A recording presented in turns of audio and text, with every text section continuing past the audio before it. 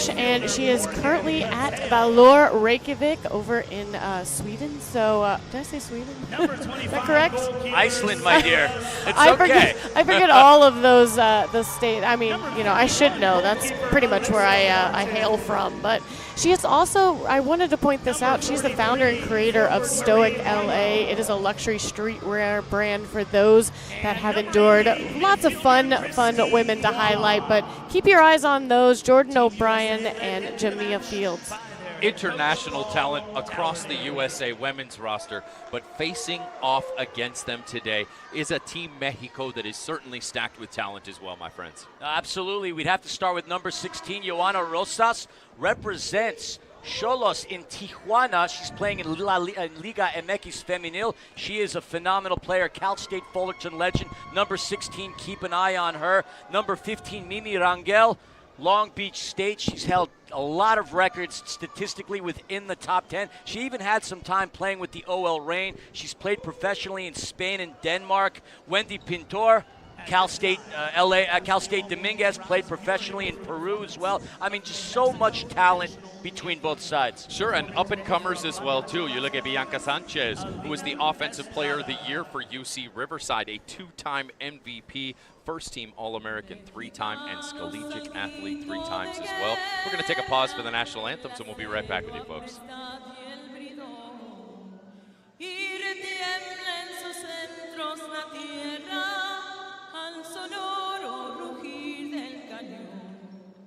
Y retiembla en sus centros la tierra al sonoro rugir del cañón. Ciñó patria tus sienes y oliva, de la paz el arcángel divino, que en el cielo a tu eterno destino con el dedo de Dios escribió. Mas si usare un extraño profanar con su plata tu sueño, pienso patria querida del cielo, un soldado en cada hijo te dio, un soldado en cada hijo te dio. Mexicanos al grito de guerra, el acero aplastad y el bridón, y retiembla en sus centros la tierra al sonoro rugir del cañón. Y retiembla en sus centros la tierra al sonoro rugir del cañón. One more time for Alina Estrada. Please remain standing as we honor America and those fighting to maintain our freedoms with the singing of the Star-Spangled Banner. Sing the national anthem today. Please welcome Tina Hargit.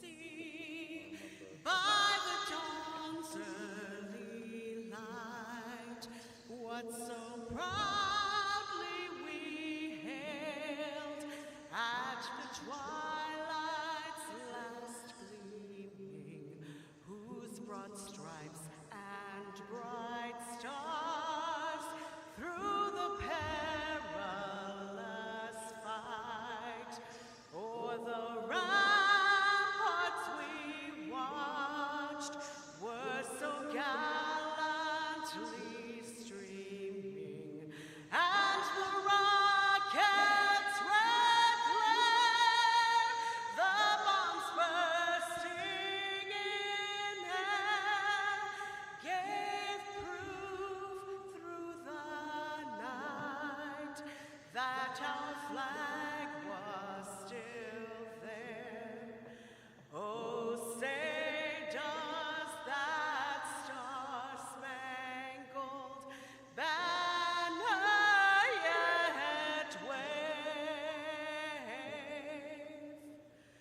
o'er the land of the free and the home of the brave.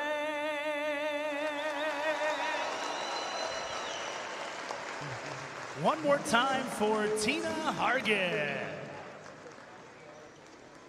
All right, Inland Folks, we'd like to give a Empire, shout out it's to the time main for the sponsor of today's international event, our incident friends in the at Mark Inland Christopher Empire. Chevrolet. Are you Since ready for 1975, this USA, family-owned Ontario car Mexico? dealership has been serving California drivers across the Inland Empire. The #1 volume and women GM are dealers ready. in the area. It's easy to see why customers continue to choose Mark Christopher Chevrolet. Folks, indoor soccer. This might be a teaser because the indoor soccer season isn't for a couple of months, but we're thrilled again to be live here in Toyota Arena. We talked about the U.S. and the Mexican side as far as the players are concerned, but the coaches that are involved in this game, Doctor, there's a lot of honor. There's a lot of star power there as well. We'll start with the women's side. We have head coach Paul Dougherty. Paul Dougherty, a historic career, starting his club career with Wolverhampton Wolves in the English Premier League now. I mean, he won 4 titles with the San Diego Sockers, played in the Major League Soccer with the Metro Stars, the Tampa Bay Mutiny, the Chicago Fire, played in the Missile with the Blast. Obviously, I'd mentioned the Sockers. So the USA is going to have a lot of great tactics behind Paul Dougherty, and we got one of our own representing Mexico, and who might that be? Sí, compa, es mi amigo Chuy Chuy Chuy, none other than Jesus Chuy Molina. You know him for all his years being the goalkeeper for what was the Ontario Fury, now the Empire Strikers here in the heart of the Inland Empire. He took over coaching responsibilities for the Empire Strikers last season, had a phenomenal goalkeeping core, coached them to some excellent performances throughout last year. Love seeing him take a step forward in his career with the gaffership. Yeah, this is going to be a very exciting matchup. A lot of talent both on the teams and the coaching side. I'm really excited, although I'm a little nervous right now with what I see down on the pitch. I'm going to say it looks like Stryker went to Italy during his offseason. I don't know what's happening down there. He's come back with a Vespa. He is out on the field rocking the two-wheeler. Who gave them keys to that? That's what I need to know, because that just, I don't know. We're going to probably see a lot of that. I think they're doing a giveaway in the arena for that Vespa, so he's probably highlighting it. But either way, we are about to get underway, and yeah, I cannot wait to see how this all kind of transpires and just see how the talent that these girls have in a lot of the outdoor games translates to this indoor game, because we all know it is fast and furious, and it's a whole different ball game, folks. And we alluded to it earlier, where a lot of these girls have not had the experience of playing indoor soccer, and both of these teams got put together within the past month or so. So the dynamic between both sides, the chemistry, has which team is founded, that's going to be the team that's going to propel themselves to victory. It's really anybody's game, but as we alluded to earlier, there's a lot of star power between both sides.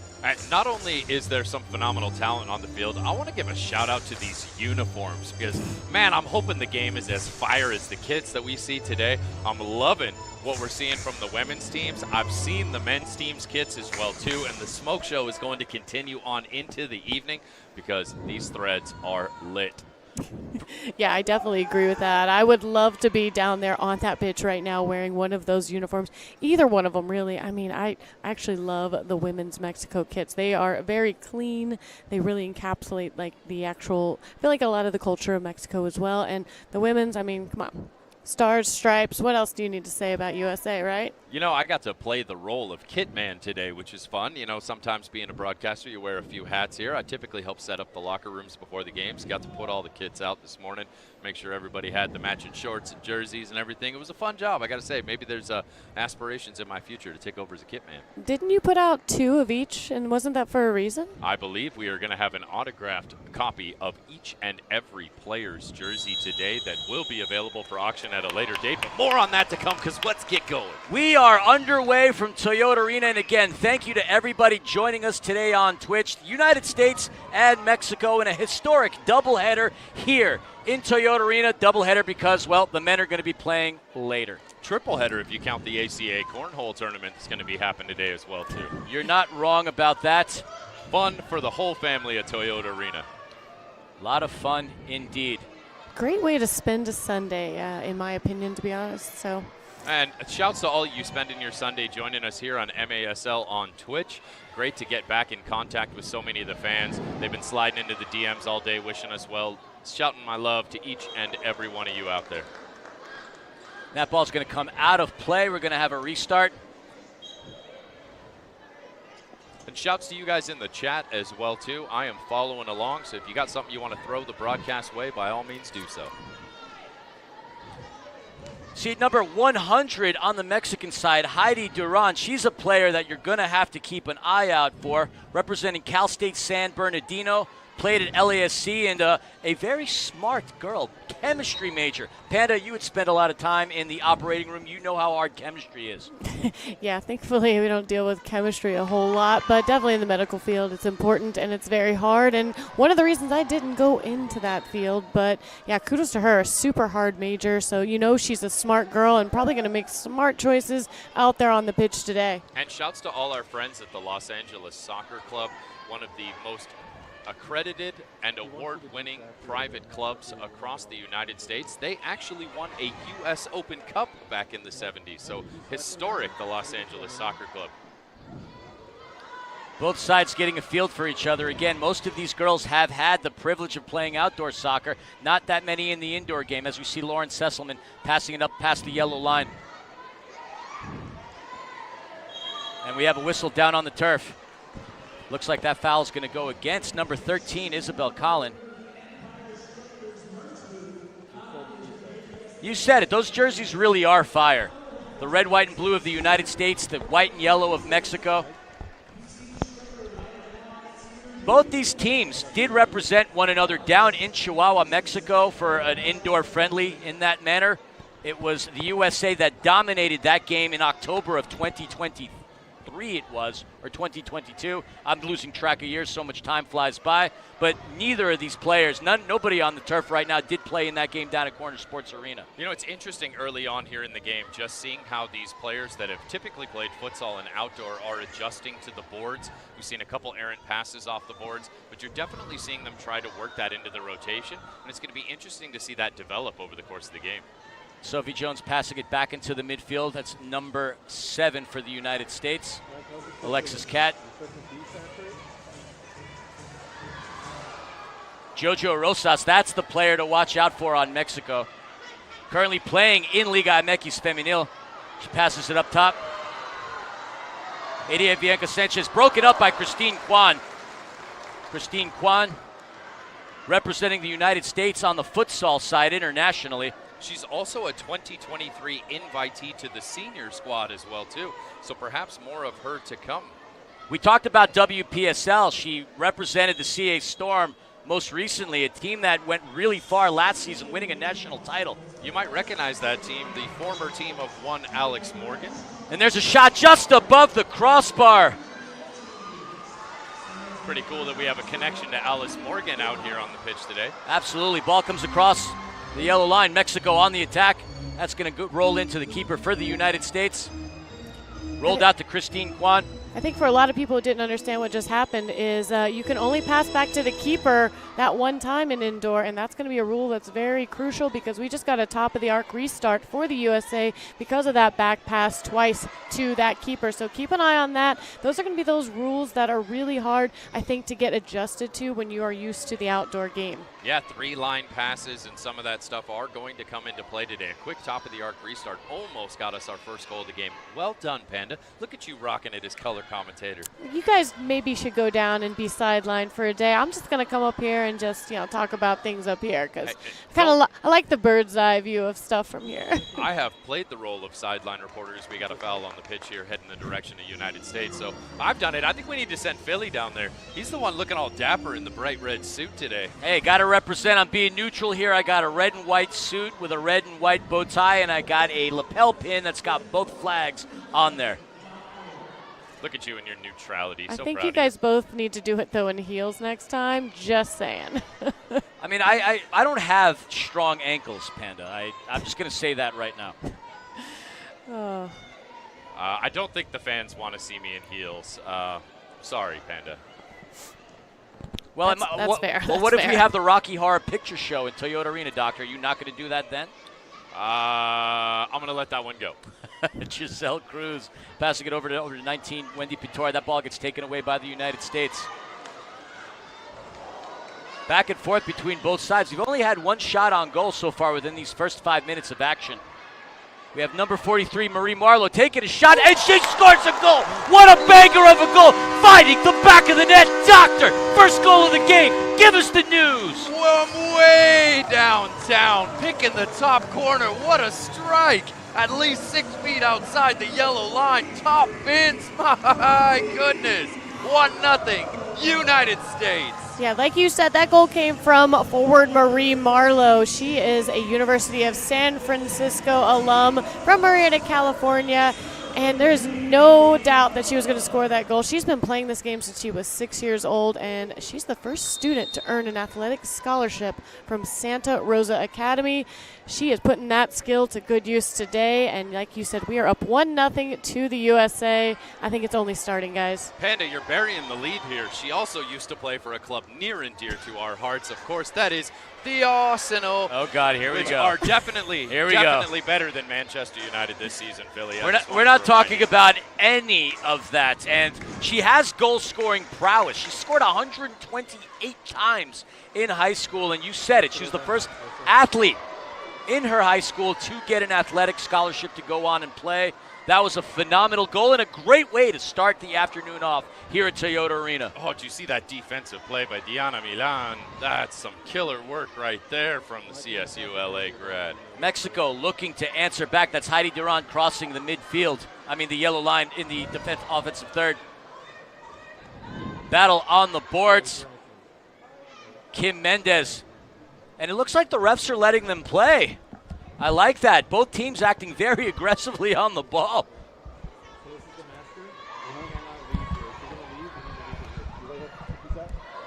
The ball gets taken away from Giselle Cruz. She maintains possession, passes it back down to the keeper. Heidi Duran wearing number 100. You don't see that very often in indoor soccer, Doctor. Somebody wearing the number 100. I know. I feel like we're playing a Liga MX game, and some of those reserves have come into the game where you typically see the 100s and the 200s show up. I'm a fan of it. So many people have worn iconic 10.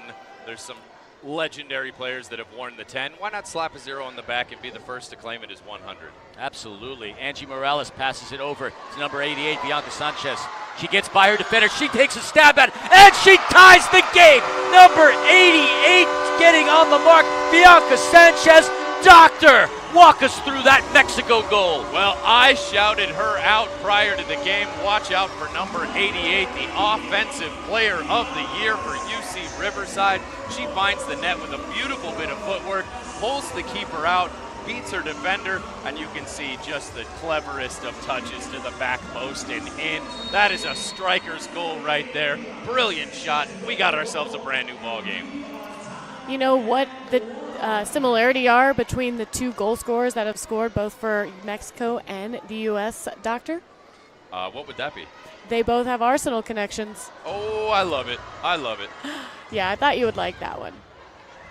Didn't take long for Mexico to get on the boards. Now it feels like the action is starting to pick up.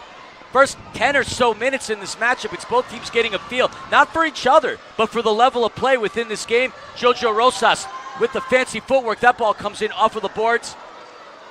That was a brilliant pass in off the boards if they just had a player crashing into the box. USA on the counter. That ball gets blocked.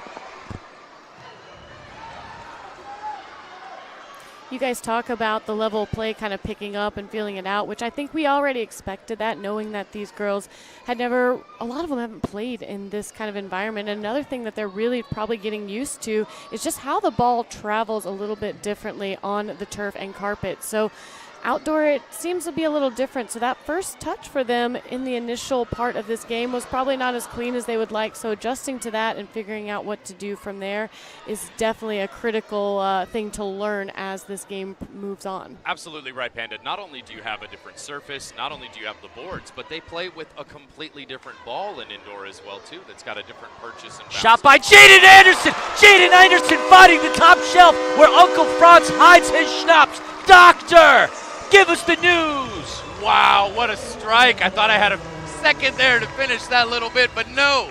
Brilliant from way in the corner. Once again, USA going top bins. Keeper's got to learn to get her hops on here, or this score is going to run away, but USA takes the lead once again, 2-1. And an outstanding goal by the USC freshman, Jaden Anderson, with a banger of a goal, puts the U.S. up 2-1. We've seen a couple of fantastic goals in this game so far, 3 of them to be exact, with 6 minutes and 51 seconds to go here in this first quarter. That is going to be a media timeout for us. On our way out, folks, we'd like to give a shout to National Corps. Join the Hope Through Housing Foundation in empowering children and families in the Inland Empire and beyond through after-school programs and financial counseling. To learn more to see how hope is making a difference, visit hopethroughhousing.org.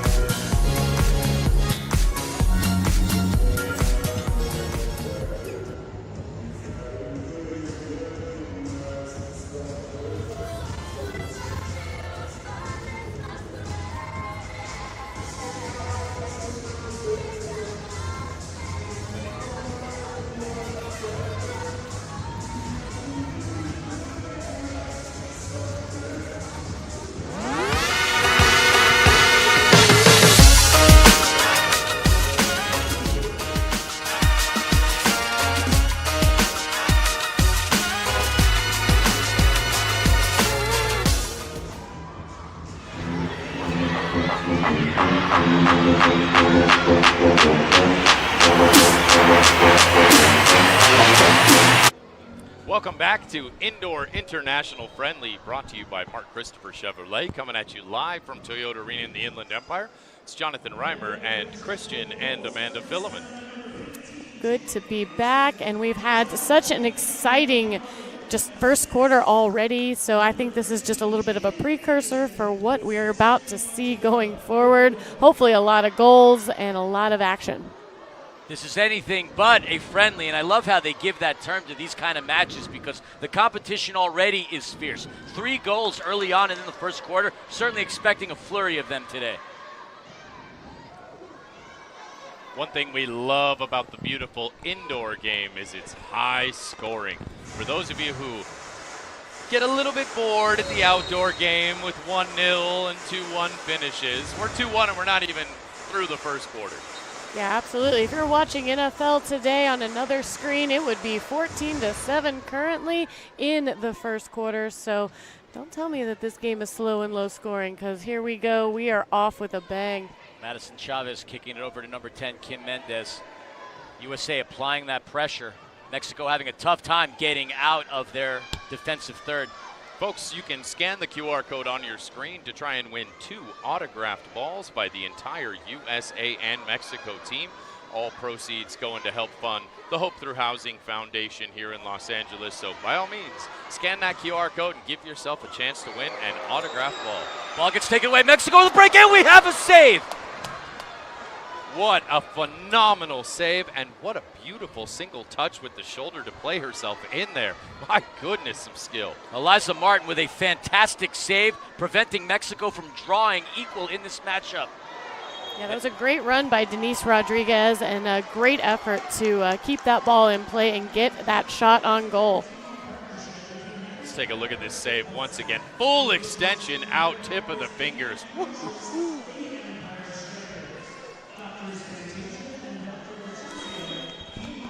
Off of the restart. Referee's going to whistle for it back. Looks like it's going back to Mexico. That's a long trip. Not from Southern California. We've driven to Mexico from here, Panda. You've been part of those trips. That is true. That good old trip across the border, Tijuana. I actually kind of like that. I enjoyed that. Growing up about an hour north of the border myself, I took that trip down south of the border, down to TJ many, many, many times. Love me some Baja California. Love me some Mexico. Beautiful place to go and visit. Your enunciation is getting better, Doctor. I'm looking forward to some of those trips down in Mexico when the MASL season picks up. Oh, we got a brand new team south of the border entering the Major Arena Soccer League this year. Bienvenidos los Tequileros de Guadalajara. It's going to be fun. We don't have much insight on the roster yet for Guadalajara, but Tequileros is going to be a fun team to watch. You know, a player that we do need to highlight on the turf, Jamia Fields, national title winner at Florida State as a Seminole. Panda, tell us a little bit more about Fields. Yeah, we kind of highlighted her a little bit in the pregame, but she is definitely a bit of a powerhouse. She went to Florida State, and she was there when they won their Division I title in 2014. She is in Valur Reykjavik currently playing for that club team, and she is also an entrepreneur. She has a brand called Stoic LA where she has some luxury streetwear, and that's for those who have endured. And check her out on Instagram, Stoic LA, and help support that effort. So, you know, she's definitely taken on a couple roles, wearing a couple different hats, and no doubt out here making impacts on this USA team. We've mentioned her name a couple of times in the broadcast, but you have spent some time with Wendy Pintor, number 19. She played professionally in Peru. What can you tell us about Wendy? Yeah, we, Angel City Chicks, as you know, I run a podcast for in the NWSL for Angel City. And we talked to her. She's a big fan of the club, and she has played as well. She played in Europe and ended up making her way into Peru and playing. And she's just a fantastic person. You want to catch that interview, you can actually go to our Instagram. She was one of the very first interviews. Shot! We have a goal! That was some fantastic passing and a fantastic goal by the United States. Doctor! Give us the news. Oh, man, it's a striker's game, but the dime dropped here. It is absolutely what creates the opportunity. Look at that beautiful one-touch, half-volley, side of the foot, cross the diagonal turf. My goodness. Wow, O'Brien, what an absolute laser. That was Jamia Fields, Doctor. I'm sorry to correct you. I know our numbers are a little off here, but we had just spoke about her, and that was her. She's definitely making an impact on this team, and oh my gosh, what a goal. And I've been keeping my eye on her this game so far, and she was due for a goal, definitely. I mean, it's the broadcaster's curse if you're rooting for Mexico in that perspective. We just brought her name up, and she found the back of the net. The USA up 3-1 with 3 minutes to go here in the first quarter. That was fantastic passing and really good chemistry for two teammates who just really got integrated over the course of the last 48 hours. The 2-goal lead, often the most dangerous in the indoor game. Mexico is now really going to have to apply the pressure. They're going to have to bring that line of confrontation a little further up. Interesting to see if USA continues to press the way they have throughout most of this first quarter, or if they sit back a little with the 2-goal lead. Doctor, who are you kidding? This is indoor soccer. A 5-goal lead isn't safe. You're not wrong, my friend. Taken away by Mexico. Mexico on the counter with some numbers. There's a shot just above the crossbar. An ambitious attempt by Mimi Rangel, but she's no stranger to scoring those kinds of goals. Referred to her earlier. She's Long Beach's statistical category. She's got several top 10 stats for goals and assists for Beach.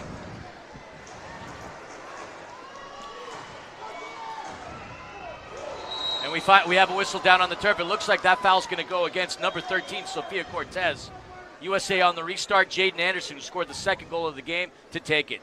She's got Jojo Rosas directly in front of her. Passes it over to Sesselman. Sesselman doing what she can to get by Mendez. That ball gets stripped away by Rosas. She's got one-on-one. USA with some fantastic defense. Rosas still in possession. Has an attempt, and that ball gets blocked by the U.S. That was some fantastic defense by the United States. In the indoor game, whenever a player is advancing on goal, you always want to try and make sure you usher them to the walls. Do not let them go route one down the middle. Fantastic one-on-one defense by the United States. USA on the restart. The ball's going to go back to the keeper. Down to the final minute and a half here of the first quarter. USA still with the 2-goal lead and looking for more. Anderson has it, passes it over to Marlowe. She had already scored a goal in this game. Stripped away by Mexico. Mexico's got a 3-on-2 counter. Ball gets advanced to number 9, Angie Morales. Morales getting by Kwan. Morales with a shot, and Morales with a goal. What a fantastic play. 3-2. Doctor! Walk us through. Oh, the West Cliff University star picks out a perfect shot there. Beautiful double touch to get past her defender. almost looks like she was going for the cross to the back post, but got it just inside the pole under the keeper, and we've got ourselves a 1-goal game as Mexico claws back 3-2. You know, one thing we always say about the women is just their technical ability and the way that they really just execute the game precisely. And you can see that with their one-touch passing and the way they're able to really move quickly and physically up the pitch with control of the ball. And I don't know about you guys, but I am thoroughly entertained right now with what I'm seeing. Got 5 goals with a minute left to go in the first quarter. And there's Rosas with an opportunity again. But she's going to kick that high into the netting, and that is going to be a goalkeeper restart for the U.S. I need to know if you guys think before the end of this game, do you think we're going to see them kind of get a little more confidence out there and maybe attempt a Wallace Scora? Oh, I would love to see a Wallace Scora. Shouts to the homie Brian Como at Wallace Scora. Please give that account a follow. One of the best accounts back in the indoor game. Rosas taking on the entire USA back line. That ball gets stripped. Very ambitious, but you got to love the aggressiveness of the Xolos Tijuana Liga MX Femenil player. Oh, that's going to be a whistle. Thrown into the boards there. Very lucky that Mexico avoided the first blue card of the game. That could have been a boarding call. Mimi Rangel was close on that play. Less than 20 seconds to go here in the first quarter from Toyota Arena. There's a cracking attempt just above the crossbar into the blue glass. Broken up by Mexico. There's Rosas again. You can just see that the bounce of the ball is eluding a couple players today. It's going to take them a little bit to acclimate to using the indoor ball. So many of these players used to the outdoor ball. And at the buzzer, a USA attempt and a save by Mexico. And that's the end of the first quarter, folks. That was Jordan O'Brien with the last shot. 3-2 so far, and we got to read, Doctor. National Community Renaissance and the Hope Through Housing Foundation provide high-quality, affordable apartment homes and supportive services that inspire hope, present opportunity, generate prosperity, and empower individuals of all ages. Join us in transforming lives and communities at hopethroughhousing.org. Back with the start of the second in just a few, folks.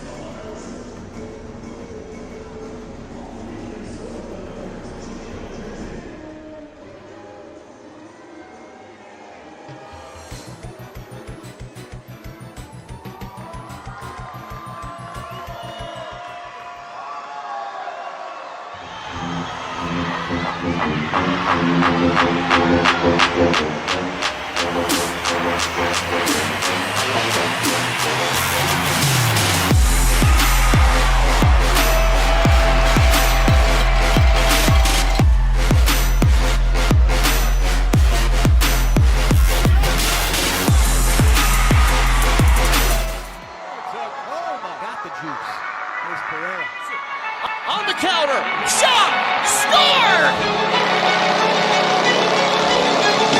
Gordon Gerson ties this game.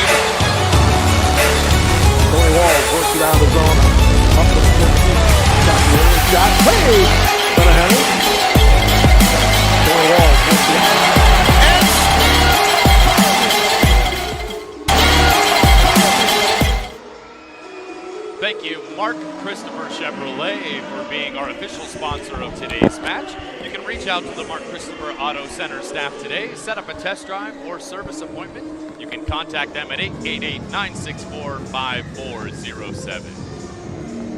Folks, getting ready to start the second quarter here from Toyota Arena. It's already been an exciting matchup. We've had 5 goals between the two teams. The United States leading 3-2 so far in this matchup, and for several players that have not had the experience of playing indoor soccer on a consistent basis, I would say it's safe to say that they've gotten a feel for this, and they're creating a very exciting matchup so far. Well, it just goes to show how technically proficient these women really are. It doesn't matter what kind of turf, what kind of ball, what kind of arena or field they're on. They know how to pass the ball, they know how to shoot the ball, and they know how to score goals, and they are definitely giving that to us right now, and I feel like we are only at the beginning of what we're going to see for this game.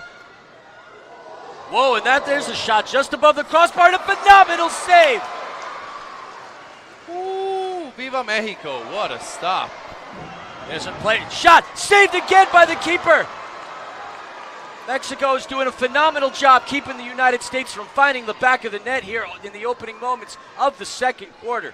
Mexico's got to be careful in defense. They almost got caught with a handball inside the box there, trying to clear that one out. Yeah, number 22, Taylor Kessler. She's a defender, but she was definitely giving them some offensive threats there at that goal line. But you're right, that Mexico keeper, she's coming in clutch for them right now.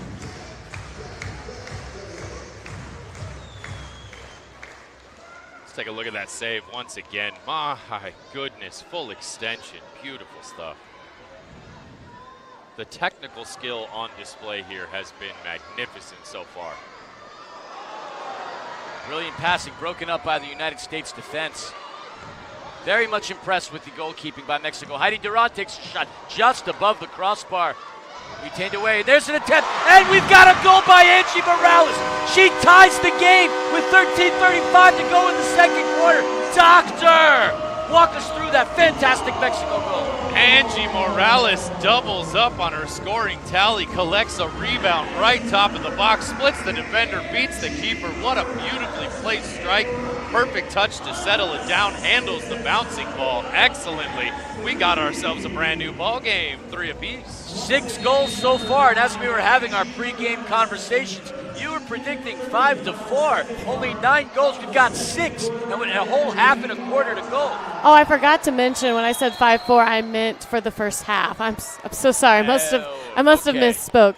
You know, you never know how people are going to adapt to this game, but you know, clearly these girls have stepped up and shown out, and this is anyone's ball game. They are definitely going goal for goal on this, and yeah, this is going to be a high-scoring affair for sure. The clinical and technical abilities of these women is definitely on showcase right now. Angie Morales certainly feeling herself, having a backheel pass, trying to connect with Kim Mendez. She has found the knack for indoor soccer. What a fantastic play. She's still maintaining it. Angie Morales, without a doubt, an all-star on the turf so far. Jojo Rosas off of the boards. That was very close. Christine Kwan nearly would have deflected it as an own goal. Battle on the boards. No whistle, and there it is. Kim Mendez whistled for the foul. It's going to be a restart for the United States with 12 minutes and 45 to go here in the second quarter. I'm really curious to see how these teams respond if either one of them gets a blue card and we go on a power play. I can't wait to see how they adjust and how they defend and just how their tactics kind of adjust to that kind of situation, because I can't imagine any of them have ever been in a situation like that. Well, there's a lot to be said when you're going from indoor to outdoor. Obviously, the fitness level really gets tested within outdoor. I mean, it's an up and down and back and sitting out.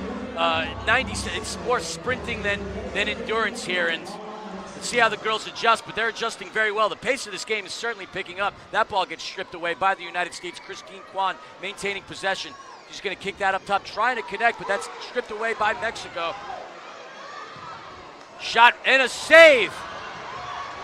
Off of the boards, a very ambitious attempt by Mimi Rangel. That ball's going to cross the midfield. Mexico maintains it.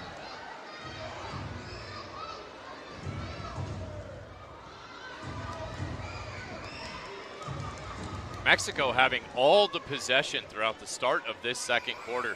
Whatever that conversation was with Chuy Molina and the coaching staff there going into the second quarter, it has been all Mexico here in the second so far. Mexico applying that pressure. Marie Marlowe, who's already got a goal in the game, passes it up top. United States trying to break that Mexican press. It's number 4, Morgan Patea, passing it back. Pressure, and that's going to be a whistle. Again, I think USA lucky to avoid the boarding call here. We've seen no card pulled on either of those. That would have been a little soft perhaps for a blue card, but you got to be careful you don't put someone into the board, so you'll be heading to the sin bin for 2 minutes. I mean, you certainly heard it from up here. There's an attempt, and that gets blocked. Mexico applying a lot of pressure, giving the U.S. a hard time. Heidi Duran with the fantastic footwork, taken away, almost taken away by Jaden Anderson. Duran still maintains it. Passes it over to Bianca Sanchez. Bianca with a shot. That hits it to the plexi. Kessler breaks that up, passes it over to Anderson. Anderson over to Sesselman. U.S. finally getting a breather, getting it out of their defensive third. Like it's the first time they've had possession across the midway point. And a near header, great pass, but Marie Marlowe connected on the wrong side of the post. Mexico looking to advance. Rosas has been everywhere so far on the turf. Passes it over to Madison Chavez. Jaden Anderson, taken away by Rosas. JoJo. Jaden getting by her defender. Jaden with a shot just above the crossbar. Oh, that was so close. You know, good on Jaden Anderson for finally being able to utilize that board and knowing that, you know, in this game, kick it past your defender with a little bit and, hey, you're going to get that ball back at your feet. So I like that they're starting to get the confidence to know what they can utilize where in other outdoor games they wouldn't be able to. Kind of exciting watching them evolve in this game, and you know you have to wonder about fitness too for these women. You know, I know outdoor is a marathon, indoor is definitely a sprint effort. So you wonder what their fitness level coming into this was like, and if they're going to be able to sustain this for a whole second half. Mexico still with it in a turnaround. That just hits off of the boards. JoJo passes over up top. Angie Morales. Found the back of the net already, passing it over to number 13, Sofia Cortez. Morales. The arena really starting to fill in here as people trickle in for the day's festivities. Expecting a crowd of almost 9,000 today by the time all is said and done. So definitely expecting a larger crowd as we go on, but really great turnout here for the women's game early on. Looking at a few thousand here. Seats almost full up here in the upper bowl as well too, something we don't typically see at Toyota Arena. I venture to say there's enough. There are NWSL teams that haven't brought in an attendance that we're seeing so far in Toyota Arena, so that speaks volumes. Maybe we could have an MASL for women. The carpet goes up, and that destroyed the run of play for Wendy Pintor. Can we get a blue card on the carpet? Turf monster strikes again. That was a turf monster. Another one of the things you have to adapt to in the indoor game. You got to mind those seams, and if you get a foot stuck in those seams at the wrong time, you're going to drag up that turf, and it's just something that these players will learn to adapt to as the game goes on. The turf hasn't really been utilized in about 6 or so months, so they needed to air it out and flatten it out earlier today, and obviously we saw a result of the turf monster on that play. And shot, what a goal! If anything, that was a golazo! Doctor, oh my goodness, give us the news! Oh, Mexico, no manches! ¡Qué golazo! ¡Qué golazo! Half volley, top bins from a deep side angle. My goodness! Mimi Rangel, the Long Beach State All-Star, pride of Legends FC, putting on a show for the fans today. Mexico takes the lead, 4-3. You saw the skills by Mimi. I mean, she had some time with the OL Reign. NWSL scouts, keep an eye out for her. What a fantastic goal. It's 4-3 Mexico with 8 minutes and 8 seconds to go in the first half. Oh, Bangers only. Bangers only today. And that is how it goes in this indoor game. No lead is ever safe. We know that from watching the men, and the women are definitely showing that that is the case. Folks, we are going to be approaching a media timeout. We'd like to give a thanks to Mark Christopher Chevrolet for being the main sponsor of today's game. We will be right back with the rest of the action in the second quarter in just a moment.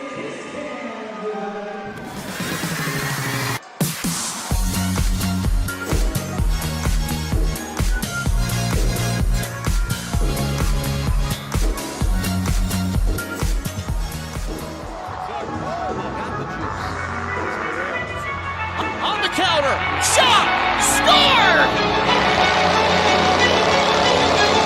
Gordon Garza ties this game. Corey Wall works it out of the zone. Up to the 15. Shot, hey! Corey Wall gets it.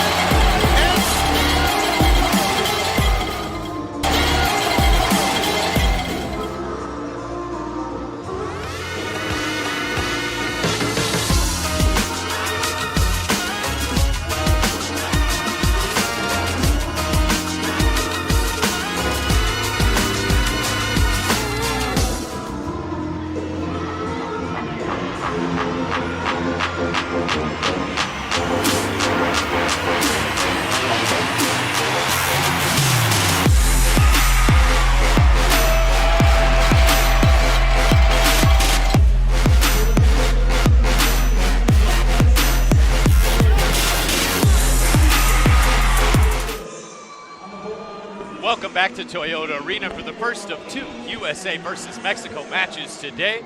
Right now, Mexican women's team leads the USA women's team 4-3 on the call. Christian Philly Filament. We told you to expect a lot of action today, and we have not been disappointed. 7 goals within a quarter and a half, and it's been a fun one. Just when you thought the USA was going to run away with it, Mexico is back in this matchup.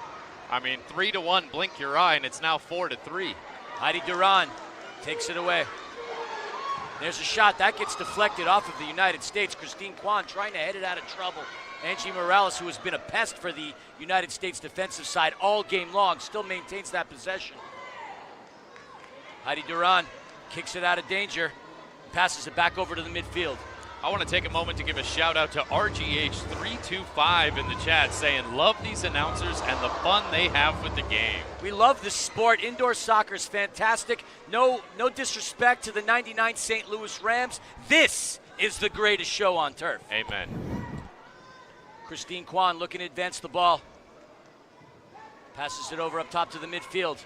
Mexico applying that pressure. And that pressure, whether or not it's self-sustainable, is what's helped Mexico take the lead on the United States. But as we said, fitness is going to be a question for these players because most of them have competed outdoors their entire career. And, you know, I have to say we have not seen a lot of line changes without a whistle. I hope these teams know they're able to swap players out without a whistle. We have not seen a whole lot of that in the course of the game. I was just thinking that, watching the men's game, you obviously see them constantly changing lines like you would see in hockey, and they haven't. And I hope that they do know that they can utilize that and give these girls some fresh legs from time to time because, again, like I said, marathon, not a sprint. Sprint, not a marathon. A broadcaster's curse. Just as we say that, Team Mexico changes out the lineup, and USA does the same as well, too. And given the indoor prowess of the coaches present today, I'm no surprise. Mimi Rangel was the one who took that shot from beyond the yellow line that led to the goalkeeper restart. She already has 1 goal in this game. Fancy maneuvering by Jordan O'Brien. Jordan O'Brien playing in Argentina for River Plate, as Panda said earlier. Argentina, congratulations to them for having won the Men's World Cup. A lot of passionate fans. Rosas by herself. Rosas ships it over the keeper and just misses. She had a wide open look, an unfortunate positioning off of the boot. That could have been a 2-goal advantage for Mexico. Oh, looks Paul like Dougherty's wiping the sweat off of his brow, Doctor. Oh, looks like she took a shot to the schnoz from the keeper as they went in on that ball, too. So close to Mexico doubling up their lead. She walks away with no goal and a shiner for her service. Patea trying to cross the midfield, broken up. Bianca Sanchez. Love to see the physicality of the play ramping up here a little bit as well, too, as Mexico's got the 3-on-2. Rosas with some space. Rosas saved by the keeper. And another attempt just coming off of the boards. And that ball's going to come out of play. It's going to be a restart. 5 minutes and 13 to go here in the second quarter. This is going to be our first top-of-the-arc restart. We've had a minute to explain here. Anytime a defender plays the ball out of play directly from the defensive zone, that's that final quarter of the field. It does result in a top-of-the-arc restart for the offensive team. Huge opportunity on the set piece for Mexico to double their lead. Let's see what Rosas is going to do. She's consulting with Mimi Rangel. United States forming a wall right in front of Rosas. JoJo, Mimi with an attempt, and that ball gets deflected. Wall does its job right there. Almost got around the low right corner of the wall to the advancing player there. Great job by USA keeping their feet strong. You're saying wall so frequently, you want to yell Wallace score, don't you? Oh, I'm begging for one. I love a Wallace score. It's almost as fun as a bike. What's not to love about a Wallace scorer? Rosas with a shot, and Rosas! JoJo fighting the back of the net. Mexico now with a 2-goal lead. Doctor, give us the news. Oh, shouts to the 90s classic cutting edge because we got a little toe peek. Beautiful little toe shot just inside the post. Mexico doubles up. It's now 5-3. Shout out Cal State Fullerton. They clearly know how to develop collegiate players. Liga MX Femenil Xolos de Tijuana. JoJo Rosas giving Mexico a commanding lead.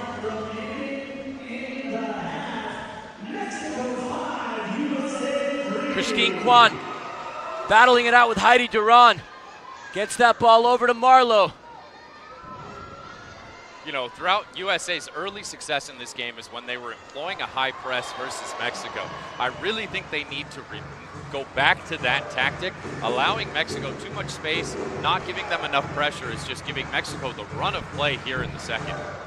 You know, and another point we have to kind of highlight is the fact that there is no offsides in this game. You have to wonder if the center backs are normal center back position in that of a Lauren Sesselman trying to play that position of them, you know, onside, and they're just being able to run behind them. And Mexico is certainly taking advantage of that opportunity in being able to just cut. Marlowe! Marie Marlowe, my God!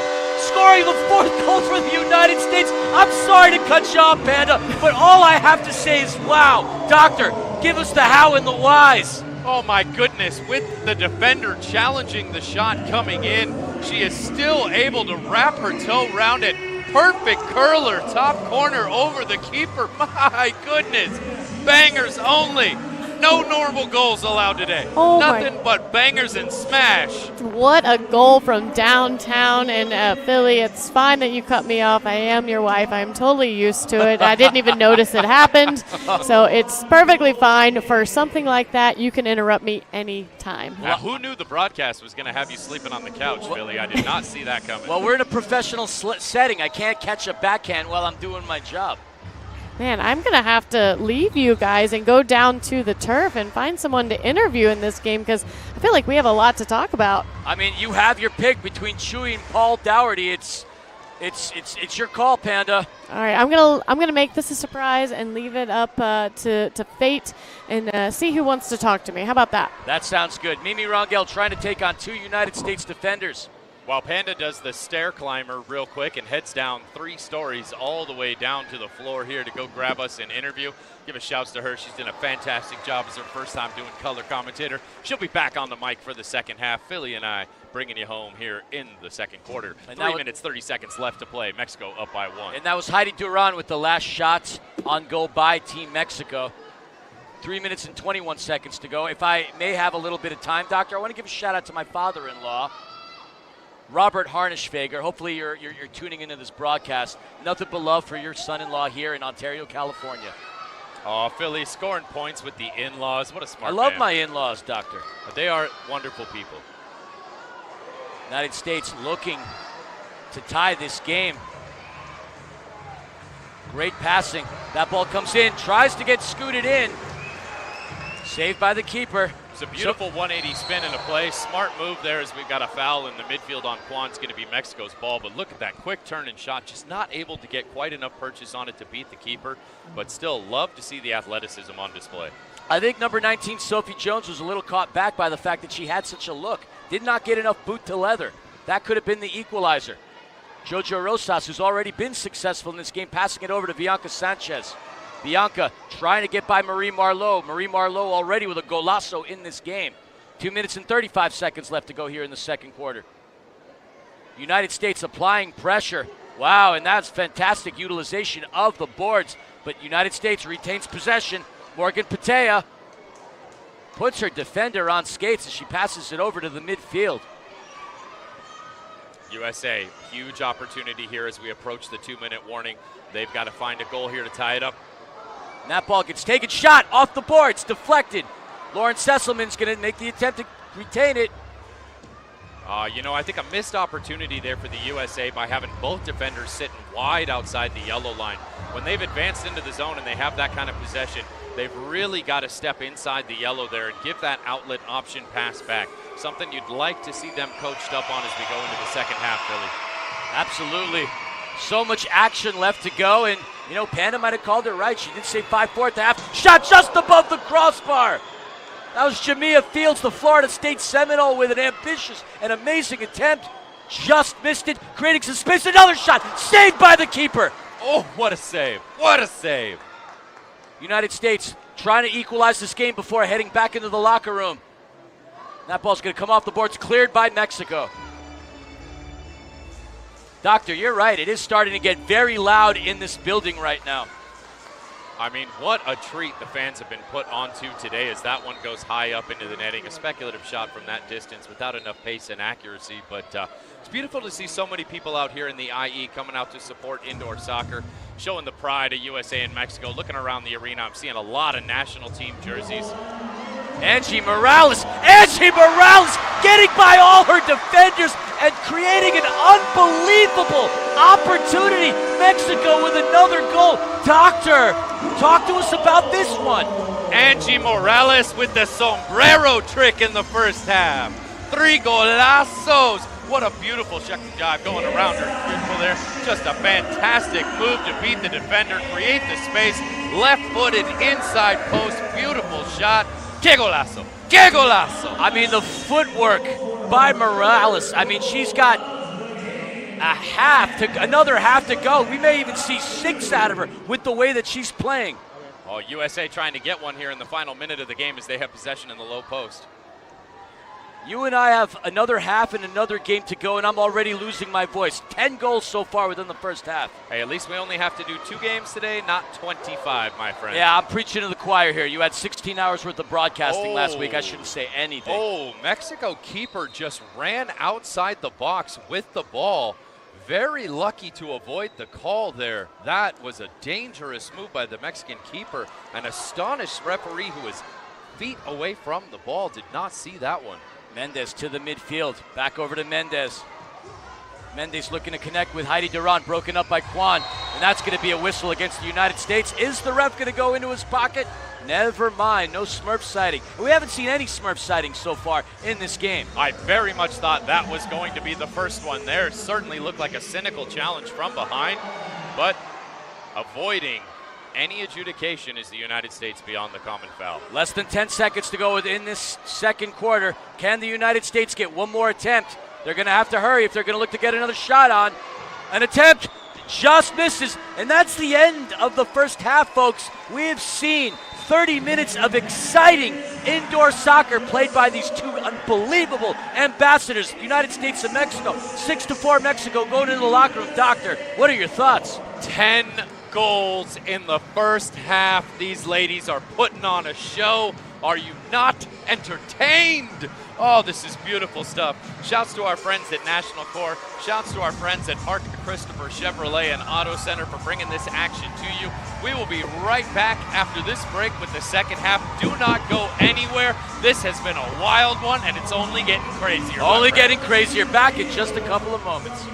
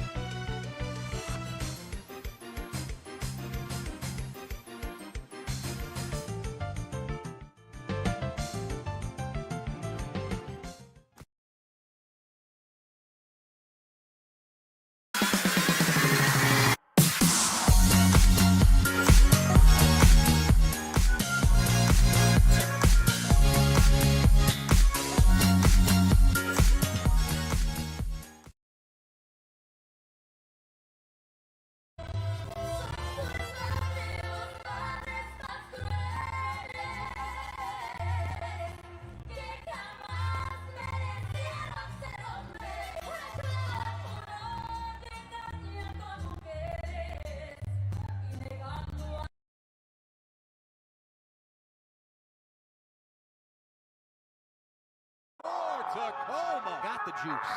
Here's Pereira. On the counter. Shot. Score. Gordon Gerson ties this game. Tony Walls works it out of the zone. Up to the 15. Got the early shot. Played. But a header. Tony Walls works it out.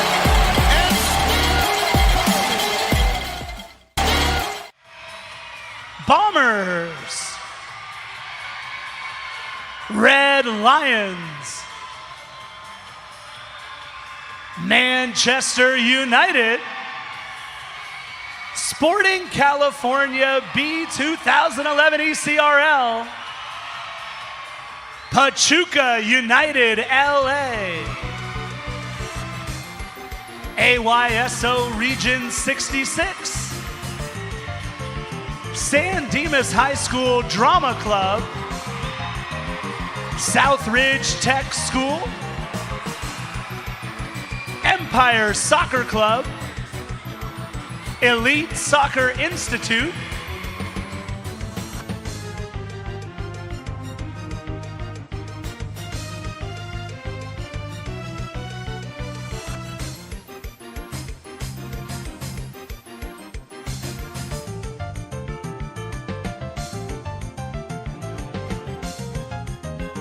Can you hear me? Can you hear me?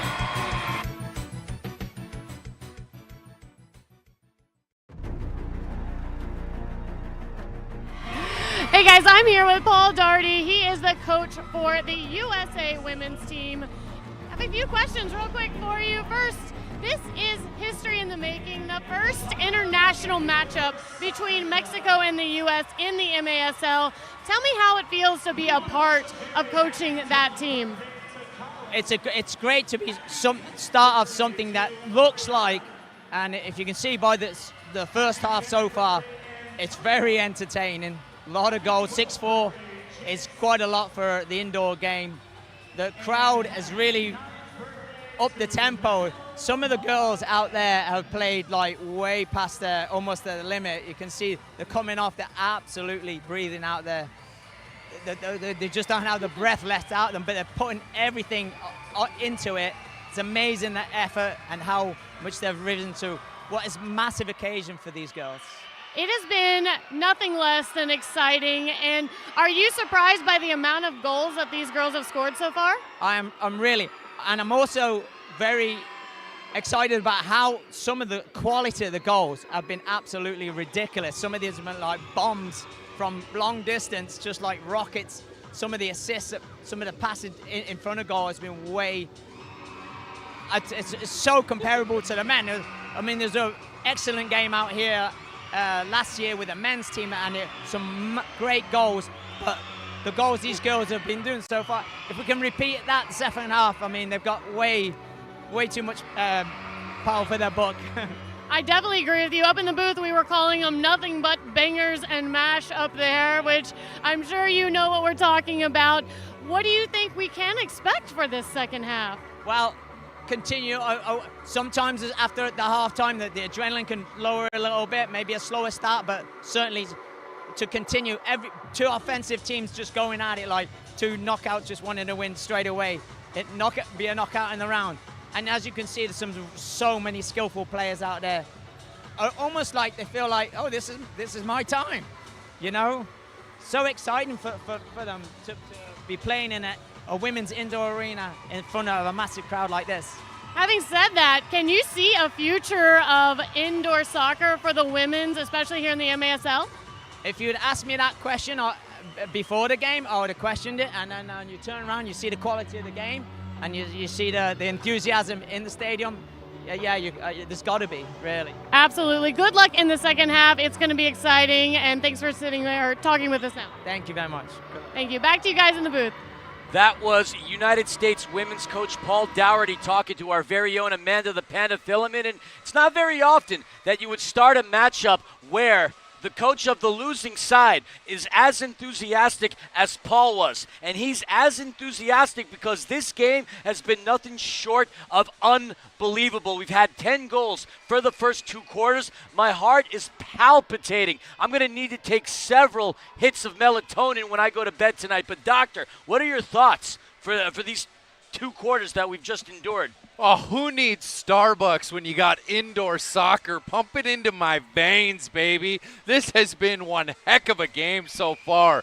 Golazos galore, my friend. It has been nothing but scintillating goal after scintillating goal. An exhilarating performance from each and every one of the players out here. I cannot wait for the second half to get started. If you caught these first 2 quarters and weren't entertained, then, my friend, you do not have a pulse. That was exciting. We said it earlier, and not even speculatively, that this was going to be an exciting matchup, and it's proven to be that. And we've got 2 more quarters of indoor action, and it still is anybody's game. A 2-goal lead is nothing in the indoor world. Honestly, a 4 or 5-goal lead is nothing in the indoor game, and you'd have to wonder what head coach Paul Dougherty told his players to ramp them up. I mean, we have seen a flurry of goals happen multiple times throughout the course of last year's MASL season. We saw 5 goals in the less of 2 minutes, twice within the span of 3 weeks. Anything can happen in this game. No lead is safe. Golazos will rain from the rafters here at Toyota Arena, and we are going to be back with some more action for you as you see cornhole getting its way going outside the arena today. Shouts to our friends at the American Cornhole Association. Got a tournament going on outside with a huge cash prize on the line. Again, the finals of that cornhole tournament will be coming at you during the halftime of the men's game from right here on the turf inside the arena. Do not go away, folks. Run to the fridge, grab that beverage, get that burger off the grill. Enjoy spending your Sunday with us here at Toyota Arena because we have so much more left to bring you throughout the course of the day, my friend. This is just the start. As we said during the intro parts of the broadcast, history in the making here. A doubleheader of indoor soccer. United States-Mexico on the women's side. United States-Mexico on the men's side at 5 p.m. Pacific Standard Time. And we are just seconds away from the start of the 3rd quarter. And we are underway live from Toyota Arena. Jonathan Reimer, a.k.a. The Doctor, here with you, along with Christian Philemon, the voice of your Empire Strikers. Doctor, the term "you play like a girl," as far as I'm concerned, is the biggest compliment one could give to anybody right now. These girls are fantastic. And you know what? They're creating a sort of hostile environment for the men's game because this is exciting. The men have a lot to live up to because these girls are fabulous. I mean, I know both men's teams are watching this game right now. They've seen the show these ladies have put on for us right now. They are going to have to really step up their game tonight. I know they have it in their locker because the talent on the men's rosters tonight is fantastic. Welcome back to the booth, our partner in pod and Philly's partner in life, none other than Amanda the Panda Philemon. Yeah, she's not my sister. Just throwing that FYI. Panda. We were talking about this while you were interviewing Paul Dougherty. I've never seen a head coach, and there's a shot that gets deflected off of Mexico, a coach that was so excited to talk about this game despite the fact that his team is down 2 goals. He is so excited. I think he was genuinely just surprised at how well these women showed up and just decided to play. I mean, they're, like we said, their technical abilities are definitely shining in this matchup. And again, this is an exciting game. I love what he said about coming into this game, his expectations, and how they have just drastically changed, seeing what these women can do. This is just beyond so many expectations right now. And Paul Dougherty is no stranger to success in the indoor world. He's won 4 titles with the San Diego Sockers, and to hear him this jazzed up and excited really speaks to the how amazing this game has been.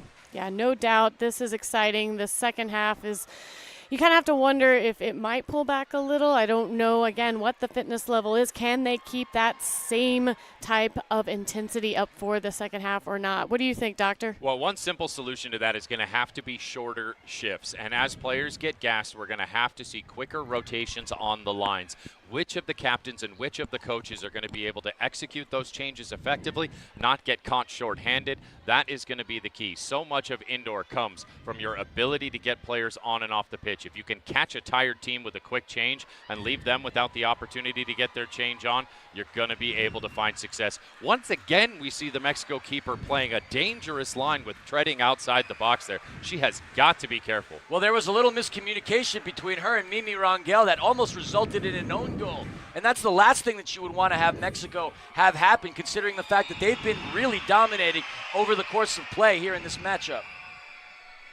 See number 2 on the Mexican side, Julia Gomez, passing it back to her keeper.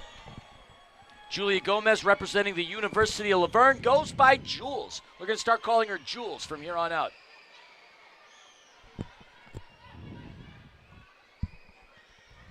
Folks, just a reminder, the American Cornhole Association, the official bag toss-up here in the United States, is going on right now. A $1,000 first place cash prize on the line. Money up for second and third as well, too. Shouts to all of our sponsors that have helped bring American Cornhole to us here. And what a show being put on for all the fans. And this arena is starting to get loud and packed, guys. Doctor, did the amount for the prize money go down? Did you pocket some? I thought there was more money on the line in this cornhole game. Hey, don't be accusing me of embezzling cornhole funds now. I think we may have gotten the combined prize for first and second place confused here. Our apologies. Thank you for that graphic on the screen to clarify for us. No worries, Doctor. I'm just busting your chops. I was going to ask if you wanted to share. Christine Kwan getting past her yellow line. Kicking it over to Marie Marlowe. Marlowe connecting with Jaden Anderson. 2 goal scorers in this game already. Taken away by Madison Chavez, and there's an ambitious attempt. That goes high into the netting. It is going to be a goalkeeper restart for Team Mexico. Oh, fantastic job by Team Mexico. Chavez repping Team No Sleeves today, and with some solid defense. United States applying some of that pressure that Mexico was enforcing upon them in the second quarter. Panda, you know a little something about Team No Sleeves. I love No Sleeves FC, and if you don't know what we're talking about, that is just showing off those hard work guns in your off time and in your training. And yeah, I like to show off the guns a little bit. You know, we work hard, why not, right? I mean, even though they're not truly essential when it comes to the game of football or the indoor game, it's nice to show them off, pull up the sleeves a little bit, and show everybody what you're working with, right? I mean, I can tell you I'm intimidated right now because your shoulder definition is much better than mine, so good on you. Is that from carrying the weight of this relationship? Oh, my just kidding. gosh. I'm just kidding. I'm sorry. Therapy. You literally threw that one up to me, and I had to just take it off the tee. I apologize to anybody. Oh, and there's a shot by Mexico, mishandled by the keeper. Dr. Mexico taking a 3-goal lead on a mishandling. Walk us through the hows and the whys. Oh, an absolute howler from Team USA that it simply cannot happen. When you are down by 2 goals, you must be more sure-handed than that. Oh no, USA. It's 7-4 Mexico. Still plenty of time for USA to crawl back in that one, but she is going to want that one back. Yeah, you took the words right out of my mouth there, Doctor. She definitely had hands on that and probably could have saved that, but shot and a save. Just going to have to see USA answer with some goals, unfortunately, at this point to even this back up. Nada Martinez representing UC Riverside. First in her family to go to college and first in her family to score here in the indoor game at Toyota Arena. A near attempt just goes to the right of the keeper for the United States, and that would be number 31, Eliza Martin. Yeah, the passing by this Mexico team is just so technically proficient, putting the ball exactly where they want it to be. And just so much fun to watch. They've definitely adapted to the turf and the ball and just the all-around rules of this game and showing us that hey, they came here to win today. O'Brien passing it over to Alexis Catt. Alexis Catt has a really interesting career, having played in the NISL for the Memphis Americans, representing Indy Premier and FC Indiana. NISL for 2 years now. The Memphis Americans having both a guys team and a girls team. USA squandering another opportunity there by getting just a little too physical with Mexico. I would like to see USA ramp up the physicality, but they have to do it with prudence. Mexico looking to double up on their lead. Is that Bianca Sanchez with a shot? Oh, and that just misses. Nearly the 8th goal of the game for Team MX.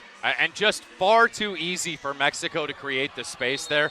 We've got to see, again, a little bit more physicality from U.S. They've got to be able to step in, but without committing the foul. And frankly, that pops up right as we're talking about it here once again. Broadcaster's curse. You wanted them physical, and Jaden Anderson was giving it to her, but unfortunately she did get called with that foul. But, yeah, I would love to see them ramp up the physicality. And are you shocked we haven't seen a blue card yet in this game? Astounded. I thought we should have 3 of them so far by my count, but I'm like it. Let the ladies play. No, you want to see that. I mean, the aggressive ability by both sides has been palpable in this match. But at some point, that blue card is going to make its way out. That ball gets taken away by Angie Morales. Angie Morales had an outstanding first half, scoring a hat trick and looking for number 4 in the corner. She still has it. Jojo Rosas, who had a banger and a smash of a goal. Doctor, that was a good one. Another tip, and that is saved by Martin. Hey, don't be stealing my catchphrases, Philly. No, I right? love it. I love it, Doctor. Bangers and smash, another lexicon here in the indoor soccer world created by Philly and the Doctor. Oh, look at you just slapping your name on it now, too. I see how it is. You've called Smurf before, and I feel like I got to get some credit for that. Smurf is, I mean, we have yet to see a Smurf sighting, so we'll have to pocket that one until it comes back out later. Smurfs are sleeping apparently today, so we got to wake them up. We got to get the people out there doing some stuff. That's funny because I'm used to seeing Smurfs on Sunday morning, so you know. Maybe that'll wake them up. Maybe we'll see something crazy happen. And again, I just want to see one of these teams just adapt to that power play, something that I know that they are not used to seeing.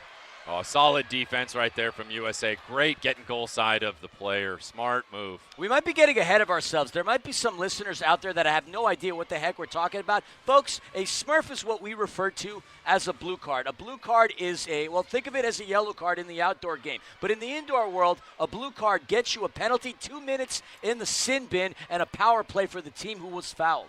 You know, so many of the rules of indoor soccer mirror kind of a combination of both traditional American soccer and hockey. In fact, the very first iteration of this game, some 100 years ago when it debuted in the United States, was originally called Hawk Sock. Pass over from Rosas to Morales. Morales fighting the back of the net for the 4th time, doubling up the lead for Mexico. Doctor, give us the news. Número 4 para número 9. The golden sombrero. Officially a double brace. 4 goals for Angie Morales. Is able to get far too much space on the defender that absolutely loses her woman there. Goes out to the near post. Gotta say, keeper probably has to do a little bit more on that one, but Mexico is running away with this one. It is now 8-4. Jojo Rosas did what she could to make that play happen, and the Cal State Fullerton legend helps put her team up with that dime to Morales, and it's 8-4. What Paul Dougherty's going to really need to get his troops up to snuff because they're down 8-4. And shouts to Des Ember in the chat. Indeed, your defense is terrified. Morales is on fire. Oh, I like that. And thank you for participating in the chat. We love it when you all say nice things. Not so much when you don't. Do we see one of the other keepers warming up currently? So we have to wonder if the U.S. is thinking of making a change. Looks like Sarah Spires. I don't know. Is it Spires? Yeah. Sarah Spires is warming up currently in goal, so we may see a substitution and probably a good time to change those out and give someone else some fresh legs. She's definitely been tested this game. Eliza Martin has made a lot of really great blocks on the Mexican offense, but with the team being down 8-4, Coach Paul Dougherty is doing what he needs to do in order to spruce up that defense. And we watched the teams warming up earlier on as the game was getting prepped. Spires looks like a tremendous keeper, so looking forward to seeing what she can do here in this next quarter and a half. I mean, she has quite an opponent in Sophie Cortez on the other side to stand up to, who has put on a goalkeeping display today in net for Team Mexico. Can the USA best Cortez and put 4 on the board just to force extra time here? We shall see. As we see some famous stars of the indoor world around the arena today. The arena is loud. It is packed. I'm seeing red, white, and blue and a ton of Mexican flags across this. The community has come out to support, and thank each and every one of you for joining us here live on Twitch. United States looking to get back into this game. That ball comes off the board, headed by Marlowe and saved by Cortez. Ooh. Just save after save from Cortez. She's putting a highlight reel together in this game. She has looked outstanding today. Certainly a resume builder today. She's any team out there in the NWSL, any national team, keep an eye out on Sophie Cortez, representing Cal State San Bernardino. And there was an attempt by Lauren Sesselman, just misses to the left, and we have a whistle down on the turf. Yeah, Sesselman got taken down hard there as she went in on the shot. It's going to go ahead and be another free start here. Go, what a save. What a save on the replay. There's an attempt right into the Mexican blockade. Sesselman retaining possession.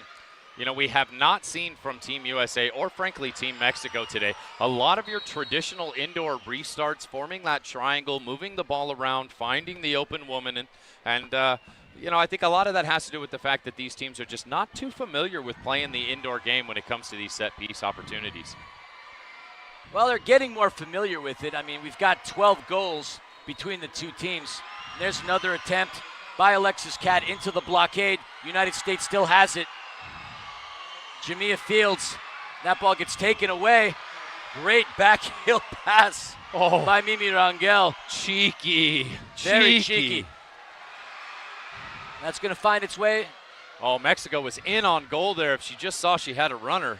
There's an attempt. That ball gets deflected and out of play. It's going to be a drop ball restart for Team USA. And no, folks, that is not going to be a sorry. top-of-the-arc restart because that ball was deflected out. The ball has to be played out intentionally for it to be a top-of-the-arc restart, just for those of you who are new to the indoor game. If you're new to the indoor game, we certainly welcome you. Stick around for the 5 p.m. game, Pacific Standard Time. I feel like after this game, if you're new to the indoor game, you won't be after today. You're going to be a regular viewer and follower of this because you have just seen how exciting this can be. And yes, this is exactly how the MASL is. It is high-paced, high-scoring. It's just got all the action that you could expect from a sport, and it's just so much fun to watch. I'm having a great time. I don't know about you guys, and I can't wait for this to be an annual thing. At this rate, with the crowd and the action and the activity happening on the turf, it should be an annual thing. Annual, man. I want to do this every week. This is so fun. Oh, wait, we do get to do that because, folks, the MASL season is right around the corner. Check out MASL.com for the latest information and ticketing options on your local team.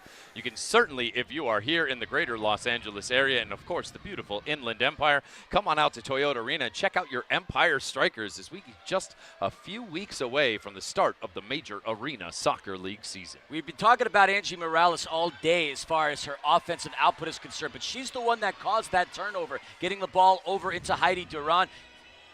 Morales has been on both sides of the turf today. I mean, running away with the early MVP award, but we still got 4 minutes and 20 seconds left here in the third and a whole quarter left, and it is still anyone's game. Fields kicking it back up top.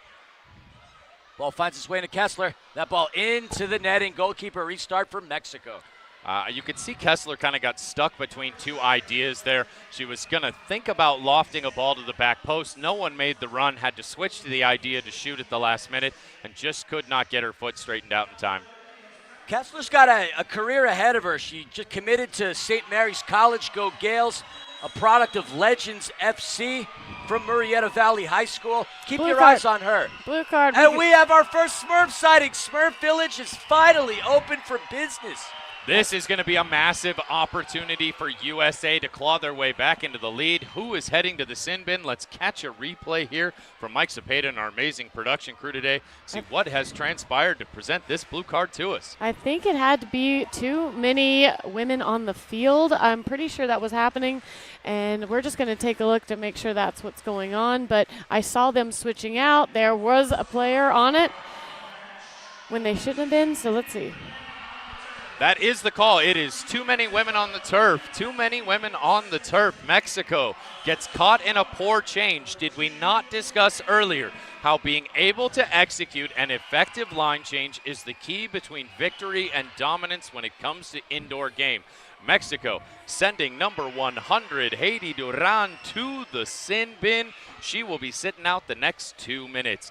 Team USA plays a woman up for the next 2 minutes. If a goal is scored by Team USA, Mexico will return to full strength. If there ever is an opportunity for the United States to get themselves back into this game, now is that opportunity. As we see number 33, Jamia Fields, doing what she can to propel her team to another goal. And there's a shot right into the hands of Cortez. Again, just as I commented on in the first half, when establishing possession in the offensive end, the defenders really have to come so much further forward. Right now, they are currently sitting about halfway between the attacking yellow line and mid-pitch. That is too far back. You have to take advantage of having the extra person. Defenders have to advance at least 2, if not across the yellow line. We have not seen that from USA so far. Paul's got to make sure these ladies are advancing further up. O'Brien. That was an attempt by number 13, Isabel Collin. This is going to be a top-of-the-arc restart as that ball was clearly played out of bounds intentionally by Mexico. A restart opportunity with the extra man for USA. And I correct myself. That was number 19, Sophie Jones. I clearly need to schedule an appointment with my optometrist. Yeah, this is going to be a great opportunity. Oh, and there it was by number 3, Fields. What a boot on her. Just could not find the back of the net. Let's see if they can regroup and find their way back in the scoring column against this one down a side team. Oh. And a back heel and another attempt, and the United States strikes back, getting themselves a power play goal. Number 9, Jordan O'Brien gets her first in the game. Doctor, walk us through. O'Brien with a fantastic bit of skill to attempt the back heel, caught Cortez completely off guard, almost 5-holder, but is able to collect the rebound off her left knee, stick it wide of the keeper, back up into the net. USA clawing back into the game. It's now 8-5. Yeah, seeing that goal by Jordan O'Brien, we mentioned it earlier. She plays currently at River Plate, huge club down there in Argentina, and she's also played in the NWSL with Houston Dash and Orlando Pride, so she definitely has quite the resume and finds her way into the scoring column.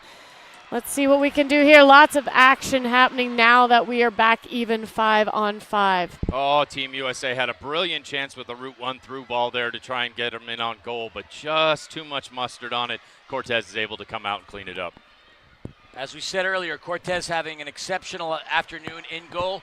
Jaden Anderson with some space. Open attempt taken away by Mexico. Mexico on the run. Passing it over to number 100, Heidi Duran. Duran with a shot off of the boards. Another attempt blocked by Sesselman.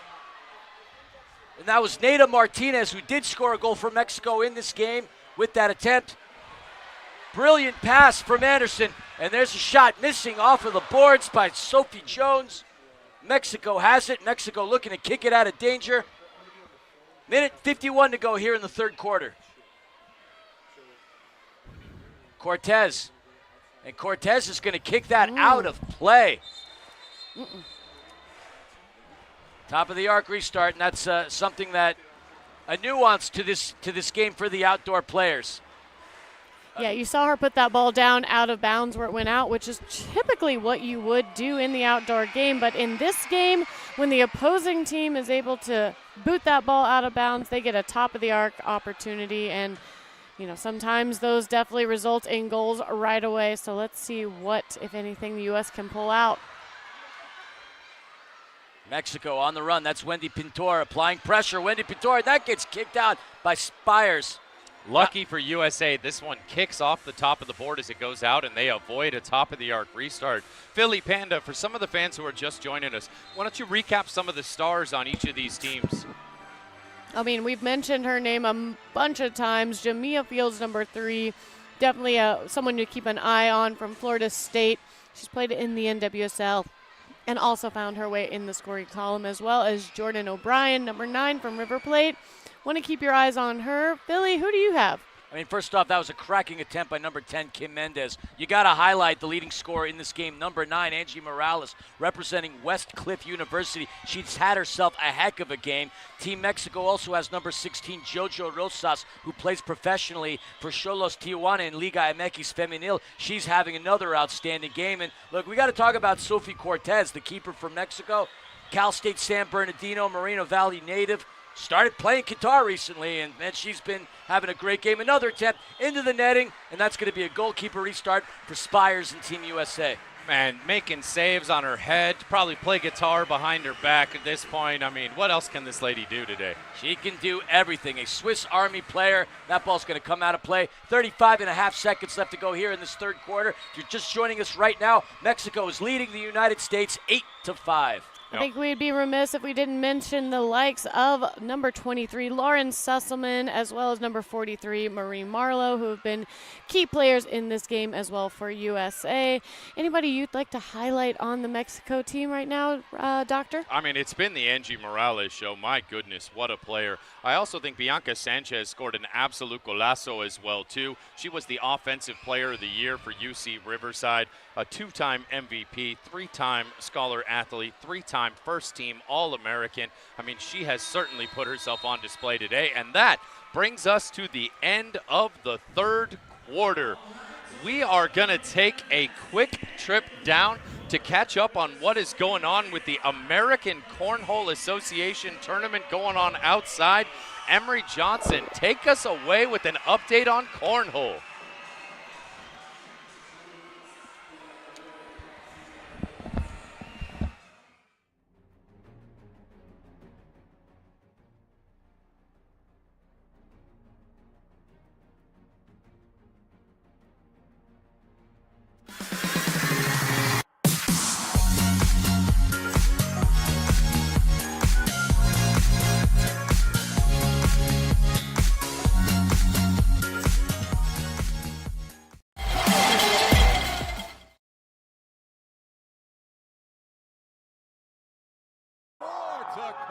Got the juice.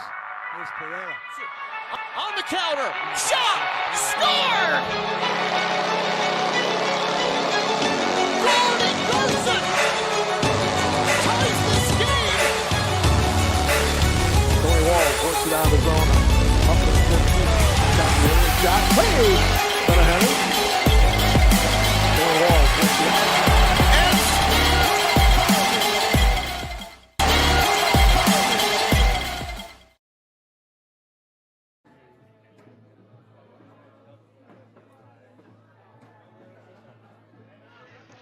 Well, 13-1 is the scoreline. Again, everybody, we're here at Toyota Arena, just on the north patio for American Cornhole Championship going on here. Well, it's not a championship per se, but we do have a live event going here, $1,000 on the line. That will be played for in the championship round in the arena during the halftime of the men's indoor soccer game. We have Mexico, USA going on inside the arena. We got cornhole going on outside. Everybody, it's a great day here. Lots of brews being served. I see everybody's having a really good time. So we're going to return right back to the action, but hope everybody's enjoying the watch. The cornhole and the indoor soccer going on right now.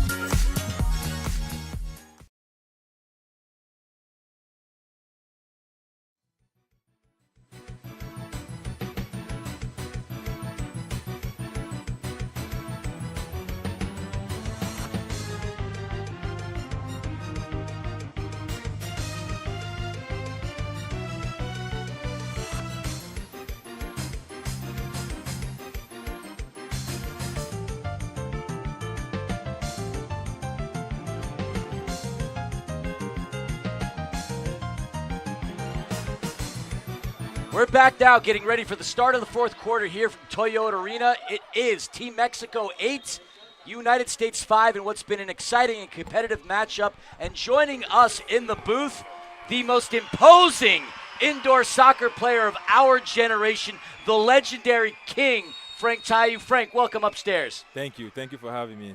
Pleasure to be here with all of you guys, amazing human beings. Your Majesty, it is an honor to have you sitting with us. So it's not every day you get to sit next to royalty, huh? Not together yesterday. I mean, we're eagerly anticipating you wielding your mighty scepter later on in the afternoon with the matchup against Mexico. But we have you here for a couple of reasons. One, I got to ask you first and foremost, what do you think about the intensity of this game so far? It's quite entertaining. I mean, the ladies are putting on the show. Team Mexico is they look like they've done this for quite some time now. And Team USA is doing everything they can to get back in the game, you know. For a lot of these girls. Rosas! Oh my God. Didn't mean to interrupt you, Frank, but Jojo Rosas, golazo! Mexico 9, United States 5. Doctor, give us the news. Oh, vamos México, vamos Tijuana, vamos los Cholos y vamos Johanna Rosas, Dios mío, qué golazo! Wow, she picked that one top bins right in the corner.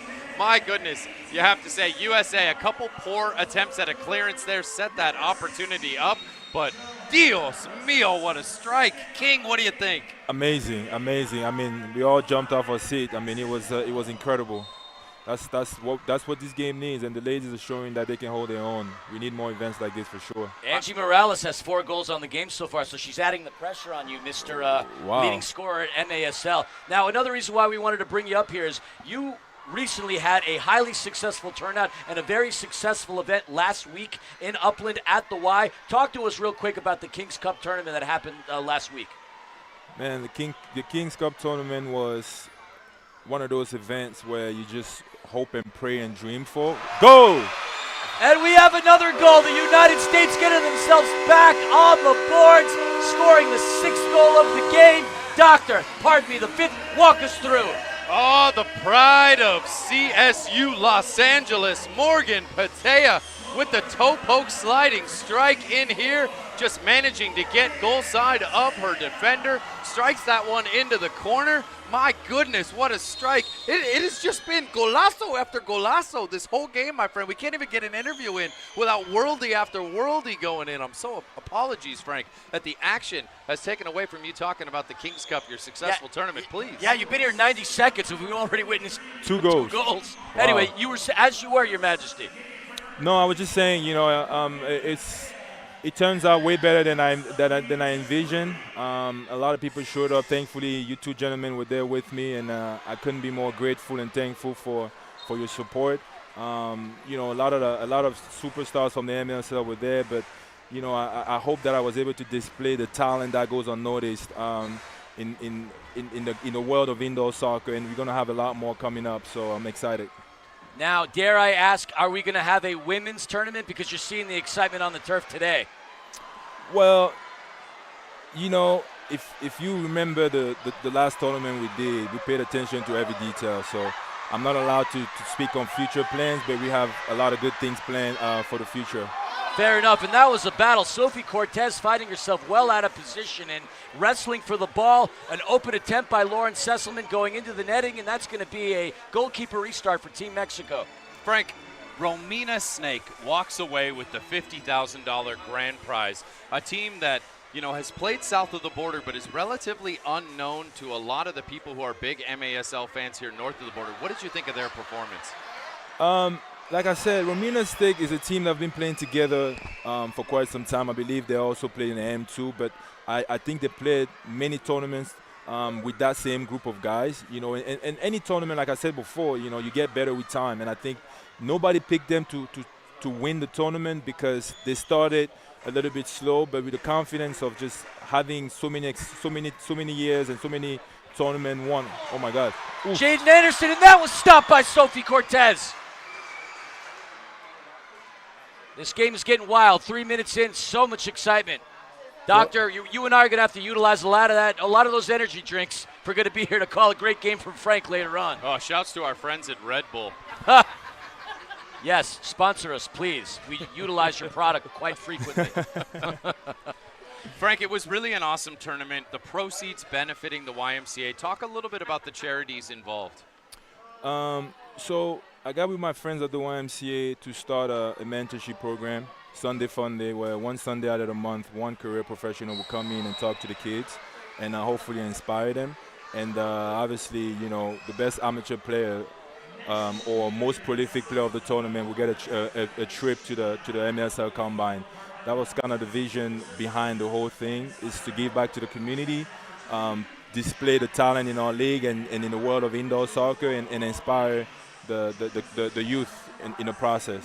Yeah, shouts to Bryce Watson, who was awarded the Young Player of the Tournament. He is getting a trip to the MASL Combine and a chance to perhaps join the professional ranks.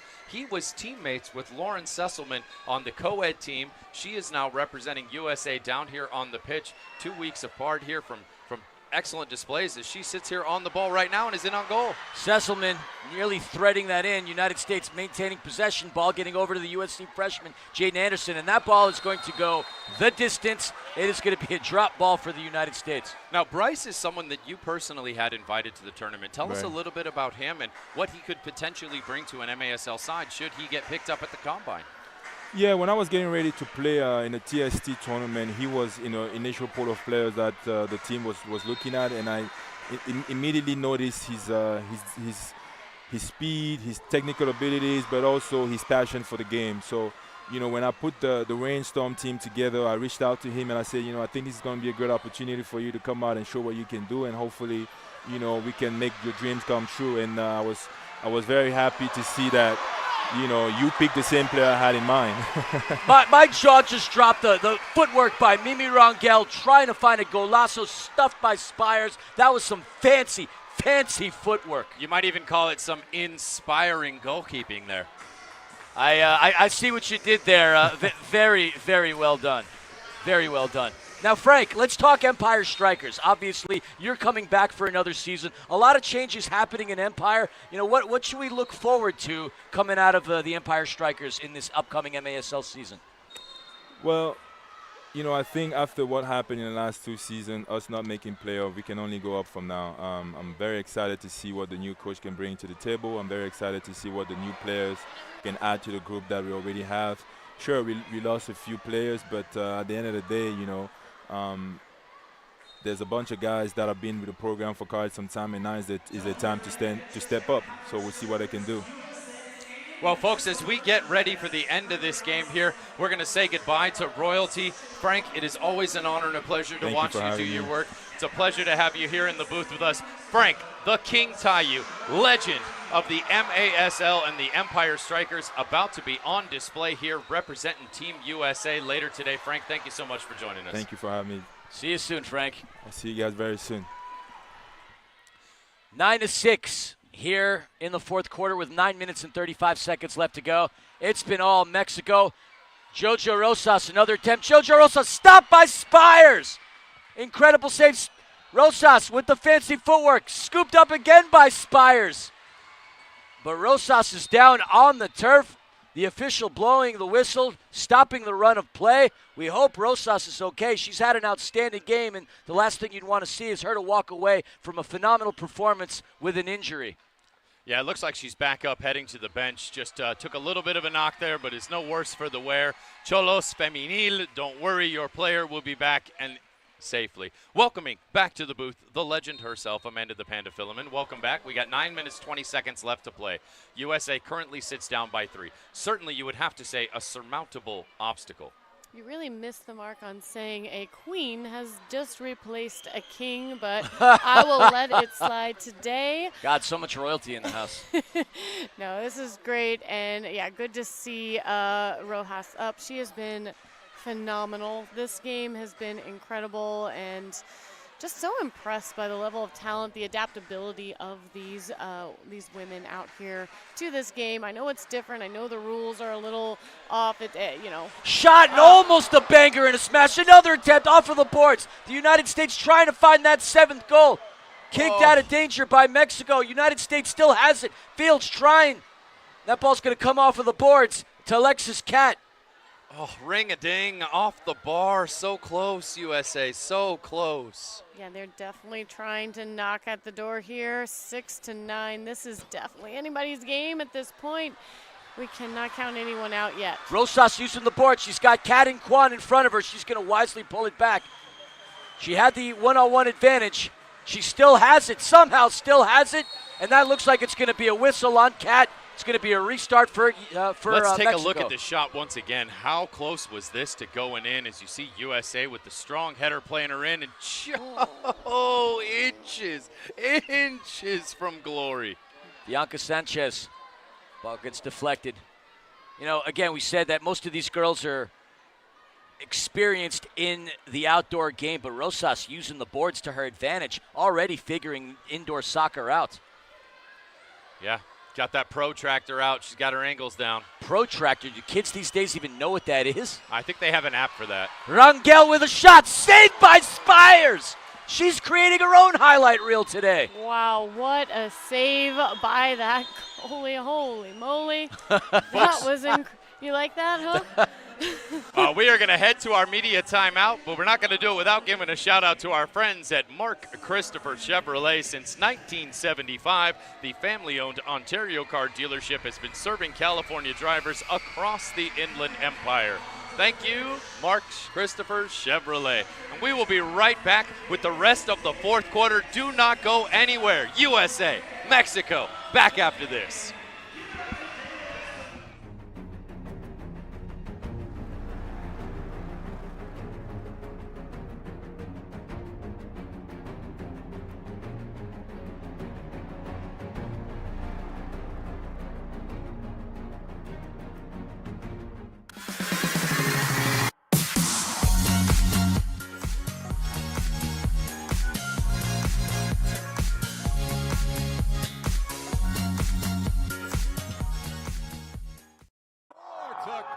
Got the juice. Here's Pereira. On the counter. Shot. Score! Gordon Gerson ties this game. Tony Walls works it out of the zone. Up to the 15. Got the early shot. Played. Got a header. Tony Walls works it out.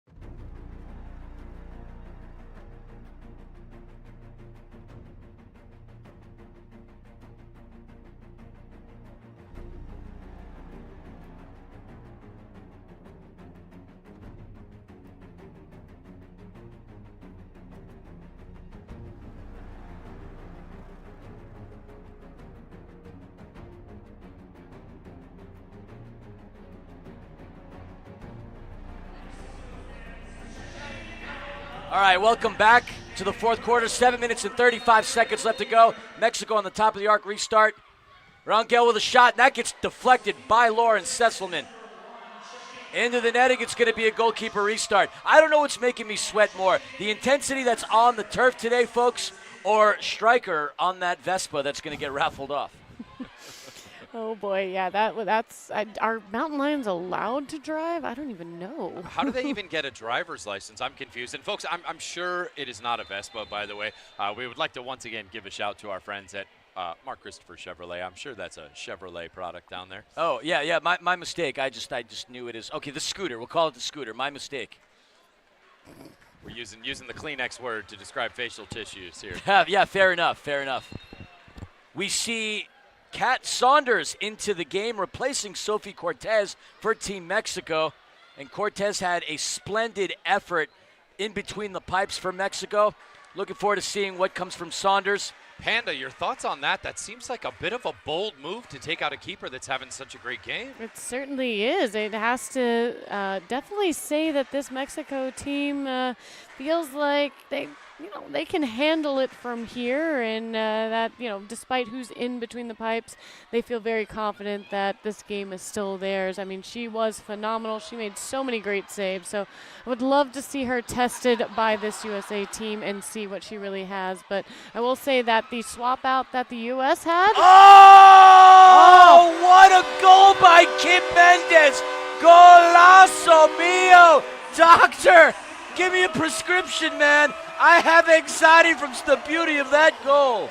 I mean, what a cheeky play. Trying to see if this took a little deflection on its way in, and that got the keeper going the wrong direction as this one just spins high and over right under the bar. My goodness. Perhaps a little bit of luck on that one that the deflection brought it right in, but a perfect goal for Mexico. Mexico now has a 4-goal lead with 6 minutes and 30 seconds left to play in the fourth quarter. They lead 10-6. Yeah, I don't care who is in goal. When a goal like that happens, that is almost impossible to save. That is that one little blind spot that you have in goal where it just doesn't matter your skill level. That is going to be incredibly difficult. And what I was saying right before I got cut off by that rude goal. Welcome to indoor soccer broadcasting, Panda. Exactly. I think that, we've seen a lot from Spires here in goal when she was subbed in. She's definitely been really good on her feet and going to ground and getting and protecting a lot of balls. And that one is just not one that you can. I don't care who you are at this level of the game. That is not going to get saved. Panda, is that your first broadcaster's curse? Is that what that was? Yep. You don't talk about it if you don't want it to happen, right? Mexico in the double digits here at Toyota Arena. Even the Jumbotron doesn't recognize 10. They brought it back down to 1. I don't know if the Jumbotron has seen 10 goals here in Toyota Arena. Could they see an 11th? No, it just misses. It definitely has. I'm pretty sure that 14 were put up by the Strikers against Utica or something in one game. 15-5 was the score of that game. Yeah, exactly. Shout out our buddy Matt Huber, by the way. Yeah, we need to figure out what's going on. Hubes catching strays. Love you, Matt. He wasn't even looking to defend that one, and you just threw it out there. But Jacqueline Lopez. And that ball gets deflected out by Alexis Cat, the Memphis American player. Another attempt. Into the netting, I believe. That was Mimi Rangel. That's going to be a goalkeeper restart for Spires. 5 minutes, 4 goals. What does USA have to do if they're going to fight their way back, Panda? They really need to protect that counterattack. We just don't have anyone back whenever there are some errant passes happening, and they are just so good on the ball. They're just able to capitalize on those errors, unfortunately. So we got to get some people back to protect that, unfortunately, and they definitely have people up front that are capitalizing on our errors.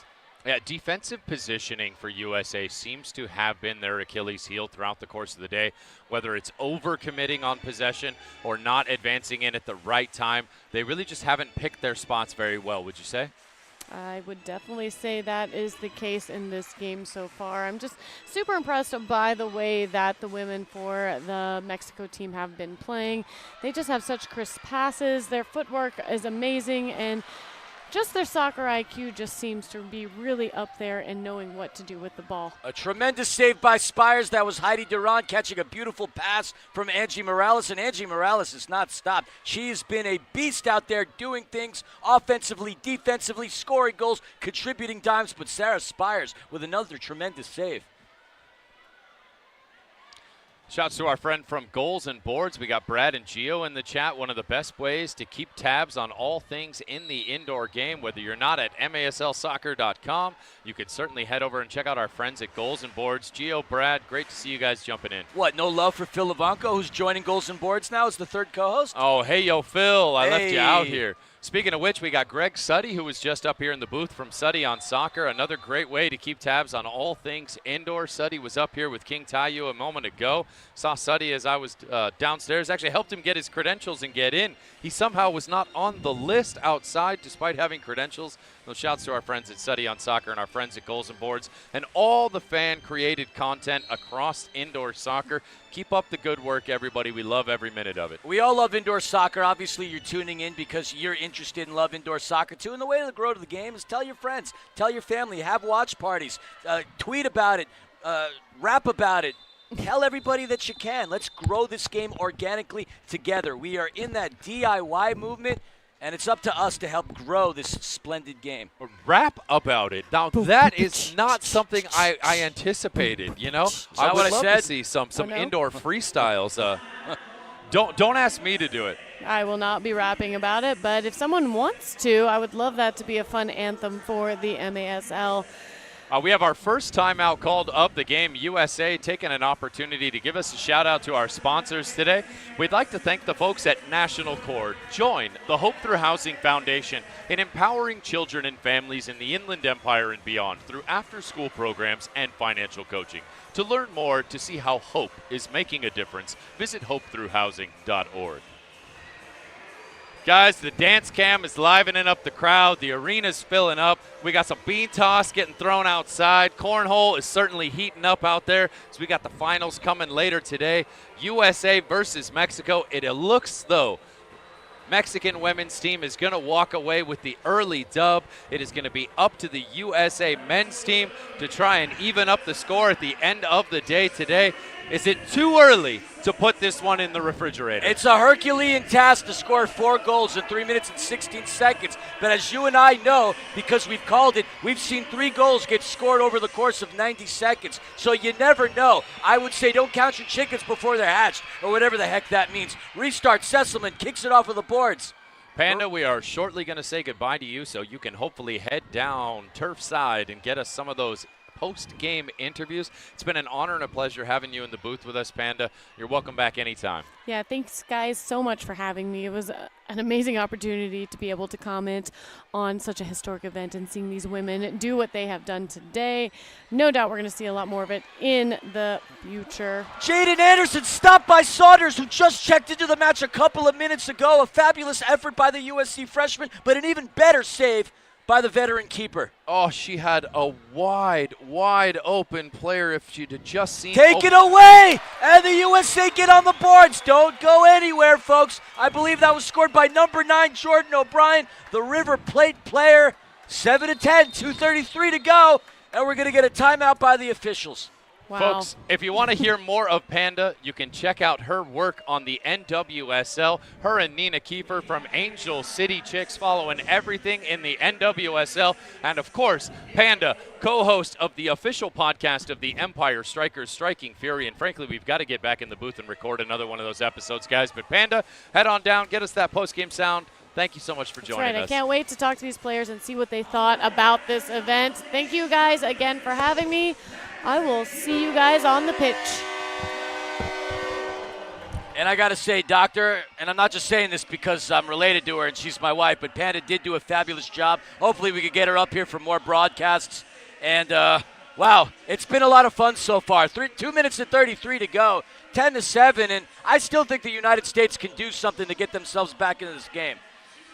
It's not naive optimism. Over yet, because you know what? I ain't heard no fat lady sing. There is still time left in this game for USA to try and claw themselves back. 3 goals, 2.5 minutes to do it. Certainly doable. You have to wonder if they're going to pull a keeper and go 6th attacker here. One of the more profound statements you would hear by the late, great Yogi Berra is, it ain't over till it's over. And ball's going to come off of the boards to Marie Marleau. She's going to kick it back to her keeper. Perfect opportunity here to get your keeper up or even to the bench to bring in that 6th attacker. I do not see anyone wearing a 6th attacker jersey on the USA sideline. You have to wonder if they're just simply going to play keeper forward. And that's interesting. Paul Dougherty subbed back Eliza Martin in the game. Sarah Spires was having a tremendous game. You wonder what the tactic is going to be here in this game. perhaps she's the better player at coming forward to play the sixth attacker role. You would have to think she's got the ball. Here's the opportunity now to come forward as a sixth attacker. Less than 2 minutes to go. Lauren Sesselman connecting with her teammate up in the midfield. Jamia Fields passing it over to Jaden Anderson. Anderson to O'Brien facing pressure. Sesselman, and that ball gets taken away by Madison Chavez. Madison with a little bit of space with a shot just above the crossbar into the netting. Almost a team no-sleeves goal into the empty net. You could see there USA was starting to creep out, and they are once again bringing the keeper forward to act as the sixth attacker. And that's going to be a whistle, and that foul's going to go against Mexico. Minute 30 to go, 90 ticks left on this game. Perfect opportunity to establish possession in the offensive zone here with the sixth attacker employed for Team USA, as predicted. We said it. We've seen 3 goals scored over the course of 90 seconds before, and we have just that. Martin at the top to start this play. She's got O'Brien to the left of her. USA was already able to capitalize on a man advantage earlier today. Can they get the ball movement down in order to take advantage of it here? That pass was a bit too much inside. The key in indoor to working the man advantage is getting that ball going side to side. Move the defense, create that space. You cannot be too eager to have the penetrating pass. Will USA be able to adapt and respond here? Well, they're going to need to really quickly. Fields off the boards, broken up by Chavez. We cross under the 1 minute mark. Rosas with an empty net. Creating space, getting by Quan. Rosas saved off the fingertips, but still, nevertheless, Rosas with the goal. And the hammer that strikes into the nail in the coffin. That's what I'm getting at. Sorry. I was so blown away by that call, but I had a little bit of brain fog. Doctor, walk us through. Número 11 para Mexico. They have dropped an 11 spot, or as I like to call it, my baker's dozen, because you know I'm going to burn more than one, my friend. Mexico with a fantastic goal to put the ice on this game. It is officially in the refrigerator. 50 seconds left to play. A 4-goal decimate. Insurmountable for Team USA. Congratulations to Mexico. They are going to cruise to their victory here versus Team USA. Billy, I have to say, Angie Morales, Westcliff University, my goodness, what a show she put on today. Fantastic stuff. Fantastic stuff indeed.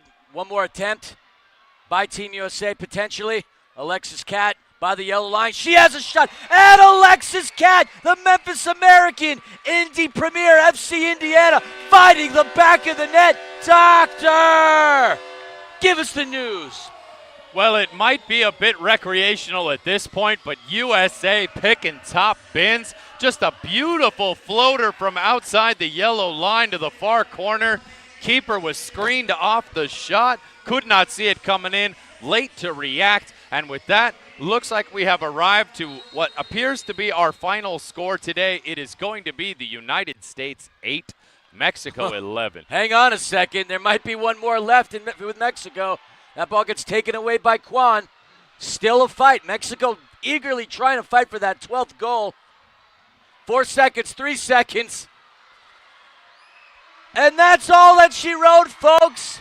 The game is now in the books. A tremendous effort, honestly, by both sides. Mexico may have won the game 11-8, but both teams have won the hearts of everybody in this arena and everybody watching on Twitch.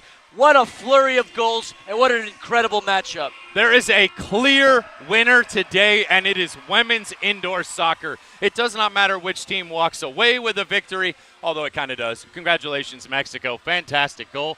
We are going to be sending it down turfside here in just a minute. But, Billy, some reflections on the way out. What a superb performance both teams put on today. We had golazo after golazo throughout the first half of this game. We saw an intense physical matchup. We saw smart, intelligent soccer played by Mexico. And ultimately, at the end of the day, the prowess of one Angie Morales, the goalkeeping ability was just too much from Sophie Cortez for USA to handle. Absolutely. Angie Morales had a banger of a game. Jojo Rosas had an exceptional game. Mimi Rangel had a great game. Sophie Cortez, fantastic. It's What a tremendous effort by Chuy Molina and Team Mexico. But look, shout-outs to the U.S. side as well. We saw tremendous play by Jordan O'Brien, Jamia Fields. We saw tremendous play by Marie Marlowe. It was just an incredible game. And, again, when you hear the term play like a girl, that to me is the biggest compliment that one could bestow upon you in any kind of athletic performance. Incredible, 11-8 in this game. I mean, just a superb performance. Hats off to both teams, both coaches. The quality and talent that was on display for us today, second to none. These are the best of the best in indoor from Mexico, and a team put together by Team USA that repped with pride the badge and crest of the United States. An excellent performance, a well-officiated game, I must say. Let them really have a run of physical play. Game never got out of control for either side. A respectful, a classy performance from both teams. Fantastic stuff. Panda, take us away with some words from Chuy Molina. Hey guys, I'm here with Chuy Molina, head coach for Mexico's women's team, and wow, what an event. That was some of the most exciting, I'd say, indoor soccer I've actually seen. What were your thoughts on this game? You know, like, it was exciting, like you say. Like, I never see like a women's indoor game be like this in a good crowd, good environment. It's the first time I see that. First time they're doing it, I think they do a great job. Yeah, they did such a phenomenal job. Were there any, I guess, let's talk about Angie Morales. She had a heck of a game. She had, I think, 3 goals and an assist. What do you think it was about this team that really made them come together and kind of, I mean, essentially dominate this USA team? Yeah, I mean, it's not just Angie Morales. You know, like, I think we got like a lot of talent in the team. You know, we're trying to work together. I mean, but some players, they're going to show up more than other players. This time was Angie Morales, but we got like a very good players in the team that can step up when we need them. I think I'm very happy with them. You've coached men's, you've coached women's. Is there any big differences in the way that they play? I mean, we've always said that women tend to really pick up techniques and just clinical aspects of the game a little better than men. What are your thoughts on how they're coached? I think the difference is like the women's, they control the tempo a little bit better than the men's. You know, the men's wants to go, we use the bodies because it's what we use. You know, use my body. The women's like to pass the ball a little bit more, look to do set piece. But it's the difference. It's the difference right there. Yeah, it was so exciting. And are you hoping we see this next year and years after this? Yeah, I mean, this is our first time. You know, like it's a good crowd. It's a good show. I think it's not the USA and Mexico. You know, it's going to be a lot of teams that can play in this kind of soccer, you know? Absolutely. Congratulations on your first ever champion of this international battle between USA and Mexico. No, thank you so much. Thank you. All right. We'll be right back. We got a really fun interview, okay? Folks, we're going to head back down to Panda in just a second, but if you loved these jerseys that you saw on the pitch today as much as Philly, Panda, and I did, you are going to get an opportunity to take home an autographed, game-worn jersey. All you have to do is head over to the Live Source app. On the Live Source app, once you enter your information, set your location to Ontario, California, you're going to get a chance to bid all the way up until 10 p.m. tonight to take home one of these jerseys. Take us away, Panda. Hey guys, I am joined here with Sofia Cortez, who had a phenomenal game in goal. Tell me a little bit about how it felt to be out there today and your overall thoughts on this game. Honestly, it was so amazing seeing how many people came out. I was super excited. I have a really great team, and we were just ready to, get the win as we did. Yeah, it was amazing. You did a phenomenal job out there, and as far as indoor goes, I mean, I know you played the outdoor game. How is that different playing in goal for an indoor game? Well, what's fun about indoor is the goal is a little bit smaller, so that's cool. But it's just so much more fast-paced. Like in the big, 11v11, you have a huge field, so you have a lot of kickback time as a goalie. But here, you can't stay on your back heels. You know what I mean? You always have to be ready, always. Yeah, there's no rest time for you guys. This is definitely, especially for you guys. I mean, I know the other girls get to kind of come off the line and everything and rest, but you got to be on your toes. Your head has to be on a swivel, and it certainly was. Congratulations. You know that you are part of history. This is the first women's MASL branded international game. How does it feel to be the first champion? It honestly is kind of unbelievable. I was just really honored to be invited at all, and I'm so glad everybody came out. I really appreciate it, and I'm just super honored. So thank you guys. So can we say that you're going to be back if we do this again next year? Oh, 1,000%. Love that so much. Thank you. Congratulations again, and a phenomenal game. All right, thank you so much. Have a good night. Thank you so much. Back to you guys.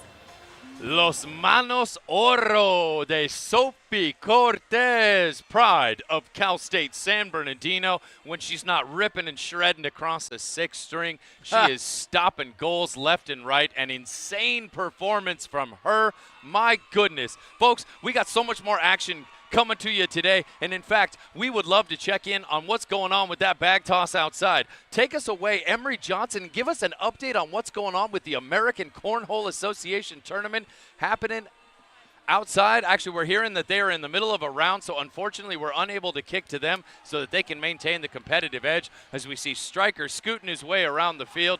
Managing partner of the Empire Strikers, Jeff Burham, out there congratulating the winning team. We got the commissioner of the Major Arena Soccer League down there on the turf as well, too. What a star-studded affair, Philly. Star-studded affair indeed, and I got to agree with Dr. Dre in the chat. More women's indoor soccer, please. Again, the men have a really tough task ahead of them to create an exciting matchup for us to watch yet again. It's hard to combat 19 goals in a game, and again, the talent pool was just phenomenal. We've seen so many unbelievable girls out there doing their thing, and yeah, I'm blown away and mesmerized. I hope to see this time and time again, and I'd love to see a women's league rise out of this. Indoor soccer's growing. The fans here in Toyota Arena have been fantastic. It's just been a great darn time here today. Well, speaking of legends, we got one that just put on a headset here in the booth. It's none other than Greg Suddy from Suddy on Soccer. Greg, how you doing today, my friend? What an exciting match, you guys. I mean, early in the game, the United States goes up 3-1. It looks kind of like they're going to have a roll with the game, but we know indoor soccer, and the Mexican girls sure did show their stuff.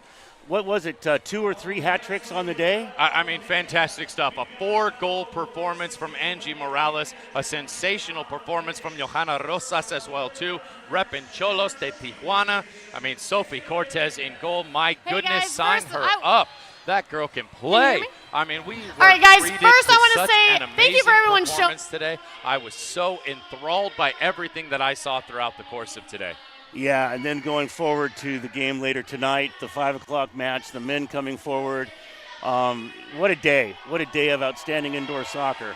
I mean, we have a star-studded cast of performers that are going to be here tonight, highlighted by players from all over the Major Arena Soccer League, north and south of the border. We got some cornhole action. My goodness. What do you think of this spectacle that's been put on today here at Toyota Arena? Well, the other thing that's really amazing is look at the crowd.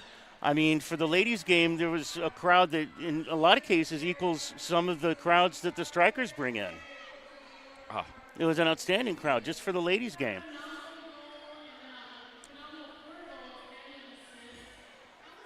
Playing from outdoor to indoor. It's very different. It's very fast. Honestly, it's like very tiring, honestly. Being able to have to switch quickly, you would assume that it's easier because you're out and getting rest, but it's actually really hard. Well, you certainly made it look easy, and I hope that if this becomes an annual thing, which we're hoping it does, are we going to see you back again next year? Most definitely. All right, well, everybody give it up for our player of the match, Angie Morales. Going to give this to you.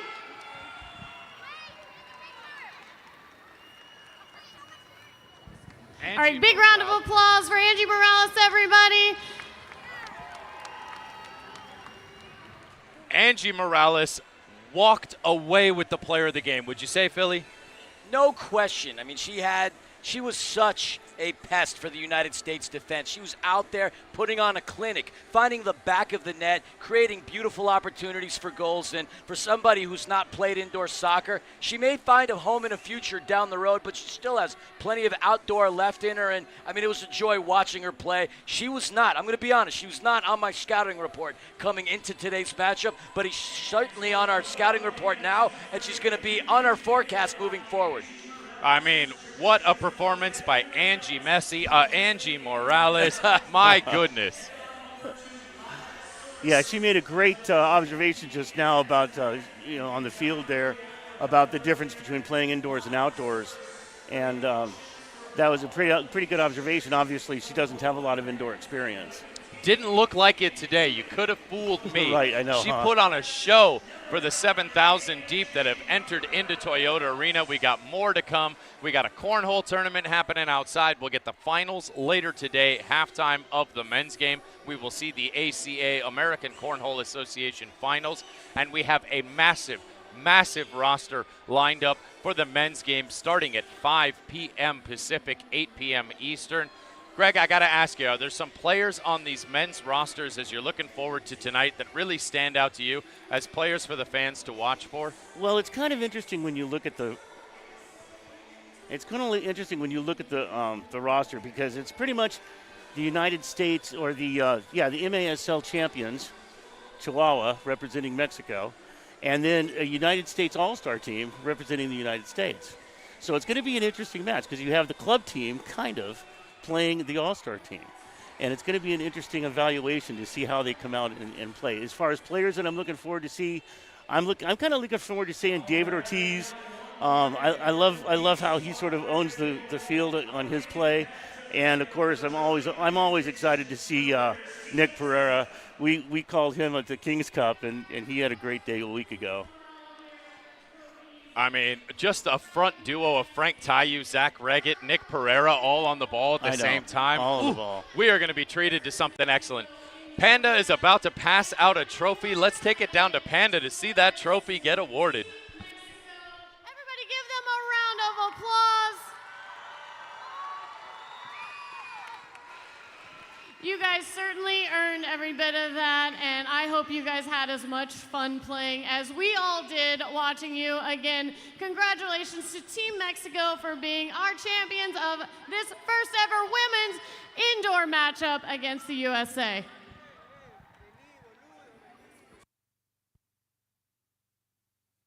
Trophy captained by Sophie Cortez, right front and center there with the trophy. Your player of the match, Angie Morales, put on a stunning performance.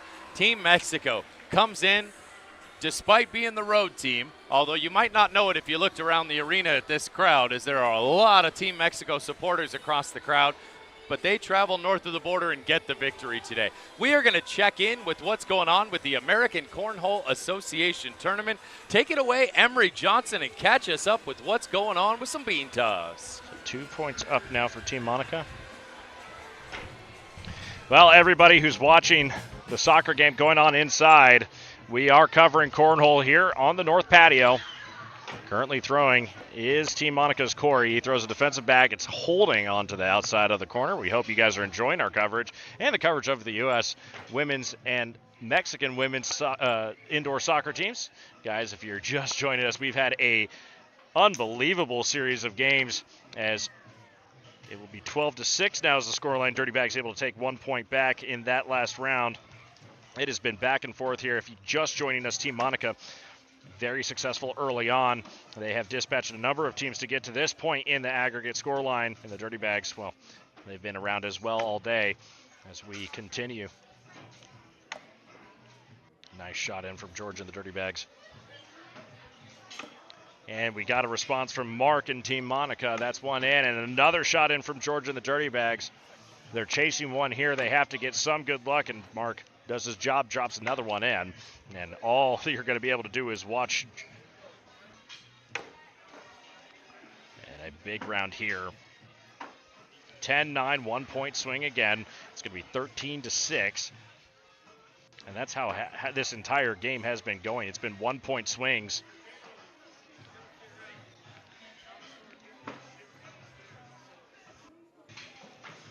First bag just short for Corey and Team Monica. Here comes Cody from the Dirty Bags. Waiting for the jet stream wind to cool down a little bit. Sinks a good bag there. Corey responds. This one hanging over in the top left corner. That could drop in if you get an errant shot. Oh, and Cody's shot from the Dirty Bags drops in Team Monica's bag.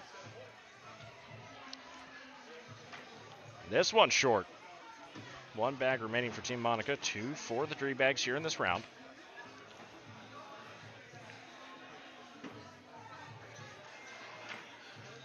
And another shot in for Cody. Final bag for Team Monica in this round. And able to hold on a little bit. One bag on the board. That will change the score a little bit. And a sunk bag from Cody in the Dirty Bags.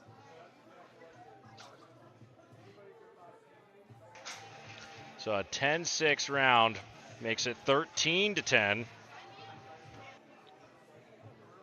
Dirty Bags making a little bit of a comeback here. First bag in from George. Sinks it.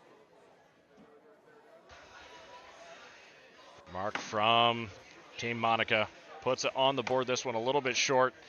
Another bag just thrown right over the middle. This is going to be a tough shot here for George. And Mark places another one on the corner. This is a dangerous position. We have bags stacking up all over the place now. Only one made in this round. Dirty Bags with the extra 2 points. So 5-3 is the current score line. One bag apiece.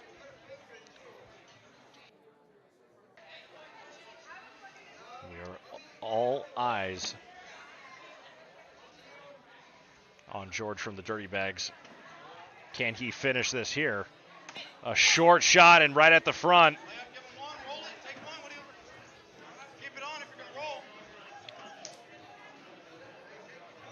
2-point lead currently in this round. Shot is over the top, and it's going to be a 1-point swing.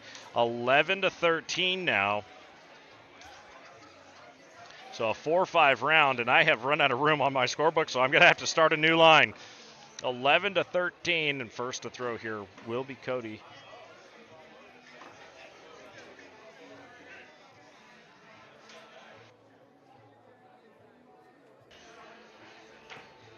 Does his job, sinks the first one for the Dirty Bags. Corey to respond from Team Monica. One apiece.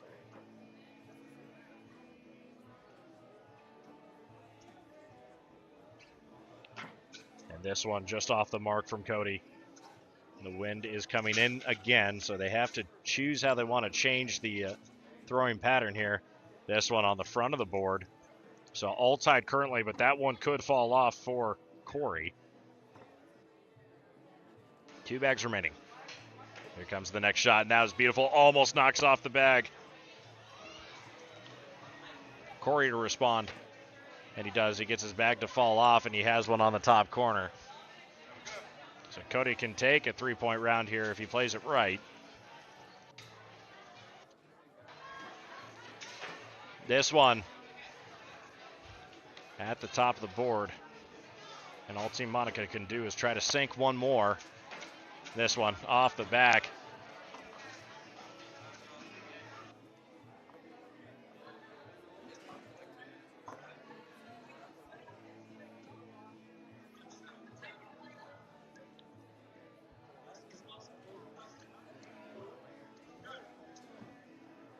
So a big round for the Dirty Bags as it goes 15-13. They take their first lead of the round.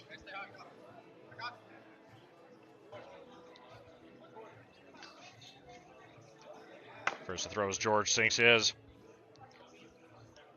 The Dirty Bags have been in this game the whole time. It's a matter of when they might take the lead, if not. But Mark responds back. Team Monica well within it. George able to respond. They have been oh so good. Mark just a little bit long. Oh, and a beautiful shot from George. He sinks another two. Mark has to score here. Here comes the last bag. 4 for 4 from George in the Dirty Bags. Possibly another three-point round. We'll see how this bag flies. Three-point round for Dirty Bags. 18-13. And the Dirty Bags now with a little bit more of an established lead.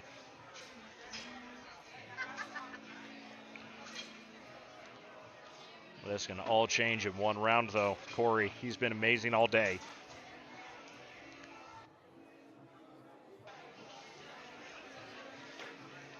This one dances around the rim but does not fall in. Can Corey capitalize? He does. Sinks one. So 2 points up here. 3 bags remaining. Cody to respond. He does. Sinks it.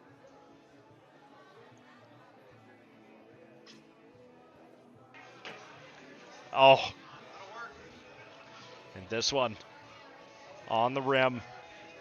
2 bags remaining each. Each guy has sunk one. Each guy has one hanging on for dear life. Shot in. This one falls for Cody in the Dirty Bags.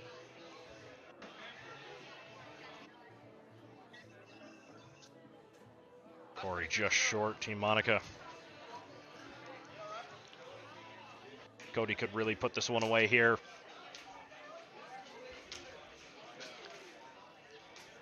He's got the 3 points he needs. He can seal it here. Here comes this important shot. It's in. And Team Monica's Corey has to do something incredible here. He has to knock in his bag, which is sitting right on the corner, and drop his own. It has to be a 2-shot. Here comes the bag. It's in. Oh, and it knocks one off, and they hold on. And that's going to be the final score line, 21 points to 13. Dirty Bags come away with it, but my goodness, the most exciting match of the day. Cody with a huge pivotal last round there. Everybody, you're watching American Cornhole. This is the tournament. You're watching it live right now. Just wait for the championship on the main stage in a few hours during the men's game. You're watching everything here live. We'll come back to you. You're at Toyota Arena, everybody. Don't go anywhere.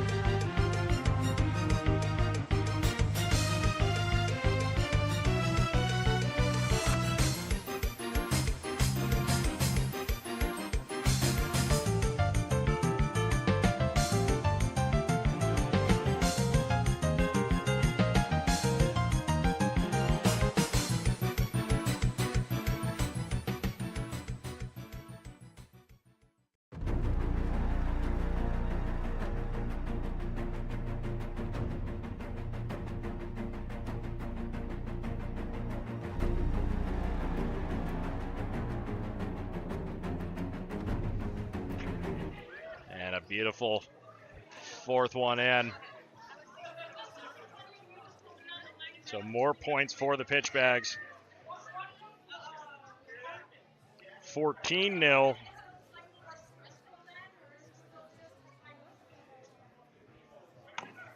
First one in from Sean and the Pitchbags. He sinks it. This one drops in for Logic Drip. 2 for 2 for the Pitchbags. Make it 2 for 2 for Logic Drip. All tied up here. 3 for 3. And we have 3 for 3 across the board. May we see 4 for 4 and an ace from all sides? No. Sean just leaves it long. Opportunity to get some points back, and they do. Logic Drip gets the ace. So 2 points on the board for Logic Drip. They're chasing 12 now. First shot in from Logic Drip, sinks.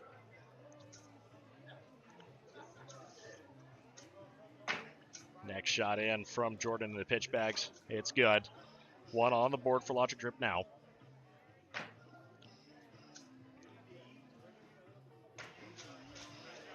Logic Drip able to sink.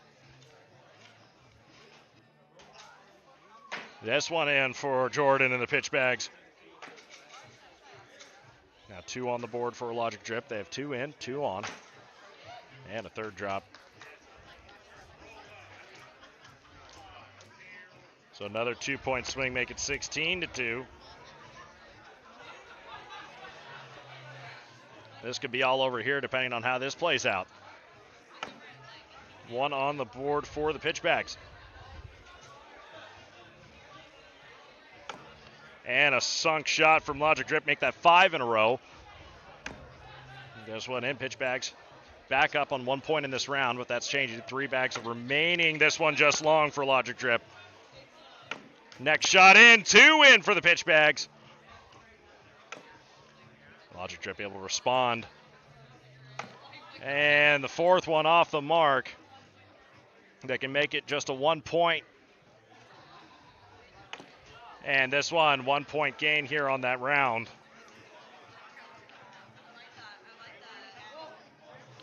So a 7-9 round.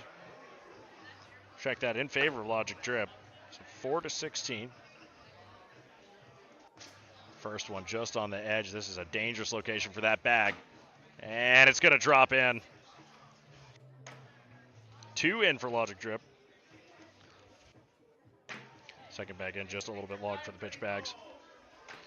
That 3rd one in for Logic Drip. This could be a huge round.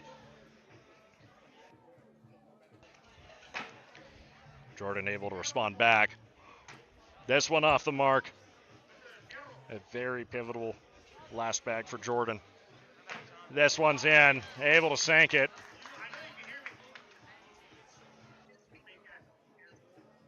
So a 6-9 round, 3 points back up here for Logic Drip. Make it 7-16. First one in from Logic Drip. Well, they've needed to respond, and they certainly have. A good bag from Sean and the Pitchbags. That's going to be tough, but not enough to stop Logic Drip from sinking another one in. Good bag from Pitchbags. 2 remaining on each. Everybody's perfect now. This one just on the corner, edge of the board. This one sliding off the end.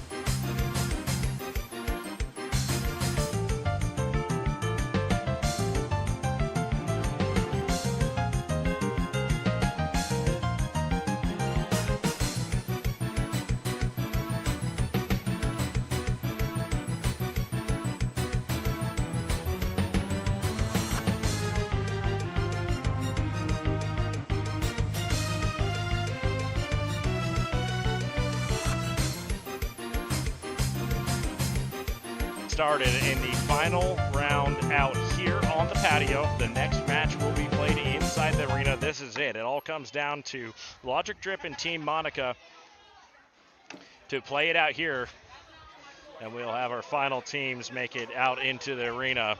And we'll get that all set up for you guys as we do that. But I just wanted to say, if you guys are not able to make it here, I hope you are enjoying the coverage that we have of American Cornhole here at the North Pavilion at Toyota Arena. Men's and women's soccer, U.S.-Mexico. I want to do a score update. Mexico did defeat the USA women's team 11-8 earlier. And it is a 7-3 scoreline now to start things off. Corey to throw for Team Monica.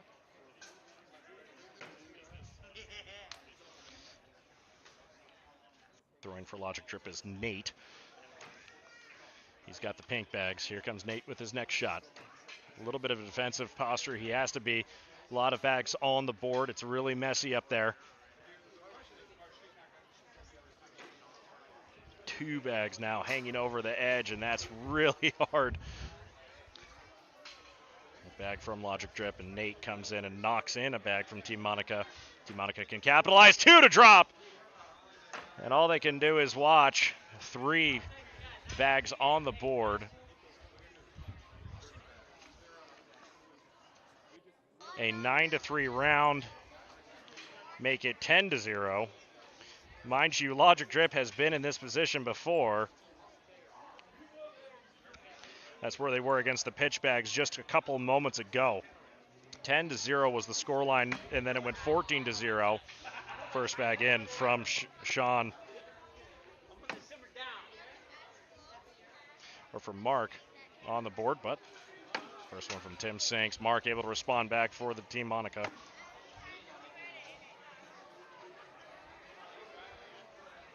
Two bags in now for Logic Drip. Make that 2 for Team Monica. And a third drops for Tim and Logic Drip. Mark able to knock one of his own bags in, but his fourth bag goes soaring over the back end. This one over the back end as well. It's going to be a draw round. 10-0 remains the score line. So just to give you guys an update, the Dirty Bags, who were playing earlier today, they made their way through, and they will be playing whoever wins this game moving on in the main arena. One bag knocked off. Corey to respond here from Team Monica. That one's in.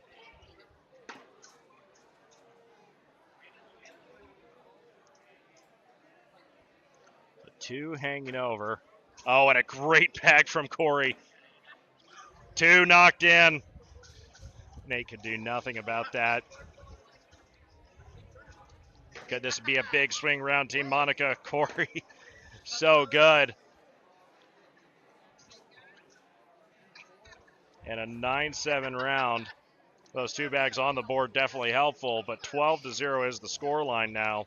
Logic Drip in a hole. Again, they have been there before. It was 14-0, then they swung it all the way back to win against the pitch bags earlier. But the Dirty Bags are on the championship board to win $1,000 here at Toyota Arena today. First bag in from Mark. On the board, and Tim just sent it long. Here comes Mark with his next shot. This one falls in. 4-0. Make it 1-0. Mark, very important third bag here, sinks it. Back to 1 point. Make it 3. Tim just has to sink it here, and he does. So a 1 point round, 13-0. As Team Monica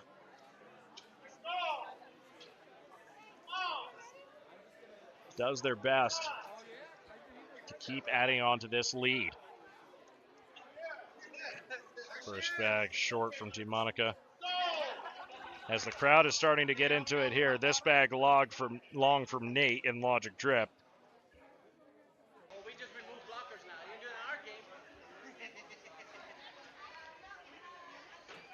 Corey's second shot on the back end. That could get knocked off or in. Now we have two hanging over. Nate wanted it to drop, but it's hard to say. Now it hanging over a lot more. That should drop in, and he sinks one and knocks one off.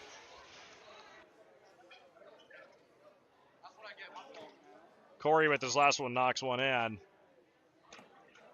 And this one just hangs over.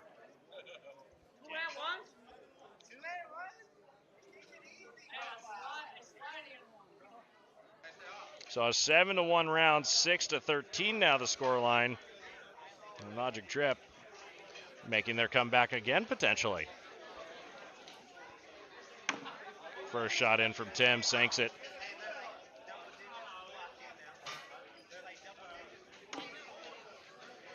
Mark responds well. Second bag in from Tim. This one on the board from Mark. Tim is 3 for 3. Mark sinks his second to last bag. This could be a 1-point round. If they sink it, it does. Logic Drip will take 1 point here. So 7-13.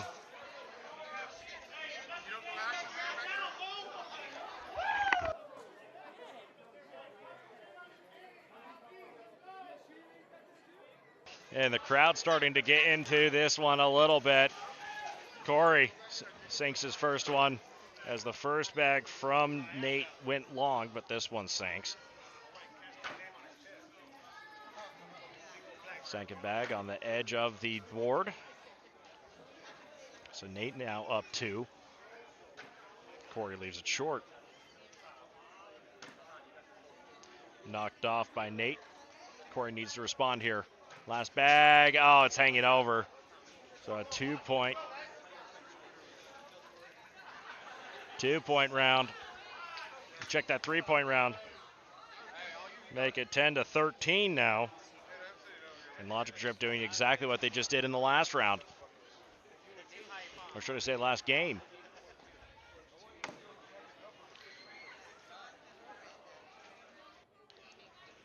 Tim from Logic Drip lands his first bag in, and Mark, he's just been leaving him on the outside of the hole, not able to make him sink. Tim again, another good bag. Mark sinks one. And a third in.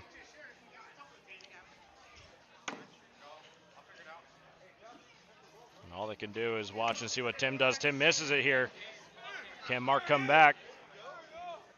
Mark with a very important shot. 1 point, 14-10 now.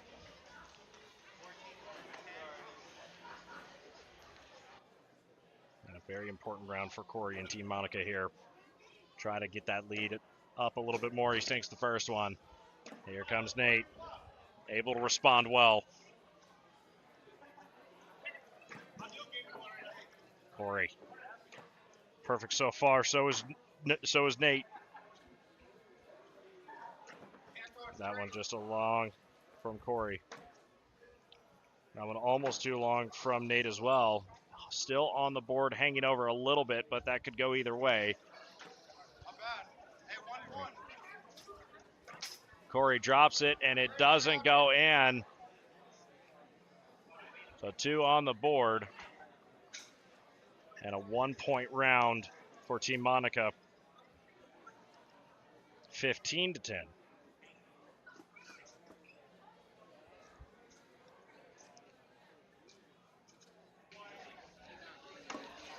First bag in for Mark. Solid.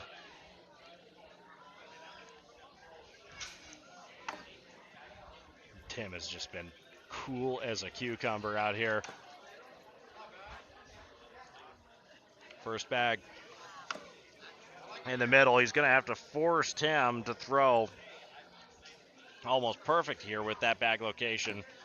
Tries to get it, but that goes both ways. 1 bag in for each guy. And again, this is a really tough location. Mark has kind of forced him to be perfect himself. He's going to have to do the same thing. trying to throw that angle shot, rims out.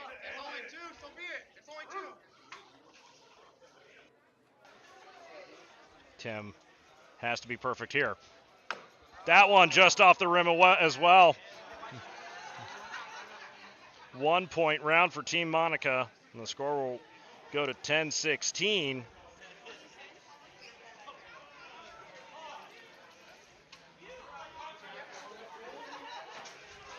One in for Corey. This one's short from Nate. This one on that top right. It's hanging over a little bit, but bumped out of the way. And Nate's able to respond from Logic Drip. Perfect from Corey. Nate responds. Could it be another 1 point round? And he gets it in. And this one too long. 4 points here.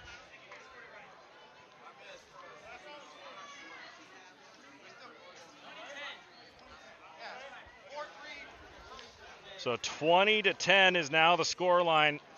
And Team Monica, who's been able to get the single point for the most part today, just 1 point away.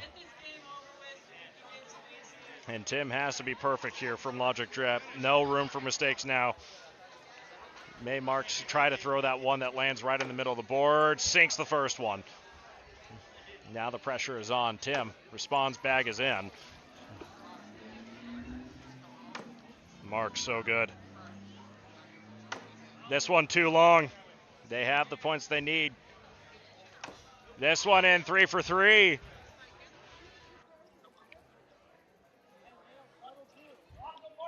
Has to be perfect. One on. Mark can end it right here. This one in. And there's nothing they can do about it now. This one long, and Team Monica will walk away with it here. They have a date with the Dirty Bags on the main stage in the arena. Everybody watching, you are watching Cornhole, American Cornhole, here on SoCal College Sports at Toyota Arena. We hope everybody enjoyed our broadcast and coverage of Cornhole. Man, we have a very, very big show coming up. Guys, don't go anywhere. The men's Mexico-USA game is coming up live in just a few moments here, and we will see everybody in just a couple hours as we get ready. It's 1 hour away from the kickoff. Everybody, you're watching SoCal College Sports of American Cornhole.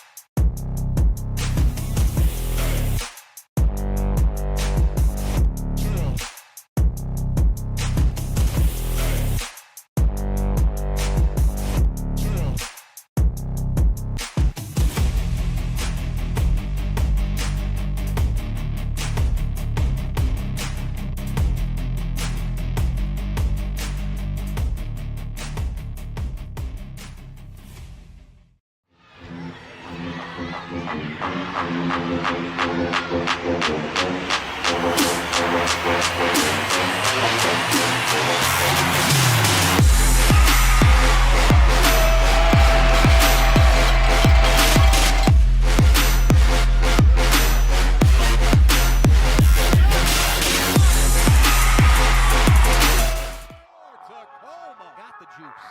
Here's Pereira. On the counter. Shot. Score! Brownie Gerson ties this game. Tony Walls works it out of the zone. Up to the 15. Got the early shot. Played. Gonna have it. Tony Walls works it out.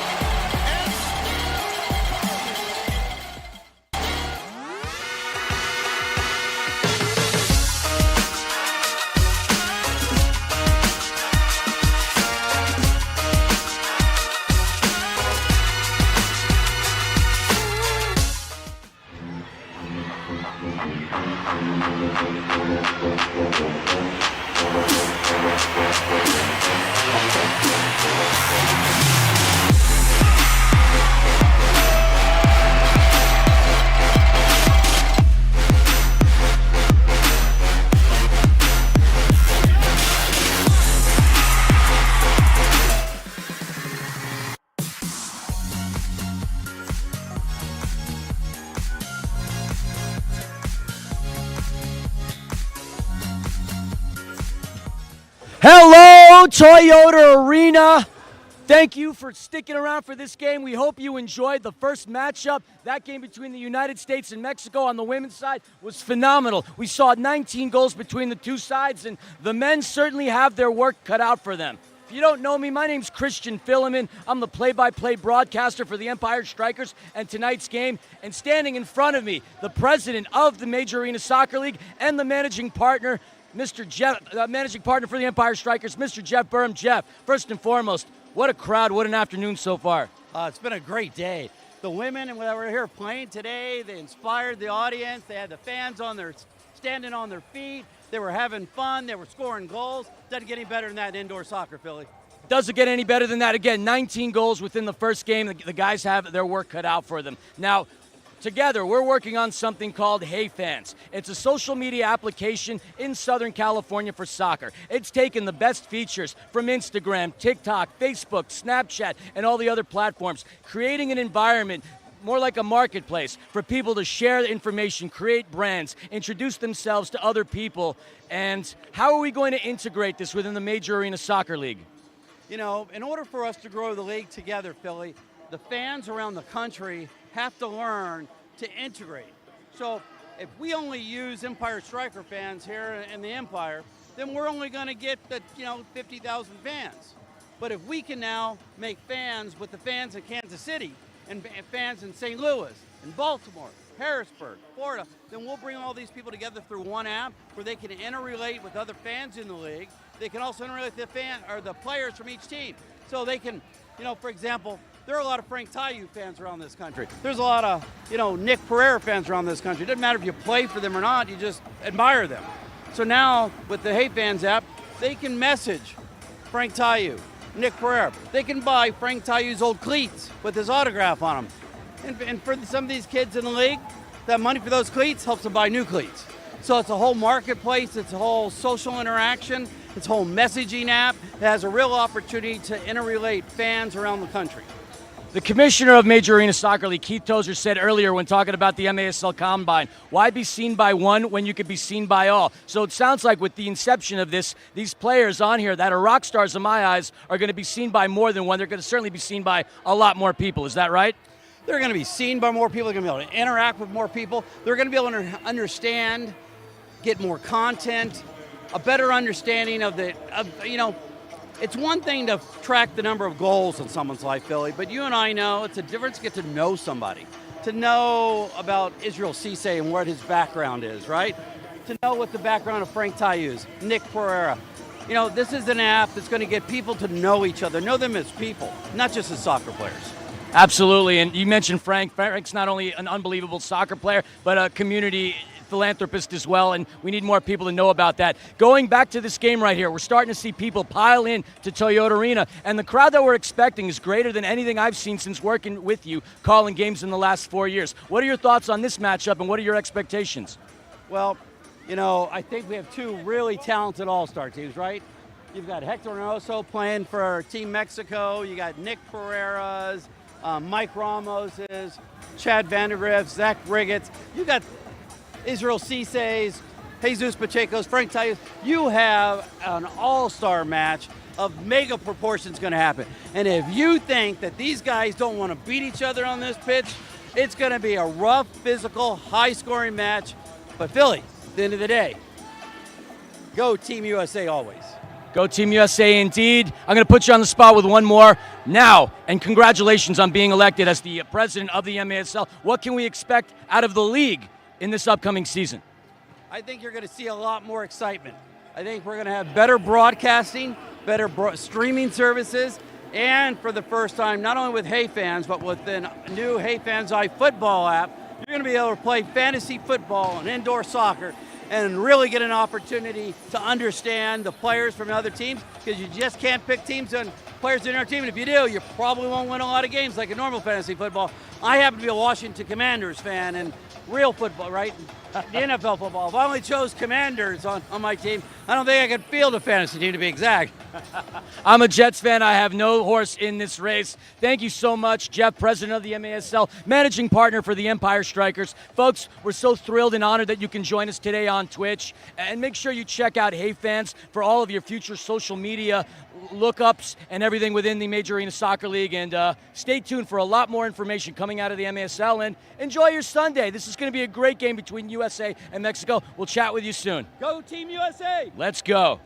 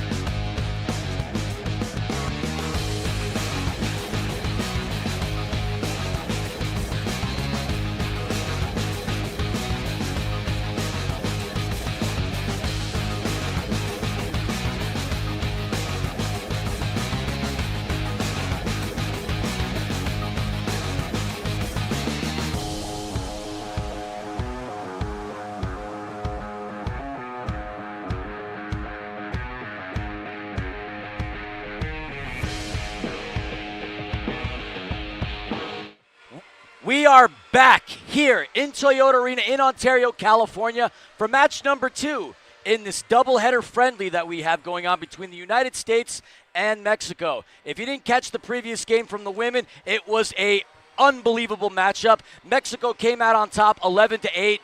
19 goals in that match, and it was so much fun. Now, Doctor, the last time we actually got to call the men's international friendly was about 12 months ago. And 12 months ago, we also had a very exciting game. A game in which we thought Mexico was going to run away with it, taking an early 3-0 lead. But then the game kept going back and forth with Mexico coming away on top 8-7. On the U.S., there's 6 players returning from that USA squad. On the Mexican side, 2. But that Mexican side looks very, very familiar, Doctor. I think it really looks like the Chihuahua Savage. I mean, you're not wrong, Philly. I mean, splash in 1 Monterrey Flash player, 1 Chivas de Guadalajara player, and basically we're playing against, as far as we being the USA, playing against the championship Chihuahua Savage side. How much rust do they have given the offseason? A lot of these guys have been playing club tournament soccer throughout the offseason. Based on what we saw last week at the King's Cup, I think USA has a formidable opponent in front of them. But the USA is made up of so many talented players from the Major Arena Soccer League. We got players from the Milwaukee Wave, the St. Louis Ambush, the Kansas City Comets, the Empire Strikers. I mean, the USA is a who's who of players from this league. Not only that, you got players from this team right here that represent the U.S. on the futsal side, on the beach soccer side, USA players that won trophies in the World Mini Football side. So while the Chihuahua Savage, a.k.a. this Mexico team, have played together for a while, there still is an awful lot of firepower on the U.S. I mean, you're going to have to deal with the front line, Nick Pereira, Frank Tayu, Zach Reggett. I hope Chihuahua came prepared because United States is going to throw everything and the kitchen sink at them today, Philly. I mean, Mexico is powered by the likes of Hugo La Roca Puentes, an all-MASL second player. You got Quique Cañez, Adrian Miller, Roberto Escalante, Pareja himself, Jorge Rios, and you mentioned him earlier. They call him Samson in Liga MX. We're, of course, referring to number 44 today on the turf, Hector Reynoso. 14 years with Chivas de Guadalajara, scored some absolute bangers down in Liga MX, represented El Tri on the international side, 4 caps, a member of that 2011 Gold Cup team. I mean, it's going to be a lot of fun, and we're hoping to see just as many goals in this matchup as we saw with the women. I mean, the men have quite a stage set for them. In order to have the level of play today rise to the bar of what the women gave us this afternoon, we are going to have to see one of the greatest games of indoor soccer ever played if they are going to even hold a candle to what those ladies did earlier today. What a show. What a show indeed, and we're beyond thrilled that indoor soccer is back. We're back here high up in the Eagles Nest at Toyota Arena. We love this game. We know you do too, and we're in for a very real, fun competition in just a couple of moments. Stick around, get up, grab yourself a cold one. I know we've been live since 1 o'clock. I'm sure you got that grill going. I'm sure you got a hot, cold, refreshing, whatever it is that you're drinking, whether it is hot or cold. Maybe some carnitas, maybe some grilled chicken, whatever the case may be. Stick around, but don't you dare go anywhere. We'll be back in just a couple of moments with the kickoff live from Toyota Arena, USA versus Mexico, bragging rights and continental supremacy on the line. Back in just a moment.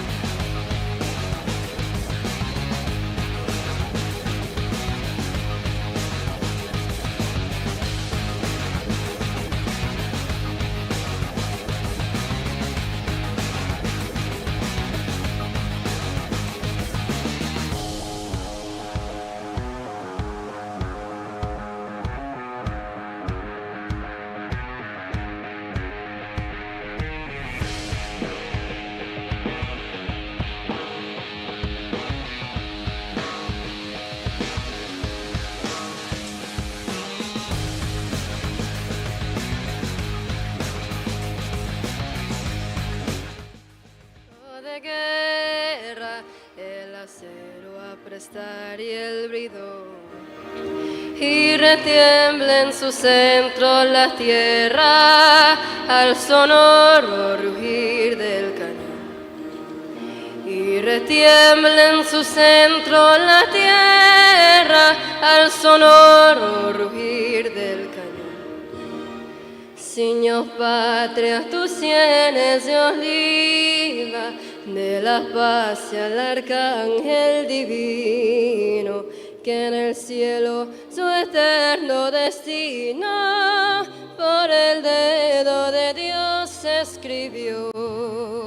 Mas si usar un extraño enemigo, profanar por su planta tu suelo, piensa, patria querida, que el cielo un soldado en cada hijo te dio, un soldado en cada hijo te dio.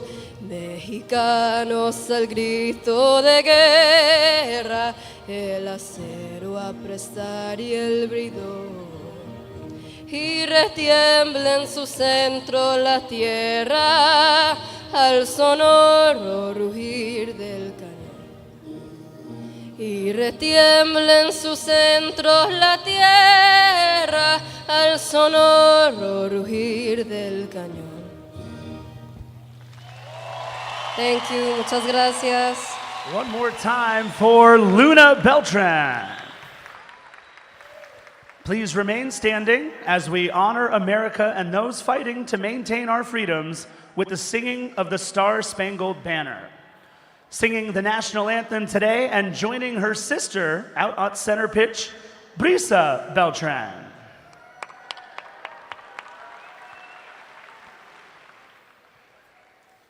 Oh, say, can you see by the dawn's early light what so proudly we hailed at the twilight's last gleaming, whose broad stripes and bright stars through the perilous fight, o'er the ramparts we watched,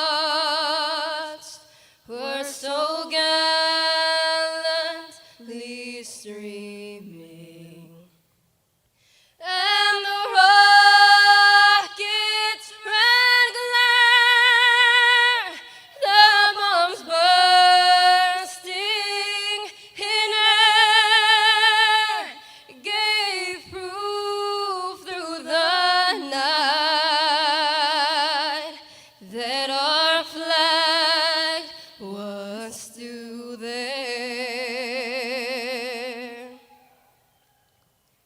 Oh, say, does that star-spangled banner yet wave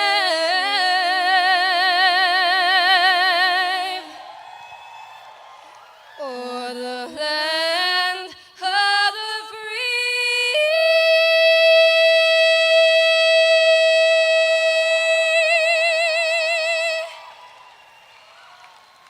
And the home of the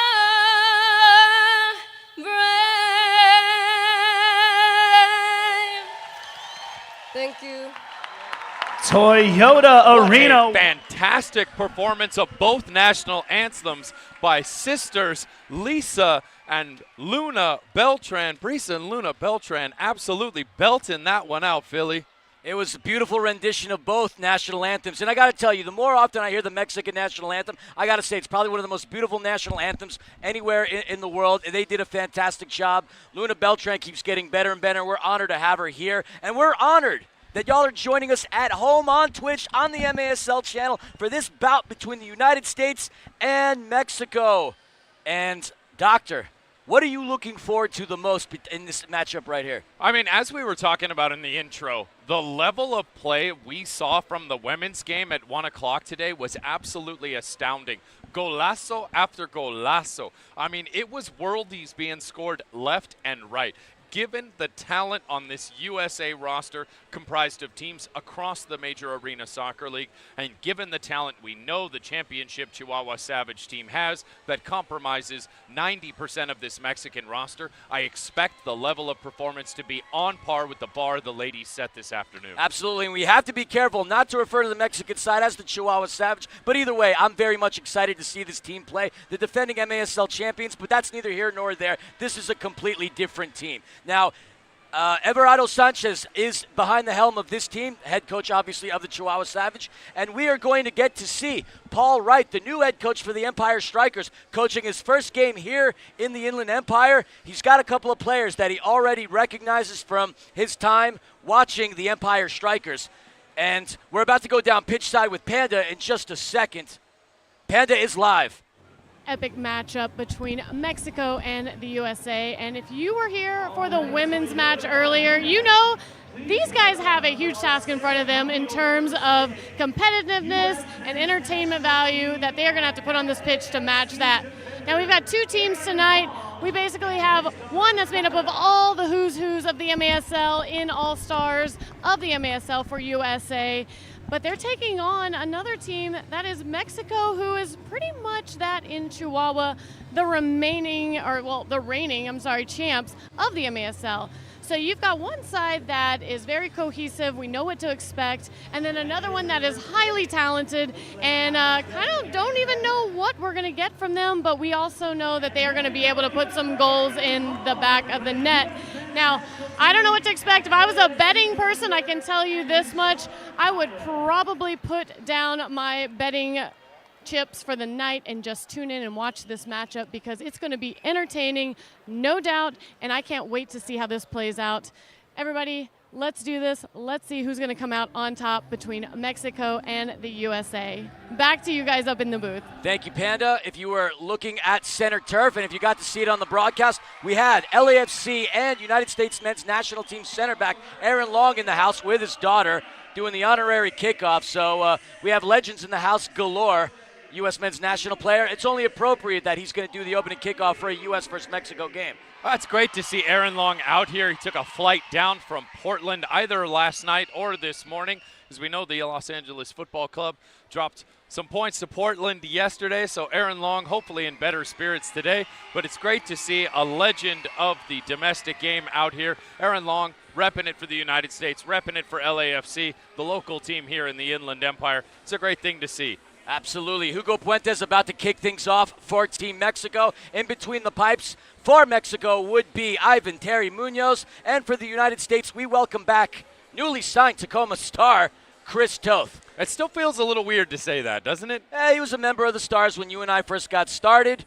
But it's nice to see Chris back in the house. Chris, one of the legends of this game. We obviously talk about his father, Zoltan Toth. I heard he was in the building today. I have yet to see him. Hopefully we get Zoli the goalie up in the rafters. And we are underway. Now, Doctor, one player that we didn't talk about during the intro, that if he does grace the game today, number 7, Randy Martinez. A lot of you out there watching this that are MASL fans do not know who this man is. He was handpicked by head coach Paul Wright to represent the United States. He was a trialist at the Empire Strikers' most recent tryout, and he impressed the coaches so much that they're giving him another opportunity to shine now under the bright lights at Toyota Arena. So we'll see if this young man has the opportunity to earn some minutes and earn a roster on the Empire Strikers. Well, if he knows something about the Stars at night being big and bright, it's the man from San Antonio, Texas, Randy Martinez, pride of Marymount University. Hope we get to see him today. And there was a shot by Hugo, I'm getting my things mixed up. Pareja, Jorge Rios, but that gets deflected and blocked away. See, Nick Pereira, you called a couple of his games during the Kings Cup match. He, a beast, multiple hat tricks, taking his team to the finals. I mean, the Iberian Brick House, as we call him, his parents hail from Barcelona. He is all USA. But Nick put his team on his back last week at the King's Cup. He had back-to-back hat tricks in knockout rounds. Sadly, his team getting eliminated after a red card he had nothing to do with. But Nick Pereira, one of the greats. Howard Miller Jr. trying to scoot one by. We did not get to see much of him last season. The last time he did play, 21-22, he split the season between the Ambush and the Baltimore Blast. So looking forward to seeing more out of Howard Miller Jr. We know he just had a kid recently, and God bless you, Howard Miller Jr. Hoping to see some big things out of you in this upcoming season. Recent signee with the home team here in the MASL, the Empire Strikers. You will see their crest across mid-pitch here. And folks, if you love yourself some major arena soccer league, head on over to maslsoccer.com. Find out more information about your local team and tickets, as we are just weeks away from the start of the season. But that, my friend, is on the horizon. What is before us today, a titanic matchup of two bitter rivals in the international game, USA, Mexico. Let's go. Munoz trying to connect with Edgar Gonzalez, nicknamed Torres. He had a fantastic season for the Chihuahua Savage. In fact, a lot of these players had fantastic seasons for the Chihuahua Savage. Adrian Miller facing pressure via Zach Reggett. I mean, the Chihuahua Savage were a team that everyone knew had talent, but were they going to be able to put it together and dethrone the likes of the San Diego Sockers and some of the other titans of the Western Conference of the MASL? They certainly put together an impressive season last year, besting Baltimore in the finals and going on to win the trophy, and most of those players represented here on the turf today. And that's going to be a whistle going against Nick Pereira. Foul on Carlos Hernandez, a.k.a. Popper. So we see some line changes happening now for Team Mexico as they're getting some fresh legs out there. USA keeping most of the core of the same talent out there. See Cheese back there, Chad Vandergriff on defense. Great to see Cheese back in the house. Somebody who I'm really looking forward to seeing play, because we don't get an opportunity to see him much here, is Sam Guernsey of the St. Louis Ambush, wearing number 16. We also have Milwaukee Wave defender Stuart Grable in the match. It's great to see some of these players that, like you said, Philly, I mean, given the travel constraints of the Major Arena Soccer League, the teams that travel all the way out here to the greater Los Angeles area, the heart of the Inland Empire, we don't always get a chance to see some of these players from across the United States, and it's going to be a pleasure to see the show they put on today. Sebastian Mendez taking a pass in from Guernsey, battling it over, trying to get past Jorge Leal, but that gets scooped up by Ivan Terry Munoz.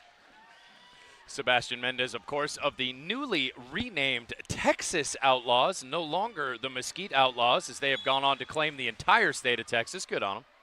I like the rebrand. Obviously, it encompasses, like you said, the entire state. I didn't know where Mesquite was prior to being part of MASL, and you no longer can refer to them as the Bad Boys of Barbecue. I'm still a little bitter about that, but the team's given me permission to go ahead and roll with the nickname, but it certainly doesn't ring as well. We see Nick Pereira trying to do a turnaround on Samson, a.k.a. Hector Reynoso. It'll be interesting to see Samson do his thing. He was referred to as Samson based on those lovely locks of his, and he's still maintaining that hairdo. Well, will USA get to play Delilah today is the question. Scooped up by Chris Toth. Now, there are a couple of these players that you're going to see on the turf today for the United States that are going to be representing the futsal side. Everton, the legendary Everton, who's no longer going to be, he is going to be still coaching in the MASL. He's getting a call as we see Zach Reggett getting by Jorge Leal. Zach Reggett with a shot that just bounces off high. Howard Miller has it. Headed back to Israel Cisse. As I was saying, Reggett, David Ortiz, and Sebastian Mendez are going to be reporting into training camp for the United States futsal team on the 13th from the 17th in Downingtown, Pennsylvania. They're getting ready for the 2024 FIFA Futsal World Cup in Uzbekistan. These kids are getting a lot of run in the next couple of days. Futsal for all. It's going to be the World Cup of Futsal. I'm looking forward to catching some of that. Sadly, not going to make the trek out to Uzbekistan myself. Going to miss this one, seeing it in the flesh, but I'll be sure to be tuning into those games. Doctor, Tashkent is beautiful in February. You got to make the trip out there. That's impressive knowledge, Philly. I could not have dropped that. Samson facing pressure by Reggett. Reggett picks Samson's pocket. He's going to try to get by the former Chivas de Guadalajara legend. Sam Guernsey has it. He's going to boot it off of the boards. Kicked out of danger by Jaime Romero.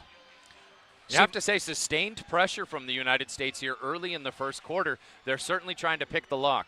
Vandergriff, the newly signed Kansas City Comet, passing to his teammate. They were teammates in Florida, and now they reunite in Kansas City. Cheese connecting with Howard Miller Jr. Miller with a shot off of the boards. Oh, that was a perfect Wallace-Scora opportunity. If it hadn't have been picked off by Mexico, Reggett was wide open at the back elbow waiting for that one. Jorge Rios looking to get by Empire striker Jesus Pacheco. It's great to see Sweet Pea back out there. Sweet Pea represented the USA last year. As I mentioned, 6 of the guys on the United States played in last year's game. Toth, Cisse, Pacheco, Pereira, Ramos, and Vandergriff. La Roca passing it over into Pareja. These two guys were dynamite for Chihuahua last season.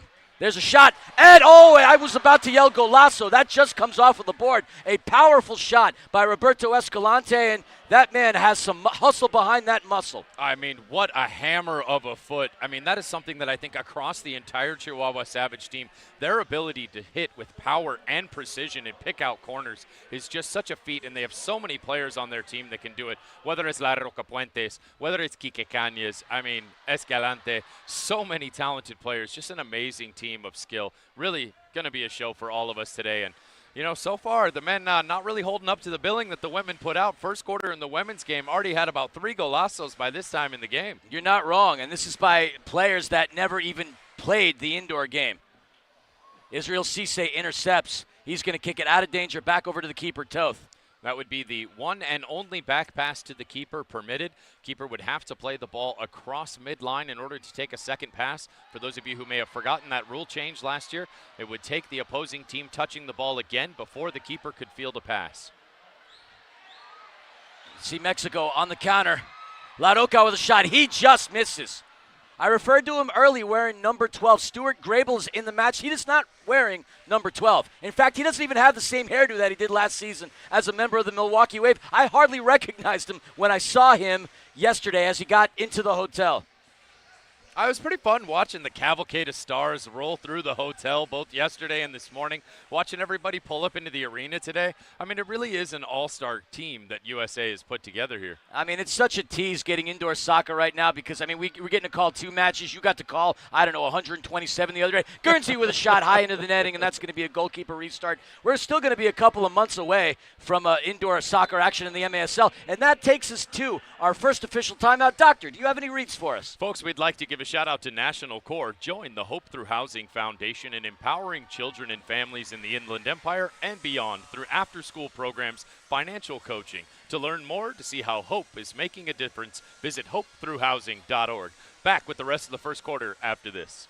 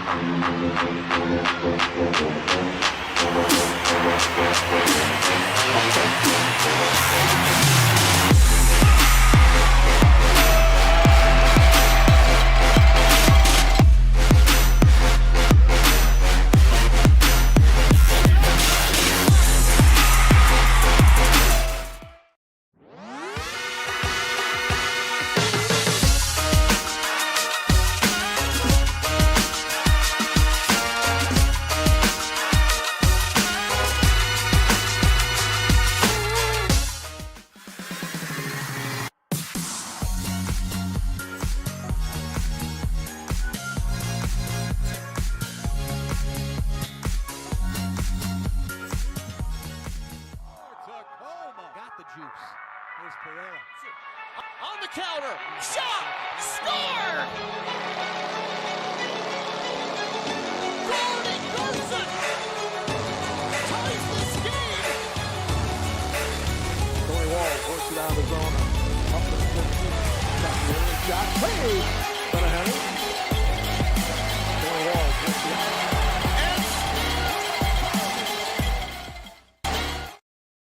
Welcome back to Toyota Arena. We'd like to give a shout out to Mark Christopher Chevrolet, the official sponsor of this USA versus Mexico tournament. Since 1975, this family-owned car dealership has been serving California drivers across the Inland Empire. Number 1 in volume for GM in the area. It's easy to see why customers continue to choose Mark Christopher Chevrolet. I wonder if they're going to hook us up with a free Corvette anytime within the next couple of months, Doctor. I will not be holding my breath, Philly, but speaking of holding your breath, my goodness, what a collision out there on the turf. It looks like Torres connected with, I'm trying to see if that's Stuart Grable, both players down on the turf. We hope it's nothing serious. The trainer is coming out on the turf to check in on these players. There's incidental contact. Let's take a look at the replay and see what happened. Oh, just 2 players fighting for the ball. No foul play there at all, but some seriously loud contact here. Hope everybody's okay, Philly. Absolutely. Torres, a member of the Chihuahua Savage, last season had 28 goals and 9 assists, coming off his most productive year in the Major Arena Soccer League. It'd be a big blow to this team if he's down and out in this game. And, of course, if you're a member and a fan of the Milwaukee Wave, if that, in fact, is Stuart Grable, which I'm looking for confirmation.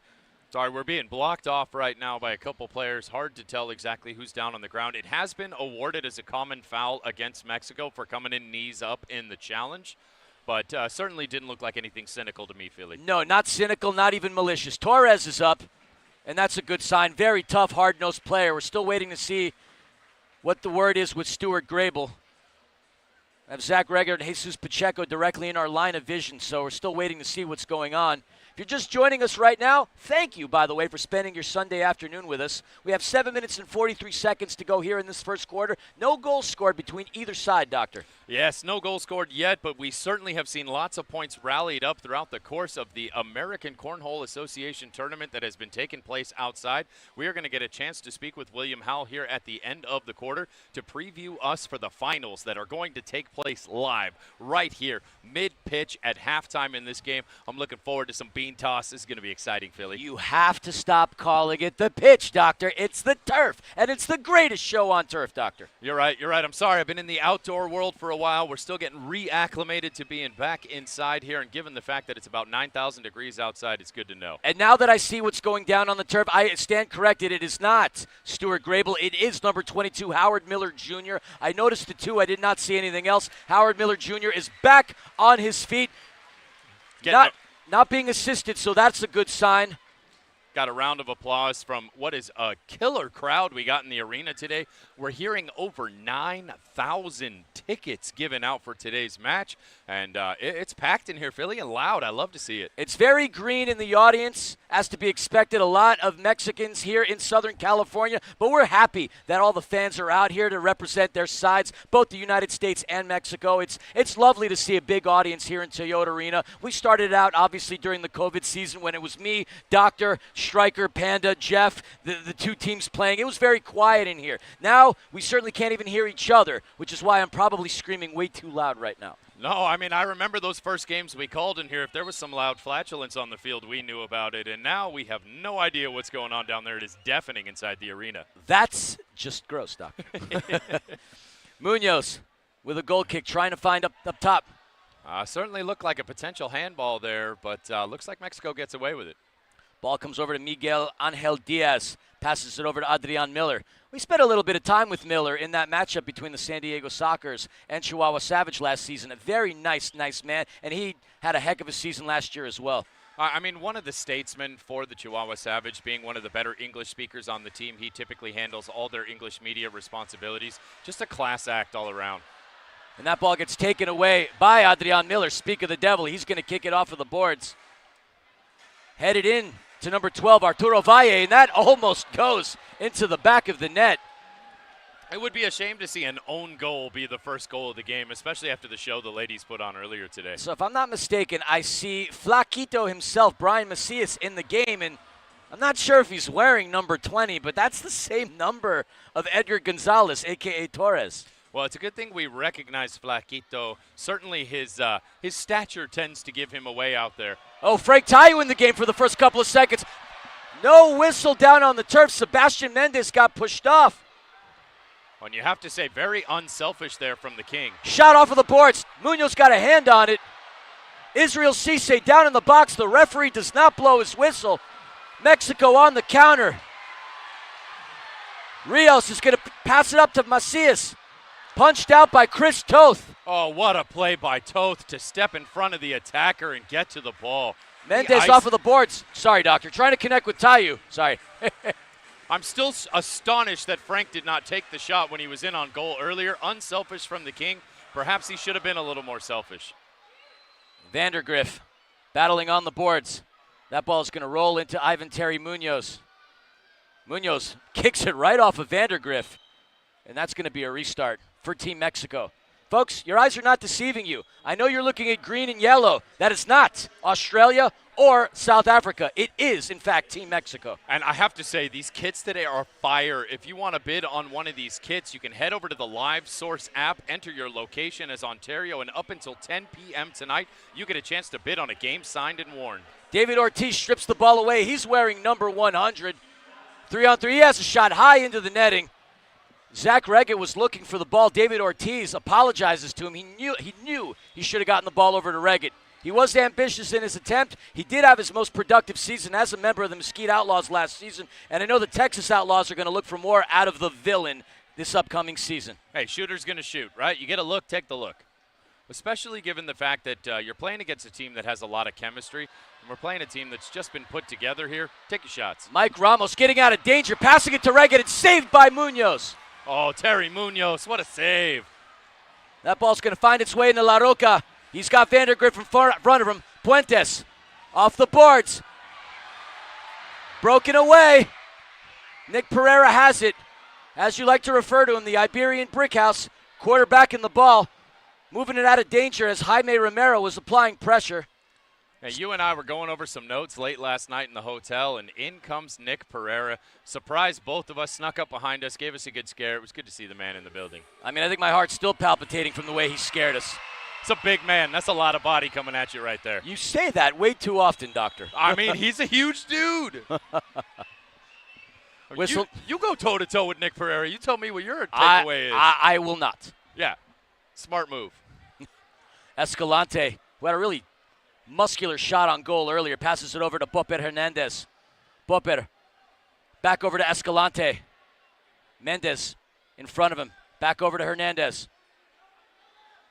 Chihuahua Mexico being very patient. You did it the first one. All right. I should put a nickel in the quarter jar. That's it. A nickel in the quarter jar? What does that even mean? I think that's a donation to charity on behalf of one Christian Philly Filament, the voice of your Empire Strikers. Well, Roberto Escalante certainly donated that ball into the netting as the Team USA has a goalkeeper restart. Toth trying to connect with his former teammate in Frank Tayu. Valle into Torres. Broken up by Pacheco. Guernsey gets knocked down by Valle, and that's going to be a foul on Mexico. That was a loud foul right there. You have to say, very similar to the match we saw earlier today. Refs are letting a lot of contact go. I think that's what the fans like to see. Israel Cisse on the restart, passing into his teammate Frank Tayu. Cisse's been involved in a lot of international matches throughout the course of his historic indoor soccer career. Cisse, former LA Galaxy, as we saw an LAFC player out there. Those two teams going to be squaring off in about a week. That's a pretty big deal around these parts. Pretty big deal indeed. And that's going to be a whistle. Looks like it's going against the United States. Nick Pereira is surprised as anybody that foul is going to go against Team USA. I mean, as much contact as has been permitted so far, it certainly felt like that one was going to go, but we play on, no big deal. Torres set to take the restart. He's got Escalante and Valle unmarked up top. Will this be a pass across the yellow or the two open men crashing at the back post? Torres with a shot into the netting. And that's going to be a goalkeeper restart for Team USA. We have 3 minutes and 15 seconds left to go here in this first quarter. You have to say that was a bit of an optimistic effort from that range. Toth had a clear look at it, and you're never going to beat Chris Toth from that distance with no angle. Well, like you said before, shooters got to shoot. Ortiz facing pressure by Flaco. That ball's going to come high into the air. Philly, we got the official account for the Tacoma Stars in the chat. Shouts to our friends up in the Pacific Northwest. Can't wait to take that road trip. You missed out on a great trip last season, Doctor. Yeah, well, it's that whole having 3 jobs thing. We got a turf monster rearing its ugly head here. That is a very big turf monster. And for that, we will have a stoppage of play. Nick Pereira is going to go over and play groundskeeper real quick. That man wears a lot of hats. GM for the Tacoma Stars, head coach, star player, also GM for the OL Reign in the NWSL. No more, actually. He did step down from that role a couple of months ago, so he's putting his entire focus on beach soccer and the Tacoma Stars as well as his coaching. And a podcast, by the way. The only guy with more jobs than me. That's true. You work an awful lot. Intercepted by Guernsey. That ball's going to find its way off of the board. Guernsey with a shot, just misses. Folks, we are going to go ahead and welcome in from the American Cornhole Organization, none other than William Howell. Welcome to the show, sir. Thank you, sir. Appreciate you having me in here. Thank you so much. Why don't you give the fans a little highlight of what's going on outside today? Well, we just filled a tournament this afternoon and played some bags all day long, put bags in the hole. A lot of pitch bags going around there all the time, and just a lot of fun out there. So many people. We whittled it down to 2 teams, and, you know, at halftime here at this game right here, we're going to go down the midfield and determine the champion. I got to ask you, what prompted you to get involved with doing this on such a high level? Like, did you play a lot of cornhole back in the day? Like, talk to us about what made you want to get involved in it at this capacity. Backyards, beers, barbecues. You're speaking my language. Buddies, you know. Hey, why else? Why not, right? Sounds to me like you're living the dream, by the way. Well, I like to think I am, so. I mean, any sport that involves barbecue and beers, and yet you've been able to manifest that into something, career-worthy, that's pretty impressive, my friend. Why don't you tell us a little bit about the teams that are going to be featured in the finals today? So both teams will be throwing the same bags. They're pitch sidewinders, and those bags are sponsored by Mark Christopher Chevrolet, the Tap Room, and Corky's. So it'll be best, first to 21. It'll be a 10-minute timed match. And if we don't get the 21, then the winners will, if it times out, the winners will receive $1,000. Second place gets $600. Wow, that's a pretty big prize. Folks, did you know that playing cornhole could be so lucrative? What does a tournament normally look like as far as money in this league? Shot by Frank Tayu. Sorry, a quick turnaround. That was nearly the golazo of the year. Sorry about that. I got really jazzed up, as you were, Mr. Howell. Hey, it can go. Our World Championships was in July, and we had over $75,000 on the line. And this year, we'll probably have upwards of $150,000 in all of our majors throughout the United States. So how does one participate in one of these tournaments? Where do they have to go to register? AmericanCornhole.com, and you can find players in there. You can find memberships in there. Sign up and become a member of the organization, and find the tournament on that same website. So. Well, thank you so much for joining us and getting us all prepped for what's going to happen here right after the second quarter. Folks, once again, we have William Howell from the American Cornhole Organization here today. Give them a shout out. We know you can see them on ESPN Ocho. They've been really taking over. Love to see it. Great to see cornhole stepping up and becoming a bigger presence here in the United States. And one thing I got to say about you, Mr. Howell, I told you this yesterday, you got a handshake that could crush your diamond. Oh, and he's got beard game that would threaten the most prominent of Vikings. I love to see it.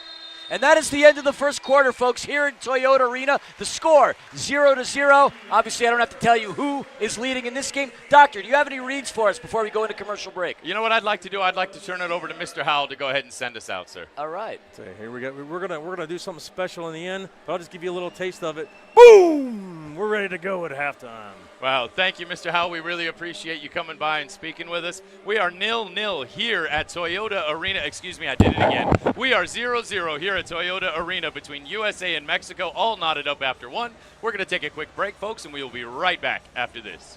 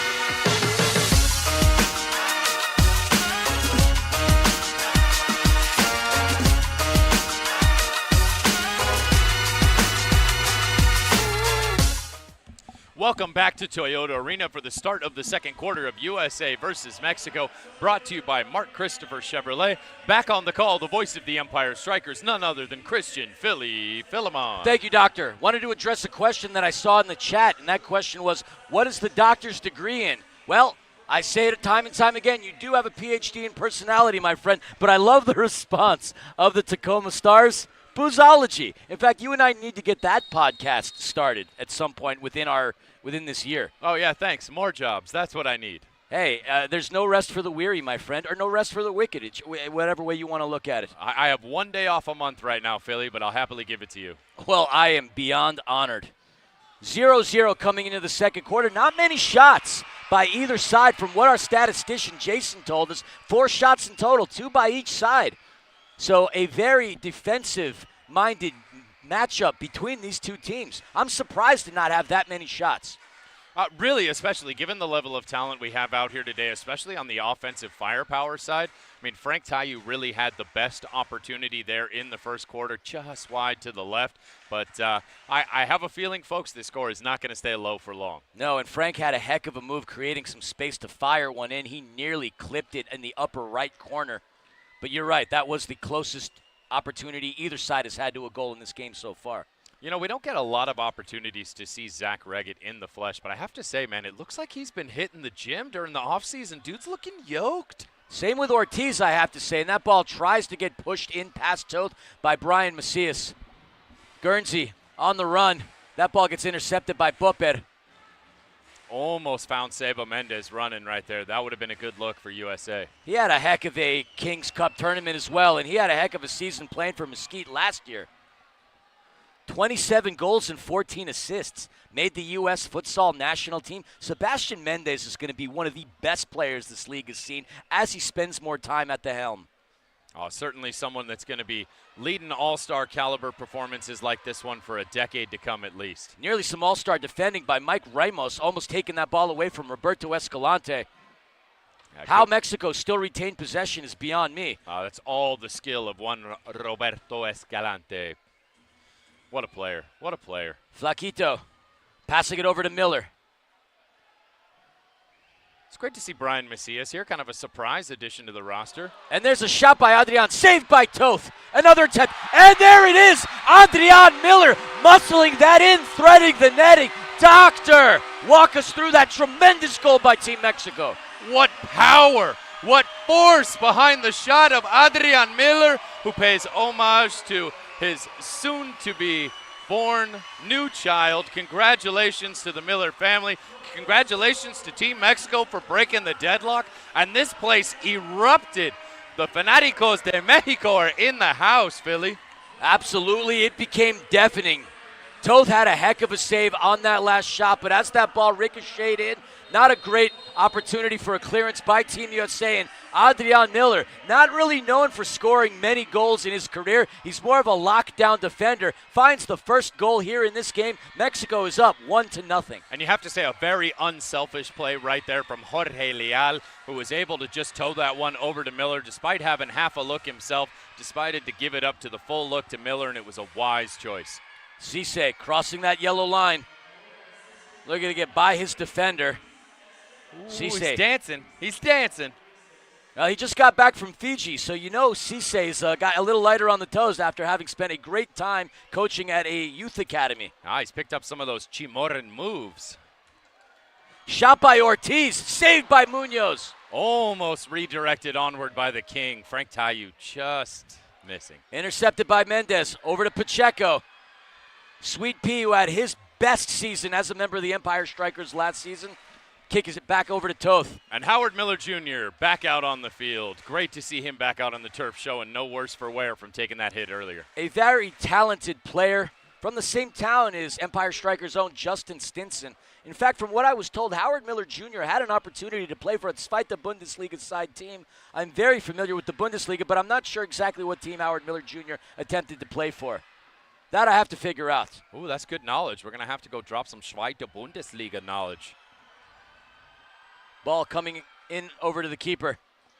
Munoz kicks it out of play. Oh, he's lucky that went off the top of the boards and did not create a top-of-the-arc restart there.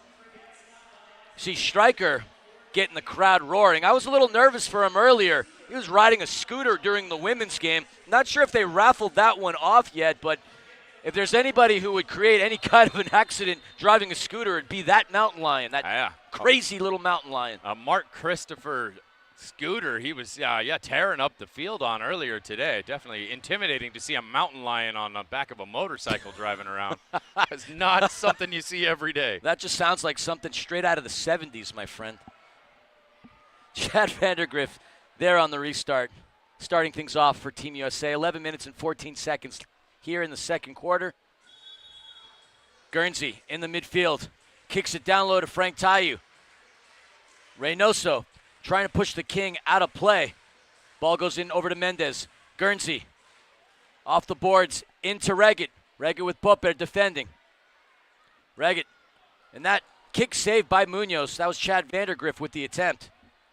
Cheese got bit by the turf monster there, unable to collapse in on goal. Whistle down on the turf. You mentioned the turf monster. I mean, the turf here hasn't been laid out for a matter of months. We did see it come up earlier during the women's game, and we did see it come up earlier on right over there by that San Antonio Regional Hospital area. Obviously, we hope not to see that again. It obstructs the run of play and stops any kind of action from going on, and we don't want to see anybody getting hurt as a result of that either.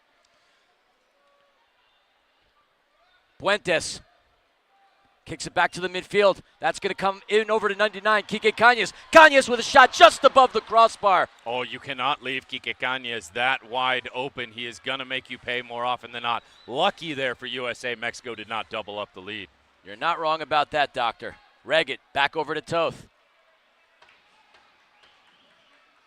Let's take a look at the replay once again on that. Oh, Kike Cañas, he wants that one back for sure. Nearly scooted in by Nick Pereira. Taken away by Torres. I mean, if last week proved anything, Nick Pereira is in mid-season form right now, and you give him the slightest of looks, and he can embarrass any keeper. Look, Nick Pereira's aging like fine wine. He was the league MVP last season. I mean, his numbers themselves, jaw-dropping. I'm trying to find it on my notes.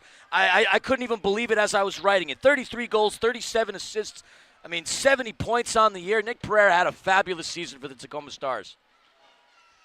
They are certainly lucky to have a man of his caliber. And all those fans of Tacoma up there. We know, Sandy, you're watching today. Shouts to you. Saw your husband here at the arena a little earlier today. Sorry you couldn't make the trip with him, but shouts to all our friends up north. Pacheco. Over to Cisse.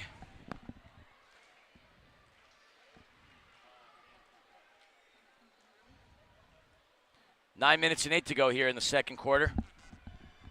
Ortiz connecting with Pereira. Sampson doing his best to prevent Pereira from getting by him.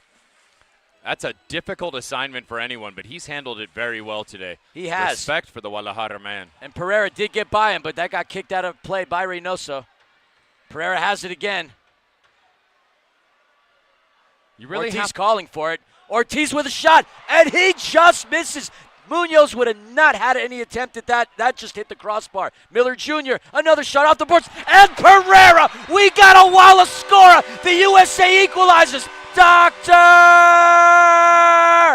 Give us the news! Ooh, Wallaskora, get those thumbs ready to tweet this one out because Nick Pereira just took one off the boards, beautifully advancing across the box. What an easy tap in. That's one of the simplest goals Nick Pereira will ever score. And with that, USA, Mexico tied at 1.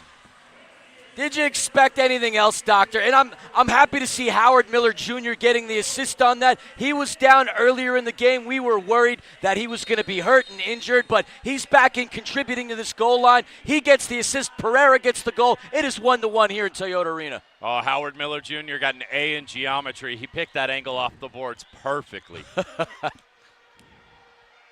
Got a cheesy joke for you, Doctor. What did the acorn say when it fell off the tree? I don't know. Gee, I'm a tree. Dad jokes galore here. All right. Yeah, way to go, Philly. Sorry about that. You sort of set me up on that. That looks like that's going to be a whistle against Frank Tayu. Yeah, stiff-armed there as he was going down the sidelines. Wrong kind of football, Frank. Yeah, the NFL did start today. How's your fantasy team doing, Doctor? Don't care. That's just the answer I was expecting. I do not do the pointy ball. I'm sorry for those of you who are egg ball fans. I like real football. Thank you very much. The one played with the round ball. Proper game. We do say time and time again, the 99 St. Louis Rams are credited as being the greatest show on turf, but that's horse pucky. MASL is the greatest show on turf. Amen. There's a shot deflected by Cheese. I think that was Tayu that got a boot to that one and sent it towards the boards there. Good block by the King. Well, if that's the case, I need to go see my optometrist yet again. That's the second time I've said something of that nature. Oh, I do think it took a deflection off Cheese on the way in. Oh, nice pass in over to Guernsey, but that ball had a little too much Tapatio on it. Chumpy.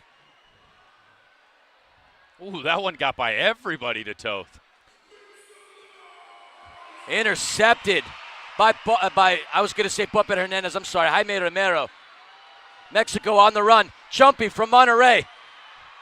Fancy footwork and a shot. Oh, a missed opportunity by Mexico. Oh, wide open look. All he had to do was tap it forward. Chumpy. That was a close call. I'm sure head coach Paul Wright on the USA side wiping the sweat from his eyebrow on there. I know it's me and I know warm air rises, but yeesh, that was a close one. Oh, once again, United States very, very lucky to have given away a great look to this Mexican side. Ramos very with some fortunate. fancy, dancy footwork. Pereira back to Ramos. Ramos saved by Munoz. Right in the bread basket of Terry Munoz there. Don't talk about food, Doctor. We got 6 minutes and 10 seconds left to go, and I'm starving. It's a long day for us for sure, folks, but we couldn't be happier to be slaving over a hot microphone for all you guys with some great indoor action. Women put on a show today.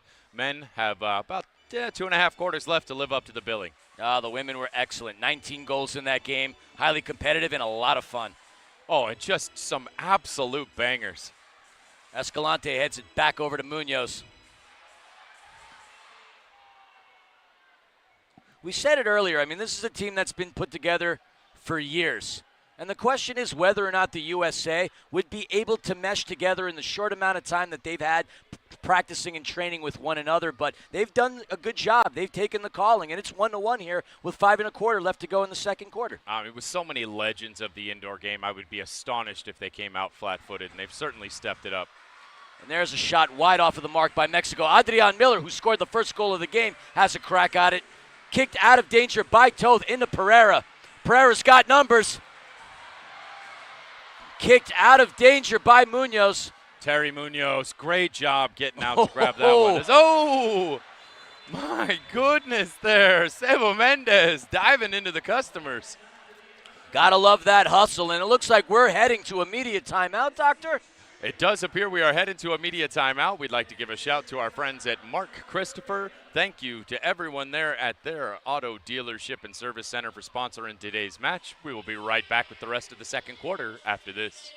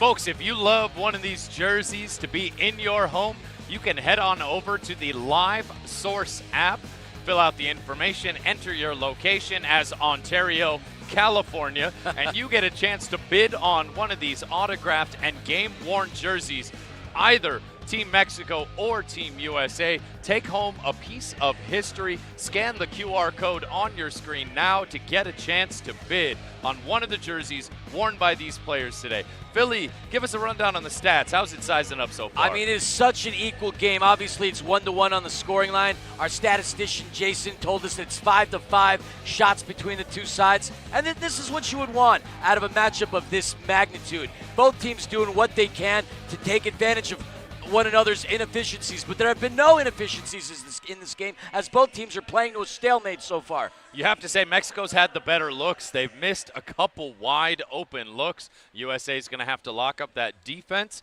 and figure out a way to keep Mexico off the score sheet if they are going to go ahead and even this series up, because Mexico stands 1-0 after this afternoon's festivities. Didn't think we'd have such a low-scoring affair so far, but the defense has been fantastic, and it has been an exciting game. Checking into the match, we referred to him earlier on, number 7, Randy Martinez into the game. Love to see what comes out of this player from San Antonio, Texas, Marymount, California University, and he is vying for a roster spot on the Empire Strikers. Looks like we have a 3-line pass violation from beyond yellow to past yellow on the opposite side by Mexico. This will result in a top-of-the-zone start for USA. As quickly as he came in, Randy Martinez checks back out on the restart. Ramos has it. That gets blocked. Another attempt, another block by Adrian Miller. Kick back in to a threatening position. Ramos from Pereira. Sporting the blue hair. He trips up. Mexico on the counter.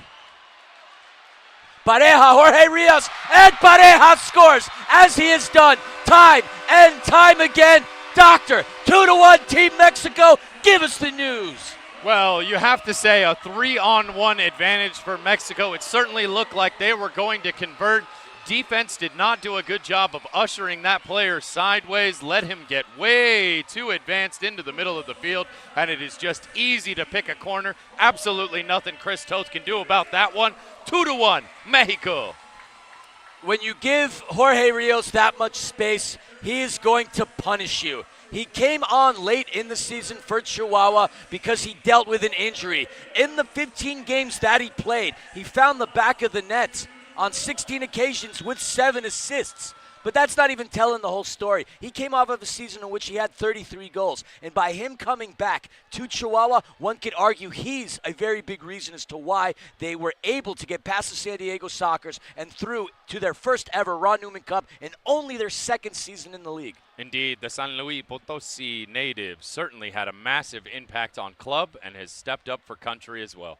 Martinez back over to Cisse. Cisse to Ortiz.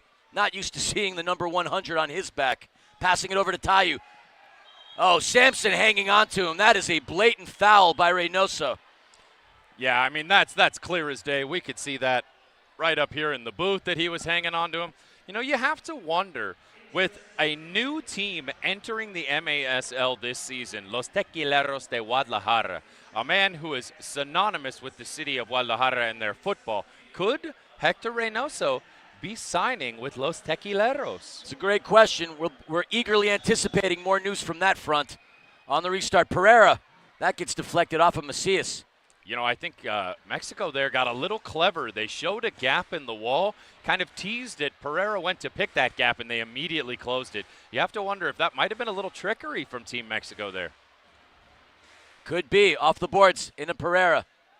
Pereira with 2 people on him, taken away by Sampson. Mendez with a shot. He just misses wide. Oh, Reggett was wide open top of the box if they'd have seen him. Instead, the pass went back post or shot. Nobody there to collect it and put it in. Big opportunity squandered for USA. Cisse over the midfield. Back over to Ortiz, who wants to be referred to as the villain. And I got to be honest, I love that nickname. I also love David Ortiz. And I am not ashamed to admit it. Oh, everybody needs a villain. Nice pass, Reggett, off the boards. Popper Well, Reggett had space and time there. He did not need to commit to the shot so early. But again, shooter's going to shoot. Can't blame the guy for going for it. Reggett had an interesting season last year, starting it off with the Florida Tropics, spent a shot of espresso with the Harrisburg Heat over to the Kansas City Comets, and he's locked in for the long run. So we're going to get to hear a lot of goal calls by our good friends Nick Vassos and Eric Bergrud. Shouts to the homies. Yes, Nick and Eric. Can't wait to hear you guys on the call once again for the Missouri Meteors. It's going to be a good season for them. Intercepted by Guernsey. Guernsey off the boards. Pereira has it. Ooh, I thought Pereira was going to head that one home. Great defense there by Mexico, shoving Pereira off that opportunity. Ball goes high into the air. Macias has it. Nice touch. Mexico on the counter. Miguel Angel Diaz, a shot. Just misses. That was a close call for Team Mexico. Oh, if that one went in, it would have been all on Flaco Macias for starting off with a beautiful feeding pass there to create that opportunity for Mexico. Jose Lopez had the opportunity to put his team up again. Flaquito off the boards. Broken up by Cheese. That is his nickname, folks. At least that's what it says on his profile. Why do they call him Cheese, Philly? Because he smiles all the time. Ear to ear, baby. One of my favorite players. He was so fun to hang out last year when he repped Team USA. I still have his autographed name card placard from last year adorned in my house. I didn't even know that. Well, yeah, you could come over sometime and hang out with me, you know. I mean, you work all the time. Where am I going to hang out? I got that one day a month, Philly. It's got your name on it. All right, well, let me put it in my calendar. Have your people call mine. All right.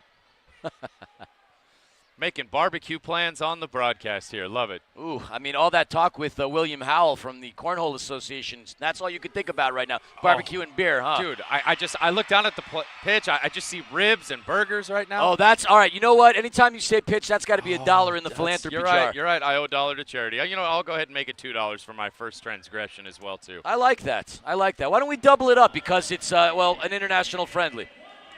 You're right. All right, $4. $4 going to charity. I like it. Going once, going twice. Do I hear 8? Ortiz trying to find Tayu. Tayu has it. Frank creating space over to Ramos. Ramos off the boards to Tayu. Tayu kicks it high into the air. Oh, great defense by Mexico to break up that pass. Frank was in. Ortiz heads it into Pacheco. Pacheco back to Toth. Can Team USA get one more shot off before this quarter expires? Pacheco with space to run. Off the boards. Taken away by Popper. Hernandez kicks it over to Chompy. 20 seconds to go. Ortiz on it. And that's going to be a whistle. Foul on Mexico. It's going to be 16.1 seconds for Team USA to try and use this set piece to get a shot off. Chance to knot us up as we go into the end of the half. Ortiz on the restart. Passes it over to Cisse. Cisse into Pereira. Pereira backheels it to Pacheco. Pacheco into room. He has a shot. That gets deflected high into the air by Escalante. 7 seconds left for USA to try and do something from this corner. Pereira has it on the restart. Corner kick restart. High chip. Reggett has it. Reggett, he mags Munoz. What a great goal. Zach Reggett getting on the board. Equalizer with 3 ticks left. Doctor! Give us the news! Oh, putting some of that KC barbecue sauce on that shot. Mr. Zach Reggett going 5 holes, sneaks it under the keeper. And with that, Los Estados Unidos America tied up versus Los Estados Unidos de Mexico. What a cheeky chip by Nick Pereira. It doesn't get any prettier than that. Munoz was surprised. He does not let Megs happen on him that often, but Reggett stuck it right past him, and we got a tie ball game here. Hello, pumpkin spice. I see you, and raise some nutmeg. I'm sorry, that was too funny, Doctor. And that is the end of the second quarter, folks. Folks, we are going to head to this halftime, powered by Core, but stay tuned for some American Cornhole Championship coming up. Society has an obligation to help others when others are struggling. Families can become distressed because they lose their father. Now a mother's forced to raise their 3 children. How does she get a job? How does she create the means to take care of her kids? For nearly 30 years, National Core and Hope Through Housing have changed the lives of hundreds of thousands of individuals, providing housing, offering hope, transforming communities. National Core and Hope Through Housing, building the future of community.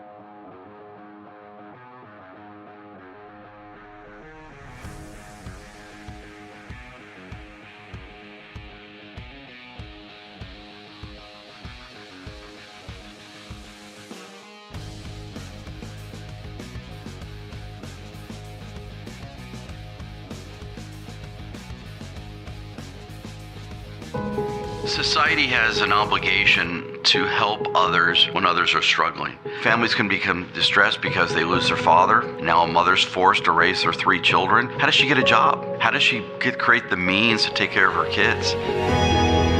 For nearly 30 years, National Core and Hope Through Housing have changed the lives of hundreds of thousands of individuals, providing housing, offering hope, transforming communities. National Core and Hope Through Housing, building the future of community.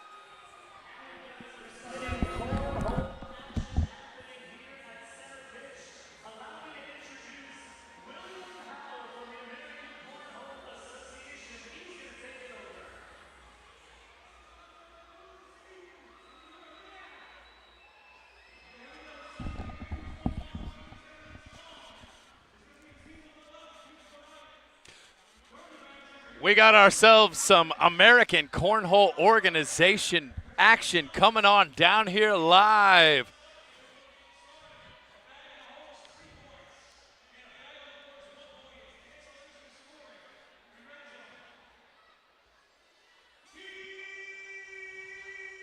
Here we go!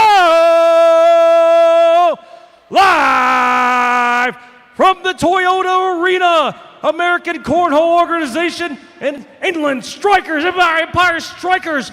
Let's go, gentlemen. All right, ladies and gentlemen, these two teams had fought from the North Pavilion here at Toyota Arena to get to this point. Right now, you're going to see Corey from Team Monica throwing these black-colored bags here.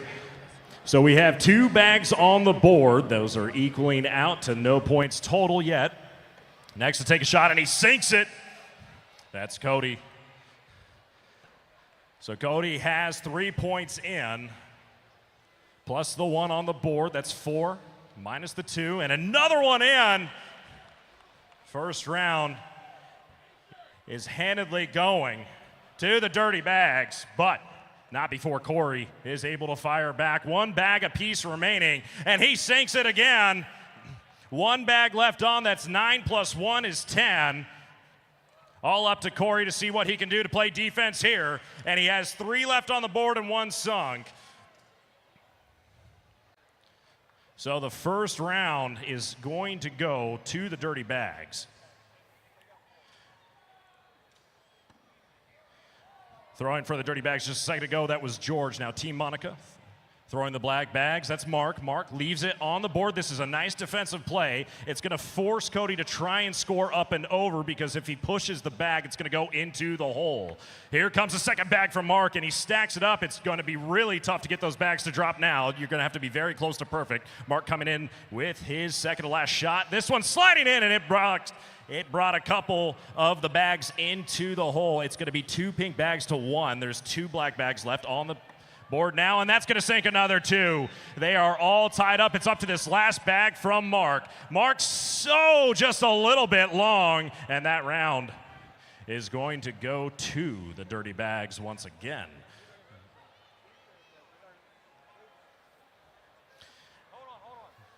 And we're going to pause right now really quick to see exactly what the score is. So at this time, Dirty Bags are leading it 5-0.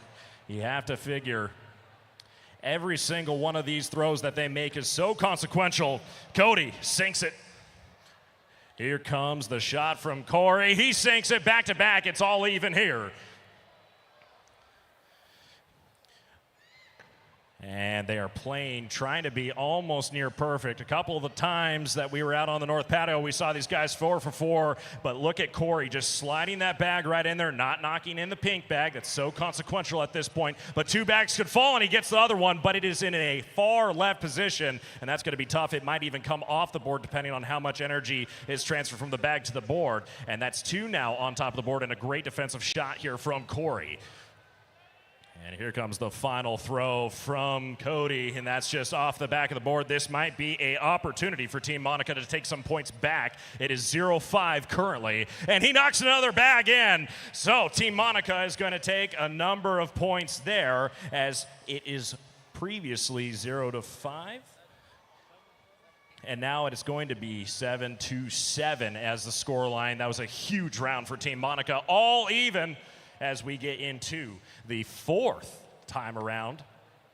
First throw from Team Monica's Mark, just a little bit over. He is sitting right there on the edge of the hole. That's a tough spot to be in, but he throws another one to the right. And what a interesting way that this is broken down. Just a update is 3-7. Team Monica has actually secured the lead. And that is another shot in from Mark. Another pink bag from the Dirty Bags. George able to sink one in, and we'll see if this goes all even, as that's 2. The final bag, and it's going to go in. So a tie round, as it will stay 3-7 on the aggregate score as it stands now. Here comes Corey from Team Monica. He will throw the first bag on the top left part of the board. A tough position to start out with the first throw. Here comes Cody. Man, sinks it right there. They're up 3 points, 2 points. And sinks it again. Now Team Monica is up 1 point, and he is going back to back. We might see perfection here, maybe. Corey trying his best to stay in the fight here, and he's got the bag holding on to the corner of the hole. It might drop, and it does. Cody knocks in the bag from Team Monica's Corey. And the final bag of this round from Corey. Sinks it in, and my goodness, he leaves one, but that's 9 plus 1 is 10. And it's all down to Cody now to try and make 2 bags sink. Can he get all 4? Big throw, and they're both in!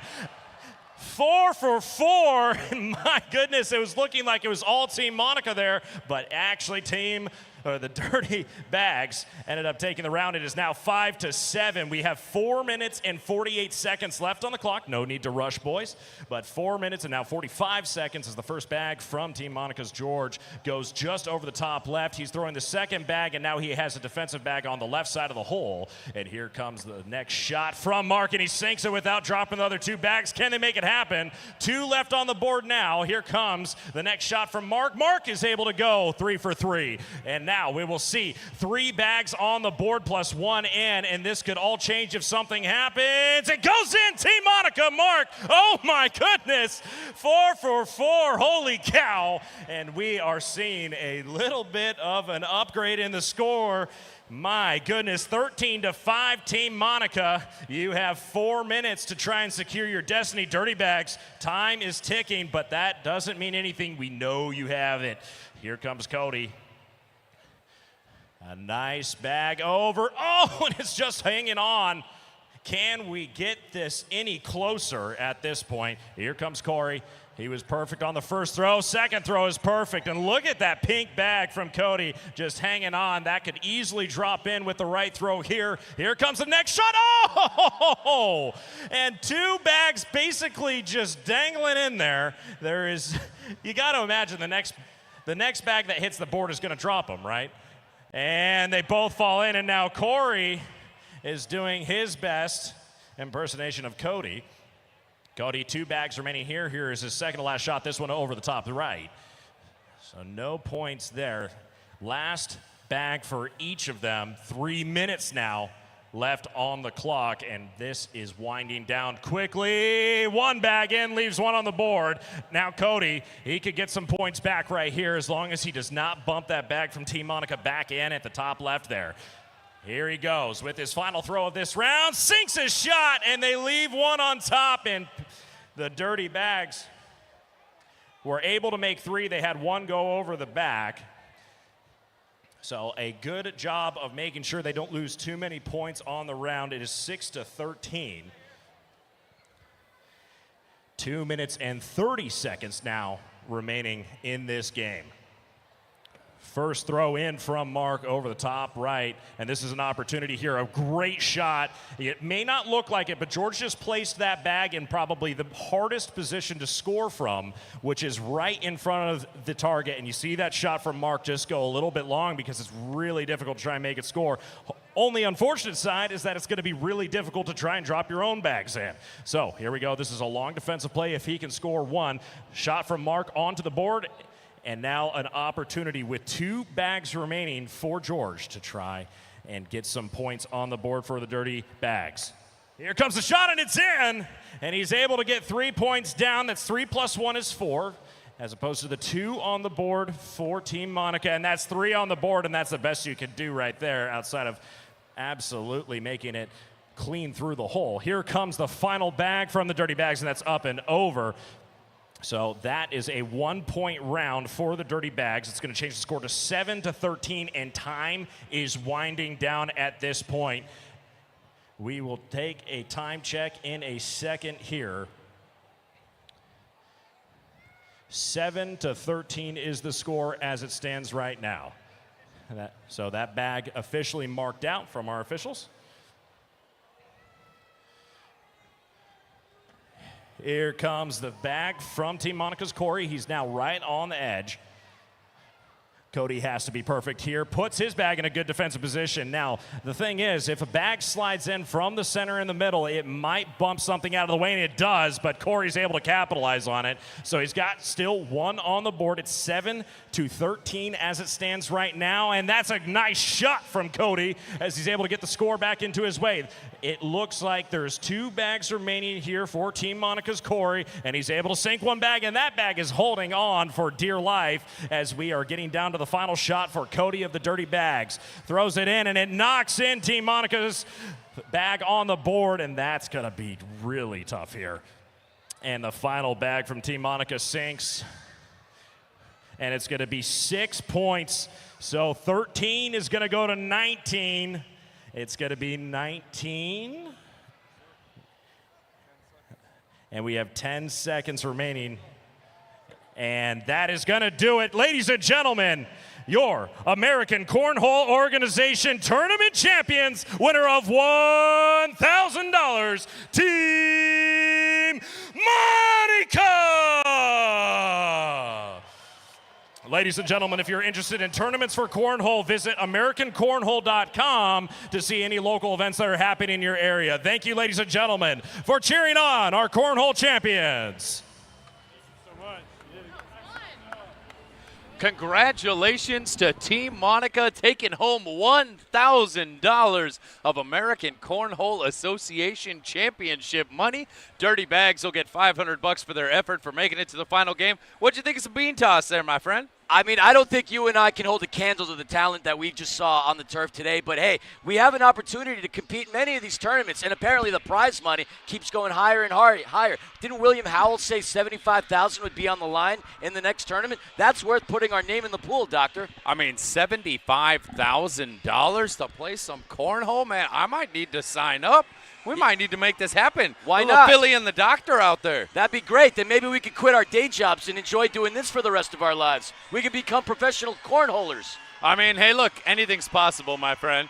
We've got a beautiful Mark Christopher scooter out there. I want to give a shout to Turbo Power Sports, bringing the official wheels of one Striker, the mascot of the Empire Strikers. Looks like Zach Reggett's about to steal his wheels out there, though. He's got to be careful. Well, he certainly stole Ivan Terry Munoz's heart on that Meg to tie the game going into the half.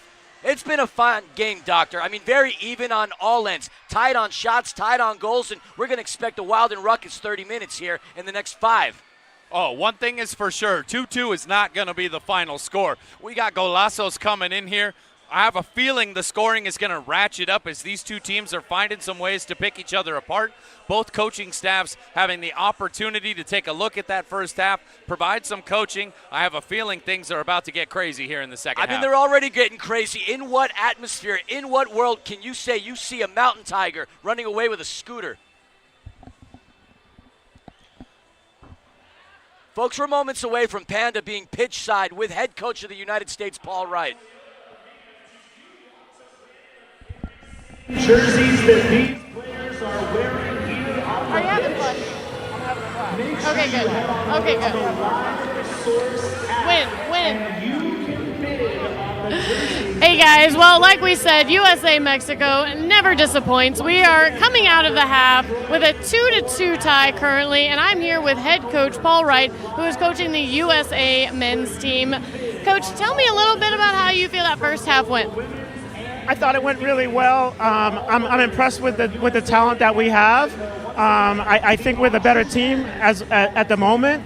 That second goal that we gave up was the carpet's fault, so it wasn't anything that we did. I'm impressed with our guys. We made some adjustments at halftime, and I think that we've got a lot more to go in the second half.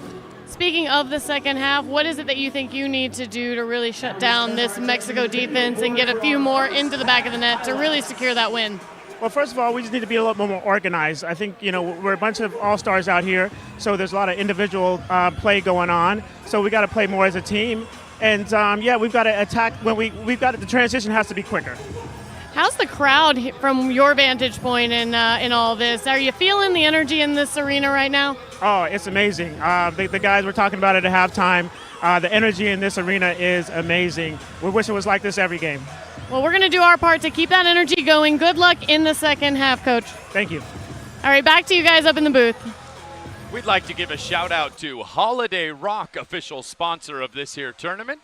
Holiday Rock started in 1937, has been a consultant presence in the Southern California construction market for over 80 years. One of the largest independent producers of aggregate ready-mix concrete and hot mix asphalt here in the United States. Shouts to our friends at Holiday Rock. Nothing but love Holiday Rock. We love our sponsors here in Toyota Arena, and we're loving the action that we're seeing down on the turf. As I said earlier, this game has been evenly played. The score is 2-2. But if we look at the shots taken in the first quarter, 2 shots taken by both U.S. and Mexico. In the second quarter, 4 shots taken by the U.S. and 4 shots taken by Mexico. It has been dead even in this matchup. If you are head coach Everardo Sanchez, what are you telling your team in the locker room right now? You know, that's a really good question, Philly. I would say be a little quicker on your transition defense. There were quite a few times there in which Team USA was unable to get back. If you're Team Mexico, it's absolutely the opposite. You have to take advantage of those transition moments. Mexico let a few goals go away by just not being clinical enough with that final shot. You're not wrong. Something head coach of the United States, Paul Wright, said earlier is he loves the energy and he's hoping to see this in the upcoming season. I have no doubts that we're going to see this in the upcoming season because the Major Arena Soccer League is growing in audience, in attendance, and we're so happy to be part of the greatest show on turf. Head over to maslsoccer.com, learn more about tickets and teams, and sign up to be part of the upcoming 23-24 season. As Philly loves to say, folks, it's the greatest show on turf. I want everybody who watches this to call this the greatest show on turf. And if you think you have what it takes to play well, maybe you could sign up for the 2023 MASL Pro Player Combine. All of that information available at maslsoccer.com. Yeah, it's going to be hosted by our friends up in Utica, New York, from October the 19th through the 22nd. If you think you have what it takes to play in the MASL, there is your chance. And the Combine has already produced some fantastic players. Look at Trevor Norman from the Dallas Sidekicks. He came out of the Combine, and he became a steady presence for the Sidekicks. And keep an eye out on Bryce Watson. He won the award at the Kings Cup tournament last week in order to participate in the Combine. I have a feeling he's going to be finding himself an MASL contract here pretty soon. A heck of a story. Very heartfelt what you said early on. And it looks like we have a goalkeeper change. For Team Mexico, Ivan Terry Munoz is out. And from what my notes tell me, it is Sarabia taking over in between the pipes. Shot attempt and that, and we got a goal by Mexico. Fantastic play. It is now 3-2. Doctor, walk us through the hows and the whys of that goal. Looks like Chris Toth is spilling a rebound here at the back post. Full outstretched save. Unfortunately, it takes a deflection off the defender coming through the box. Finds the wide open Mexican player at the back post. Tap in. Mexico claims the lead 3-2. And that was Jaime Romero with the goal. He did not play that often for Chihuahua. I think he only appeared in 6 games last season, Doctor. He was only a rookie, but that's going to boost his confidence going into this upcoming season as he puts his team up on the United States with 4 minutes and 13 left to go here in the third quarter. All about positioning. Be in the right place at the right time and let the ball find you. Zach Reggett, Meg Munoz late in the second quarter. Had that ball just a second ago. And again, a very cheeky chip from Nick Pereira to make that goal happen, and it's 3-2. Mexico responding very quickly to the United States. Reggett, Adrian Miller there to block it. Ortiz, over to Ramos. Ramos trying to get by Popper. An attempt, that gets kicked away. And scooped up by Sarabia. Oh, you can see Frank frustrated with himself for not being able to get on the end of that one. It's getting really loud here in Toyota Arena, Doctor. Having a tough time even hearing you. I feel like we're in Corner Sports Arena today. What? Exactly. Oh, man, if you ever get a chance to go down and see the Chihuahua Savage play at Corner Sports Arena, highly recommend a trip down to Distrito Uno in the heart of the Chihuahuense Desert. It's a beautiful place and a really fun arena. Your enunciation in Espanol is getting better and better every year, Doctor. Chumpy, over to Miller. Miller, who opened the scoring early on in the first quarter. Oh, it is getting loud. The crowd yelling for Mexico. You'd swear it was a home game for El Tri. El Tri indoor. Miller with Howard Miller. Miller on Miller. It's Miller time, baby. Sorry, Doc, I had to. I love it. I love it. No relation, by the way, folks. No. But both outstanding players. There is that relation. Good job. Correlation, perhaps. Valle. I believe that's Chumpy with it. Yep, number 8. Chumpy, the former Monterrey Flash player. Arturo Valle, headed out of danger by Vandergriff. Miller has it, with Miller defending. Miller Getting by Miller. Toe poked out by Miller. That's a mouthful in itself, Doctor. I'm impressed, Philly. Frank Tayu has it. USA with some numbers. Oh, Frank missed out on the opportunity to collect with Howard Miller Jr. And that's Ortiz kicking it out of play, and Ortiz is down. Lucky for Mexico, that was about a foot away from being a boarding blue card. Correct adjudication by our referees, just a common foul. Here comes USA. Pereira. Looking down on the crowd, we see a Where's Waldo USA jersey in the house. I need to get my hands on one of those, by the way. Pacheco. Over to Cisse. Cisse into Mendez.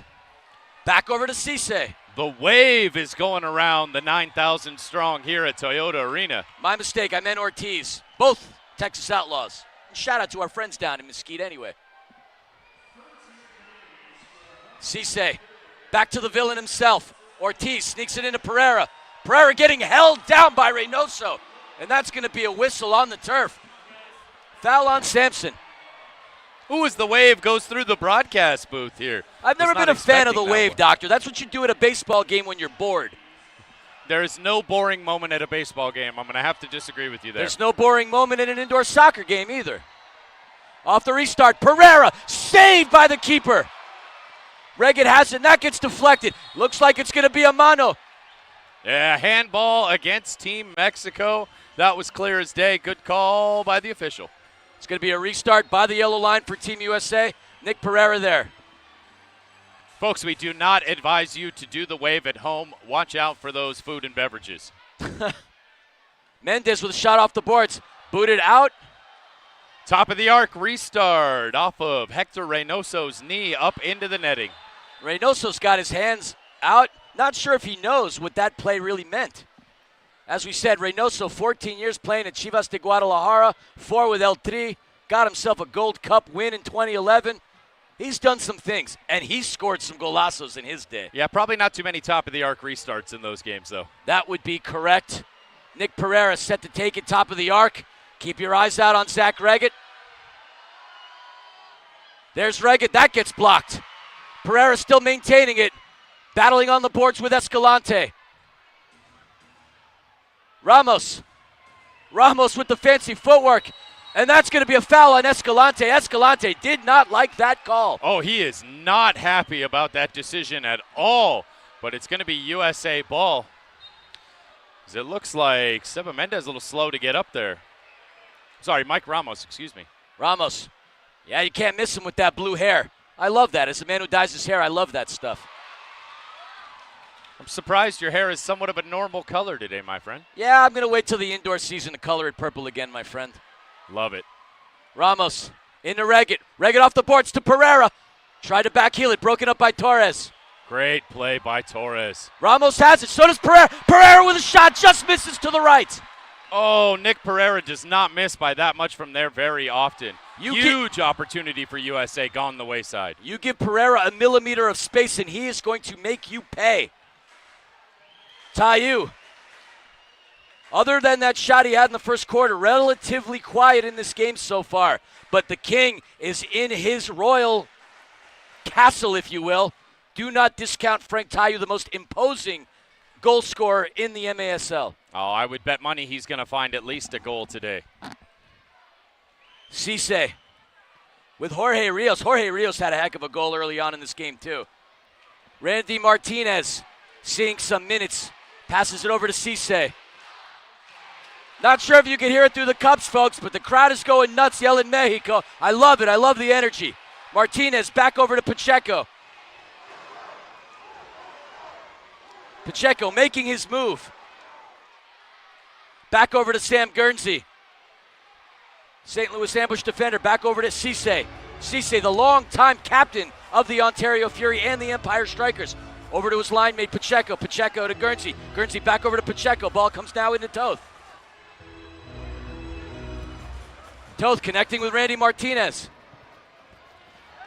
That ball gets taken away, and that's going to be a whistle against Mexico. Interesting that call came from diagonally all the way across the field there. The ref right on the play, not making it, but it certainly seemed to be the right call. Now, folks, I'm not sure what you can see, whether or not you see what we see on the Jumbotron, but we got word that the home opener for the Empire Strikers in Toyota Arena is going to be December 15th. So, yeah, we hope you see us and we hope you join us as indoor soccer is getting ready to go underway in the MASL. Toyota Arena, one of the absolute best venues in the Major Arena Soccer League. Come on out to beautiful Ontario, California, in the heart of the Inland Empire and catch some hot indoor action. Ortiz off of the boards to Tayu. Tayu allows that to go through. Whistle on. That looks like it's going to be a whistle on Randy Martinez, and that was a close call because Kike Cañas was off to the races and would have had a one-on-one with Chris Toth. Oh, Mexico is not happy that they were not allowed to play continuation on that one, as Kike Cañas was one-on-one with Toth there. Mexico set to restart. Regged fighting with Cañas. He still maintains possession over to Miller. Mexico getting over the midfield.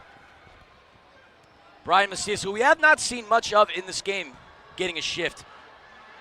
La Roca, Hugo Puentes has it into Macias, broken up by Howard Miller Jr. And there's Sebastian Mendez using the boards to get by Miller. He's got Tayu running. Mendez has it with Macias in front of him. He's going to chip it over to his teammate Ortiz. Ortiz with a shot deflected off of Miller. Adrian Miller, so smart, just knows what lane to be in. Vandergriff has it, broken up by Macias. Mexico's got some numbers if they can make the push. Puentes pulls it back over to Flaquito. And he's going to boot it back to Sarabia. Brian Macias smartly just taking some air out of the game. They know they got a one-goal lead. They don't need to be so front-footed that it gets them stretched out. And that shift sees the insert of Reynoso and Pope Hernandez into the game. Intercepted by Cisse. Cisse is going to wisely pass it back over to Toth. Pereira has it. With Chompi directly in front of him, over to Ramos. Ramos with Arturo Valle in his way. Ramos clearing some space. Ramos with a shot off of the plexi. Pereira has it, back over to Guernsey. Doctor, I'm sweating. I feel like I'm playing in this game right now. Oh, this is scintillating action right now. Nothing better than a close game with the minutes ticking down in indoor. Pereira over to Ramos. Ramos back to Cisse. I know they say warm air rises, but jeez, it's got to be hot up here in this booth. Nice meg from Pereira. Cisse with a shot. And that ball's going to bounce on over into the Mexico bench. Media timeout, Doctor. We got to read. What do we got? Folks, National Community Renaissance and the Hope Through Housing Foundation provide high-quality, affordable apartment homes and supportive services that inspire hope, present opportunity, generate prosperity, and empower individuals of all ages. Join us in transforming lives and communities at hopethroughhousing.org. Back in just a moment with the rest of the third quarter. Society has an obligation to help others when others are struggling. Families can become distressed because they lose their father. Now a mother's forced to raise their 3 children. How does she get a job? How does she create the means to take care of her kids? For nearly 30 years, National Core and Hope Through Housing have changed the lives of hundreds of thousands of individuals, providing housing, offering hope, transforming communities. National Core and Hope Through Housing, building the future of community.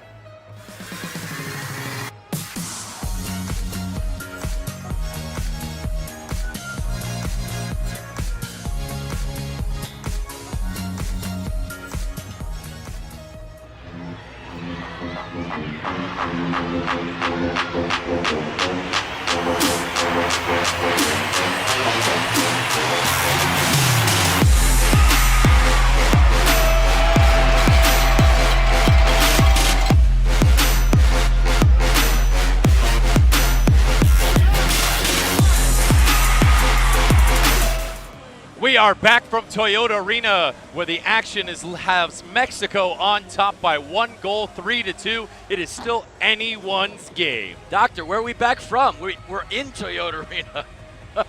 We are back from commercial, my friend. Welcome to the world of broadcasting. I'm just having fun. How could you not be having fun?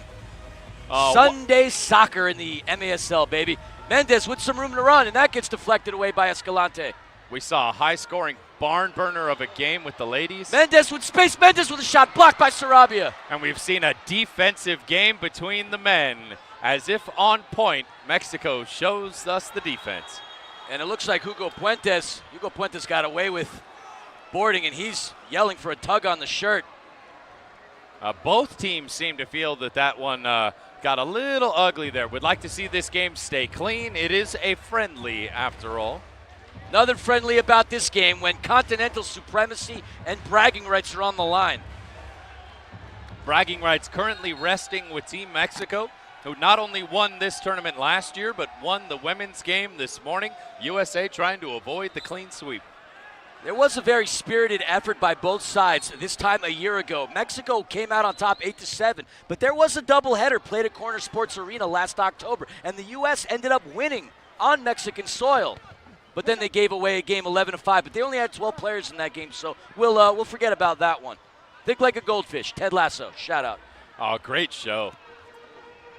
Valle getting past the midfield over to Popet Hernandez. Hernandez up over to Chumpy. Monterrey Flash player creating some space, trying to get by Guernsey, but that gets deflected off of Mendez.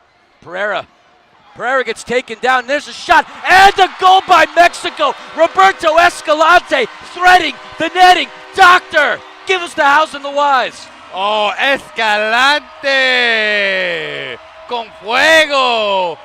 Pereira claiming he got taken down. Escalante and the ref having nothing to do with it as that one beats toes wide to his right, picks the far post. Mexico doubles their lead 4-2.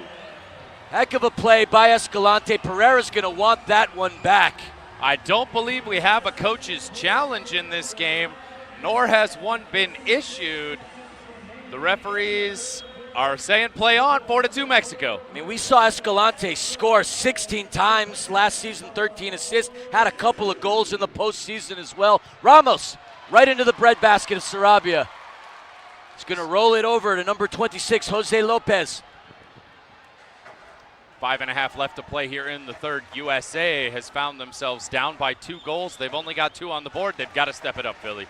They got to step it up indeed, but look, a 2-goal lead in indoor soccer really isn't that big of a lead. Heck, not even a 4 or 5-goal lead in this game is enough. And there's still plenty of time for the USA to strike back. Arguably the most precarious lead in indoor soccer, that 2-goal lead, as you can be lulled into a sense of complacency, and there's certainly the firepower on Team USA to fight their way back. Ooh, precarious. Put that on your USA-Mexico bingo card, Doctor. Out over to Miller. There's nearly that Miller on Miller again. Starting to hear some USA chants down in the crowd. Haven't heard much of that in this game. The fan base here fairly dominated by the color green. There's a lot of red out there. We'll consider those the neutrals today, perhaps. Shot off the board. Broken up by Ramos. Certainly a fair share of the red, white, and blue as well, too, of the United States. I can say a lot of other teams' kits as well, too, here. I'm seeing lots of Galaxy, LAFC, a spattering of European and Mexican teams as well, too. Yeah, seeing some Chivas de Guadalajara, of course. They're coming in here to see the legendary Hector Reynoso taking the turf for Team Mexico. He's got some Rapunzelian locks himself. Shout out to our good friend Danny Waltman, by the way. Oh, Tacoma Stars, you know I'm talking about you. Mendez over to Vandergriff. Vandergriff to Ortiz. Ortiz looking to connect with Pereira. Backheels it to Reggett. Reggett to Mendez. He slips over on the turf. Broken up by Torres. Mexico running. Reggett needed to shoot that one. Pareja over to Macias. Back over to Jorge Rios. Taken away by Ramos. Close call for the USA, averting a crisis. I think at both ends of the field, players just getting a little too cheeky. All right, time has come to put the ball on net. All right, second half of the game. Let's see some shots. I said Ramos. I mean Ortiz. I got to go to the optometrist, doctor. These contacts are playing games on me. If you would like to sponsor the Empire Strikers broadcast with some LASIK surgery, an opportunity in the works here. Pereira with a shot. Nick Pereira fighting the back of the net, bringing the U.S. into the game, 4-3. Doctor! Give us the news. Oh, a brace for the man built like a brick house, Nick Pereira. He is inevitable, as they like to say. Nick Pereira, what a beautiful move. Back to goal. Is there anyone better in the history of this game? I'll take Nick Pereira as my target forward any day of the week. Last season's MVP, he did that on 33 occasions, Doctor. Oh, you knew it. You just knew based on the form he showed us last week that he was going to have a stamp on this game. I would not put a hat trick out of question for Nick Pereira. We saw a hat trick earlier in the girls' game, courtesy of Angie Morales. In fact, a hat trick +1. Oh, the golden sombrero. Is that really what they call it? Well, that's what I'm calling it. Fair enough. I'll take it. I mean, especially when it's for Team Mexico. Battle between Cañas and Cisse. Oh, we saw that turf go up a little bit. Cisse over to Randy Martinez. Randy Martinez sticking with it over to Cisse. Oh, great play by Martinez against the boards. Hernandez. Guernsey kicks it out of danger. And that's going to be Reynoso heading it over to Randy. Martinez over to Cisse. Cisse to Pacheco. Facing pressure by Chumpy. Back over to Toth. 2 minutes and 28 seconds left to go here in the third quarter. Ball comes into Randy Martinez. Randy's got Tayu open. Tayu with Sampson on him. Tayu getting by Sampson. Oh, that was handled outside of the box. Clear as day. Clear as day. Handled outside of the box. That has got to be a blue card. And Frank's not happy. Not sure what the call on the turf is right now. It has got to be a blue card. Let's go check out the replay. Got to be a blue card. Let's take a look at the replay here. Yeah, that's outside the box. Ooh, some conversation going on here. It's still going to be a good opportunity for Team USA. Let's take a look one more time at the replay here. Frank shuffles, comes in. That ball comes up, and that is handled outside the box, clear as day. Clear as day, handball outside of the box. I mean, look, I was arguing that I needed to visit my optometrist, but I clearly saw that clear as day. That has got to be a penalty shootout, and a blue card, and the blue card has been shown. Smurf sighting here at Toyota Arena. USA on the power play, looking for the equalizer. Smurf Village is open for business, and if you have no idea what in the heck we're talking about, folks, a Smurf is what we like to lovingly refer to as a blue card. Doctor, explain the blue card and the power play to our viewers at home. Well, it's called a Smurf because it's small and it's blue. I think that's pretty self-explanatory right there. But a blue card, just like in the game of hockey, means Team Mexico will be playing down a man for the next 2 minutes unless the Empire Striker star, Frank Tayu, representing Team USA, can convert this penalty opportunity. Frank Tayu getting ready to etch his name into this game. Can the King wield his mighty scepter to tie the game for the USA? Shootout incoming. Frank Tayu on the ball. Waiting for the official to blow his whistle. It is Frank. It is the keeper for Mexico. And it is getting deafening here in Toyota Arena. Tayu with some space. Tayu scores. The King wields his mighty scepter, equalizing the match for Team USA. Doctor, give us the news. Oh, Frank Tayu hit that one straight to San Diego. It goes right through the back of the net and up into the customers. We've got ourselves a tie game and a brand new ball game, Philly. You can't prevent the King from scoring golazos here in his castle. You give that man space, he will punish you, as he has done time and time again. 4-4 here in Toyota Arena. And joining us today, joining us right now, the legendary indoor player and now commissioner of the Major Arena Soccer League, Mr. Keith Tozer in the house. I mean, in the middle of September, what a high-level game. This is really some impressive stuff. I've been sitting down there with Jeff Perm, the owner of Empire, and I told him, it's like not even the middle of September, and to see this level of indoor soccer, and of course, whenever USA plays Mexico in anything, then you know the game is going to get raised. But wow, great crowd, great building. The women's game was fantastic. it's been a great day for indoor soccer here. I mean, we saw 19 goals scored by the women, and look, as a coach, from what you saw, none of those girls really had any experience playing indoor. But to find the back of the net on 19 occasions between both sides, that's pretty impressive. It was very impressive. And you know, watching the Women's World Cup recently, and you guys watched all the games, the level of the women playing in the world is really fantastic.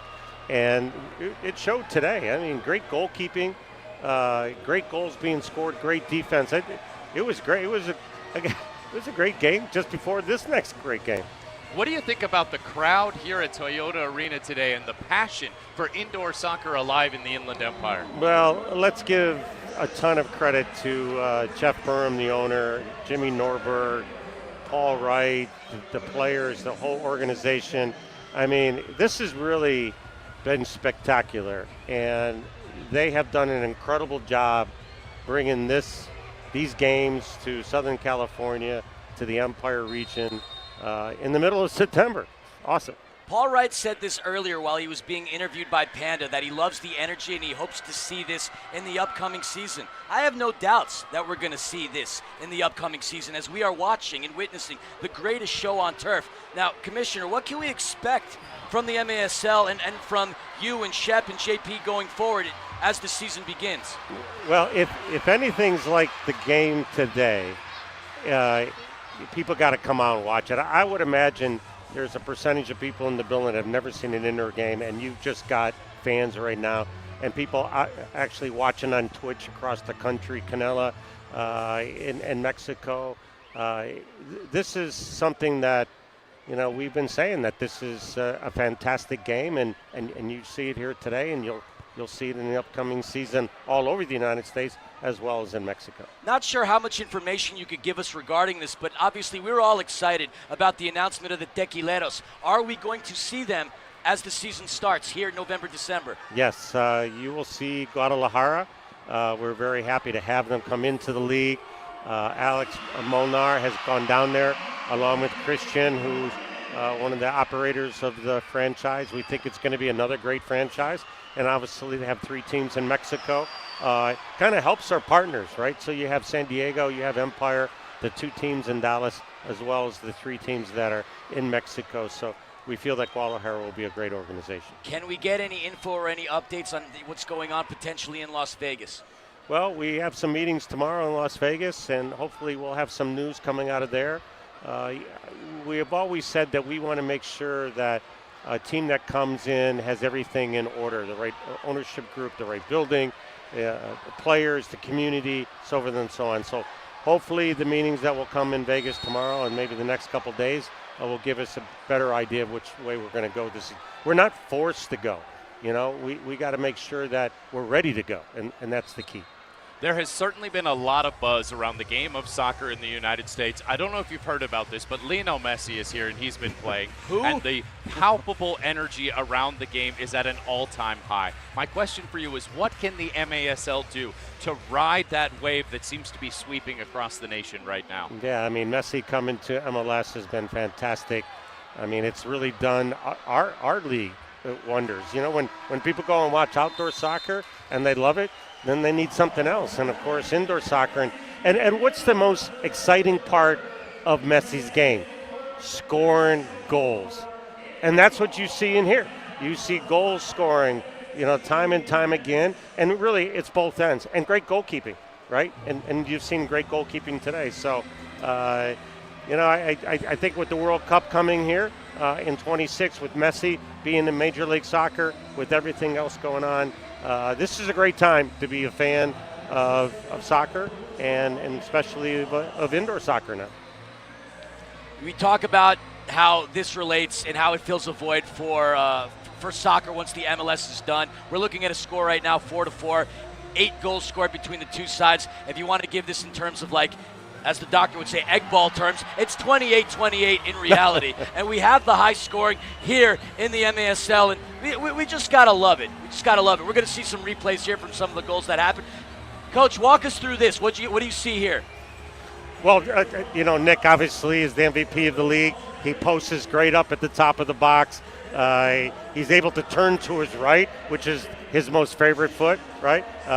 And this is his second goal. And by the way, the new Empire player, Howard Miller, goes down with the rib injury and gets an assist on Nick's first goal. So fantastic. We see the replay here. Frank Tayu getting the open look, scoring it past the keeper from Mexico. I mean, did you expect anything less than a tie game going into the fourth quarter? I think it's fantastic. I mean, by the way, shootouts are not easy. Frank took that great.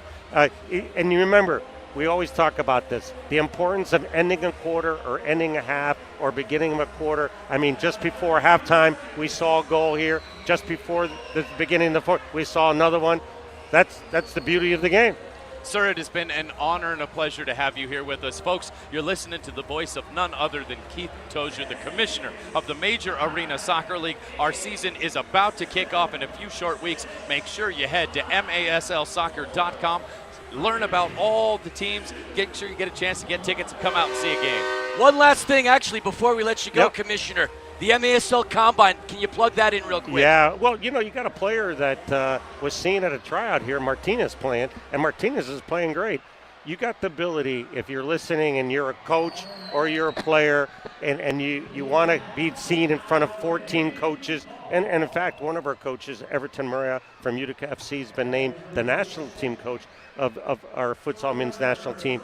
October 19th through the 22nd in Utica is our player combine. Go to everybody knows that already, maslsoccer.com if you're a player, and sign up for it. Every coach in the league will see you there. There's training, there's games, and there's the draft on Sunday. Kind of like the NFL scouting thing, right? But we have the draft right after where they don't. So please, this is the future. It's another avenue of soccer in our country, the MASL. A legend of the game, Keith Tozier, joining us here. It's been an honor to have you here, sir. Guys, it's a pleasure being up here. We all love the job that you do here with the Empire Strikers and also all these other games. So it's great to be here. Great to have you. Hardest working man in indoor soccer. Enjoy your trip to Vegas, by the way. Thanks. Well, we'll throw that in Rob's lap, but keep your fingers crossed.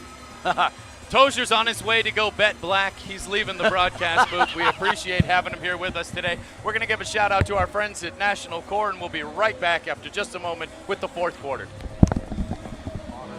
Society has an obligation to help others when others are struggling. Families can become distressed because they lose their father. Now a mother's forced to raise their 3 children. How does she get a job? How does she create the means to take care of her kids? For nearly 30 years, National Core and Hope Through Housing have changed the lives of hundreds of thousands of individuals, providing housing, offering hope, transforming communities. National Core and Hope Through Housing, building the future of community.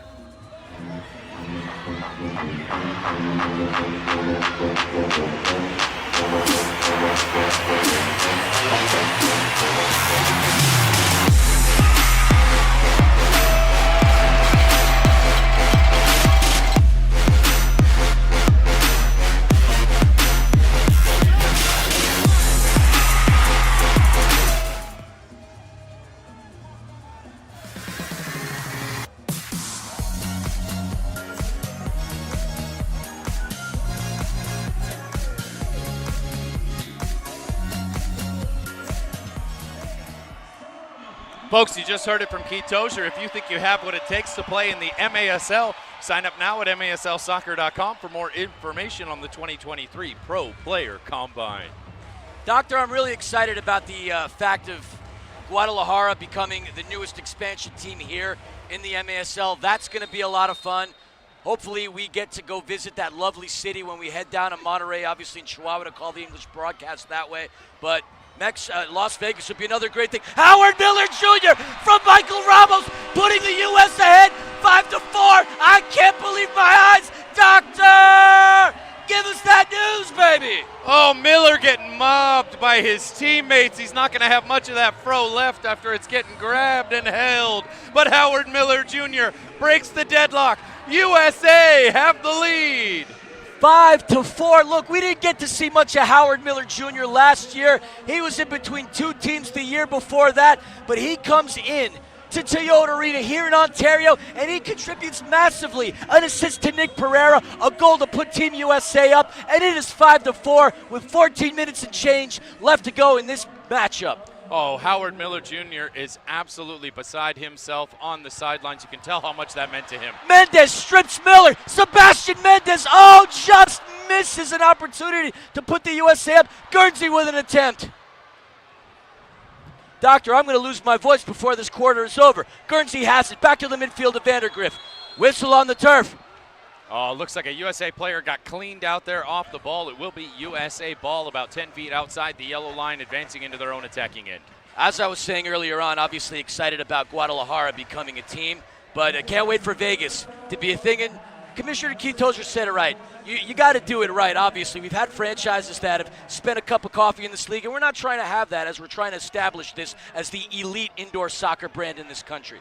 Obviously, we do have some sad news that unfortunately the Florida Tropics will be sitting out the next season. It is our sincere hopes that they rejoin us next year and we get to see the great indoor game back in the great state of Florida. Absolutely, but much to the joy of Milwaukee Wave fans and Kansas City Comets fans, we have a lot of those players playing in the Midwest. Mexico on that counter. Ortiz doing a good job preventing Mexico from getting a run.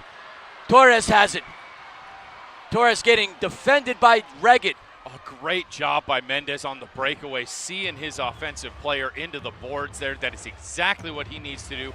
Flawless execution. For all you coaches at home, mark that video. That's how you defend in the Major Arena Soccer League. Keep your eyes out on Hector Reynoso. I feel like Sampson's got some magic to contribute to this game. Battling with Nick Pereira. Reynoso gets stripped by Reggett, and that's going to be a whistle. USA ball. Reynoso getting called for hands there on Reggett. It will be USA ball at the feet of Ortiz.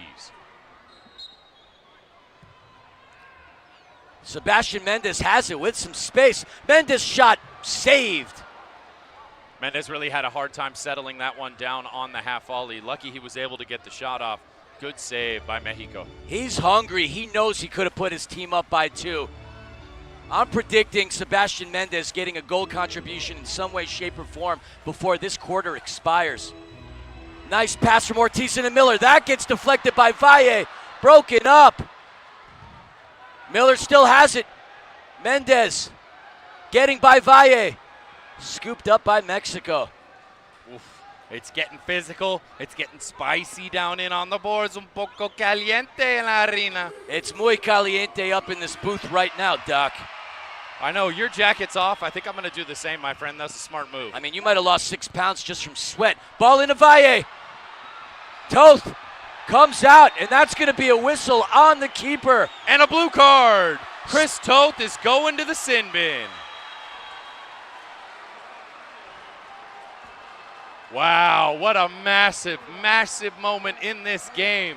Chris Toth heading to the sin bin for 2 minutes. Looks like Brian Orozco, the backup keeper, is going to check into the game as Chris Toth heads into the sin bin. Orozco, third-string keeper for the United States, but here's a young man, up and coming, did his U17 for one of Guatemala's most historic clubs in Comunicaciones, represented the national team for Guatemala on the futsal side. He's about to take an attempt by, it looks like, Torres, Edgar Gonzalez. Brian Orozco is cold. Can he make the stop, preventing Mexico from tying this game? The energy, the anticipation, the excitement, it's all here, baby. Indoor soccer, here we go. Brian Orozco played for the Empire Jets last season in the M2. He's stepping into a massive moment, a chance to keep USA up by 1. Mexico, a massive moment to try and deadlock this game. Will we see yet another conversion, or will a massive save dictate the rest of this Torres game? and Orozco. Torres with a shot, and Torres scores the goal, fighting the back of the net. A beautiful goal by number 20, Edgar Gonzalez. Doctor, walk us through that play. Gonzalez golazo. Absolutely nothing Brian Orozco could do about that one. Piece of cake into the back of the net. Toth exits the box. Orozco heads back to the bench, and we have a brand new ball game. Fourth quarter, 5-5, Toyota Arena. 12 minutes and 15 ticks left to go in this game. One would argue that Toth did make the tactical foul, but that led to a goal one way or another. Now, I would assume that we're doing MASL rules. If this game does end in regulation, I would assume that we would be to expect an overtime golden goal scenario, and if that doesn't go anywhere, a shootout. Folks, the next 12 minutes of play are undoubtedly going to end with some goals. So hopefully, as that ball goes straight out of play from the defensive end, a big mistake by Team USA, but nonetheless, there are more goals to come. Goals are going to come, that's for sure, because in indoor soccer, we don't have any ties. Well, someone is definitely going home with that beautiful trophy today. We've already seen one handed out. I have absolutely no idea who is the front runner right now for MVP in this game. It has been a Johnny All-Squad performance from both sides. Perhaps Nick Pereira with the brace is leading at the moment, but there is certainly plenty of time left to go. I mean, yeah, plenty of time to go, but I'd argue Howard Miller deserves some recognition as well, getting an assist and a goal on the game. Pacheco to Pereira. Pereira, we got a goal! What a brilliant pass by Nick Pereira to Sebastian Mendes. I called it. I knew he was going to get his way into this game. Doctor! USA 6-5. Give us the news. Oh, the bad boys of barbecue. The stars are bright late at night. Deep in the heart of Texas. The Texas Outlaw Star finds the back of the net, puts Team USA on top 6-5. I mean, that pass by Nick Pereira, so unselfish, and you got to credit the flexibility of Sebastian Mendes. He's smiling in that cheeky fashion. Almost missed it, but he redeemed himself after missing that wide open net moments prior to that attempt. Oh, whether they're the Texas Outlaws or the Mesquite Outlaws, a yellow rose by any name, just as sweet.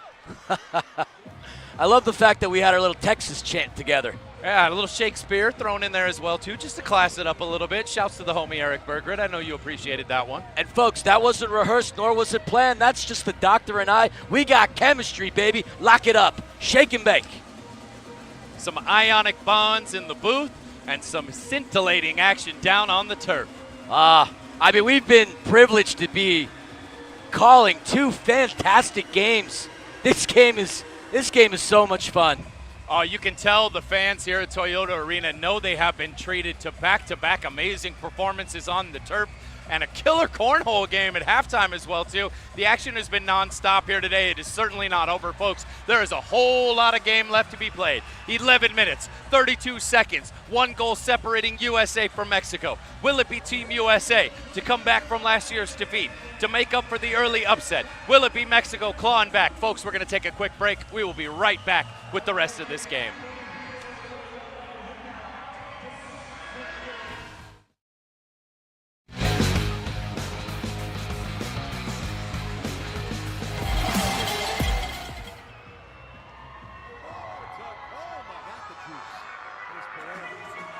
On the counter, shot, score! Gordon Gerson ties this game. Tony Walls works it out of the zone. Up to the 15. Got the early shot. Played. But a header. Tony Walls works it out.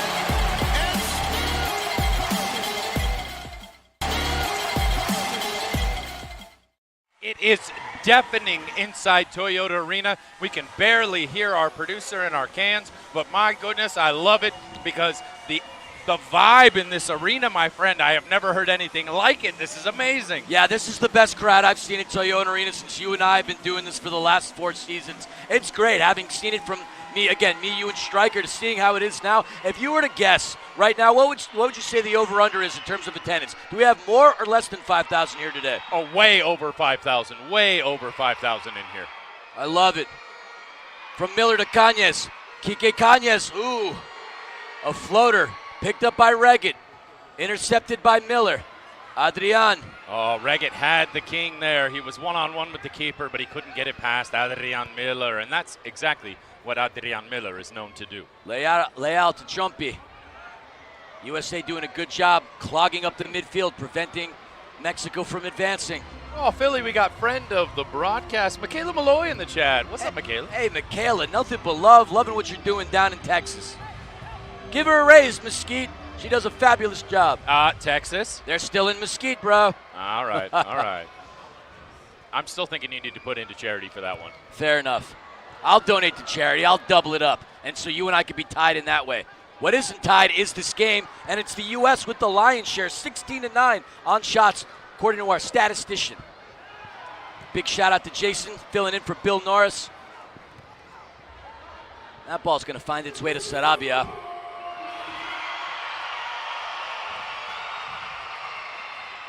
Regan and Tayu to the bench. Pereira and Pacheco in. That is not the man that the U.S. wants to see on goal. That is Pareja, headed out by Guernsey. Mexico has it, shot blocked by Pacheco.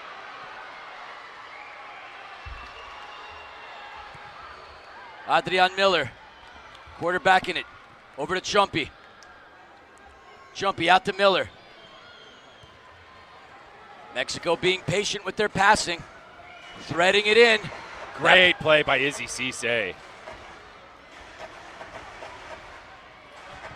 Deflected. Pereira has it. Pereira, put his defender on skates, over to Ramos. Nick Pereira, the patience, the ball handling, the passing, the scoring. What can't this man do? I mean, frankly, the strength right there to see his defender off as well, too. I mean, an arena needs to get him to sing the Star-Spangled Banner. That would really prove that he's a Swiss Army man. 2 assists and 2 goals on the day for the big man. Oh, if that's the case, then yeah, he's your clear front runner for MVP. Oh, foul on Reynoso. Reynoso does not like that, but you can't get handsy on that play. Nick Pereira abusing Sampson as much as he can. Who's taking this ball? You got Frank Tayu, you got Nick Pereira. And folks, if you want to get a chance to go home with one of these jerseys from today, you can head on over to the Live Source app and get a chance to bid on one of these beautiful game-used jerseys. I love these Mexico kits. USA paying homage to the Waldo kits with theirs as well, too. Pereira off the boards to Frank. That ball gets stripped away. The amount of goals that have been scored by Frank and by Pereira staggering. 38 goals last season by Frank, 33 by Pereira. It's a lot of goals between those two gentlemen. Backheeled it, Regan trying to find Tayu. Oh, that's a tough foul. Reggett puts his man into the boards. Mexico ball. 8 minutes and 54 seconds left to go in this game. Score as it stands, 6-5, USA on top. That assuredly will not be the final score. Not the way these two teams have been playing. Ooh, Regan nearly gets the slide tackle on that. 3-line pass called against Team Mexico. It'll be a top of the zone restart for Team USA and a big opportunity to double up the lead.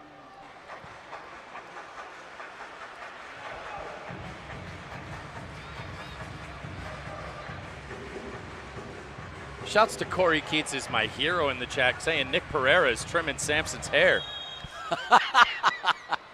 Pereira, that ball gets blocked. I met Corey Keats as my hero when we went over to Tacoma.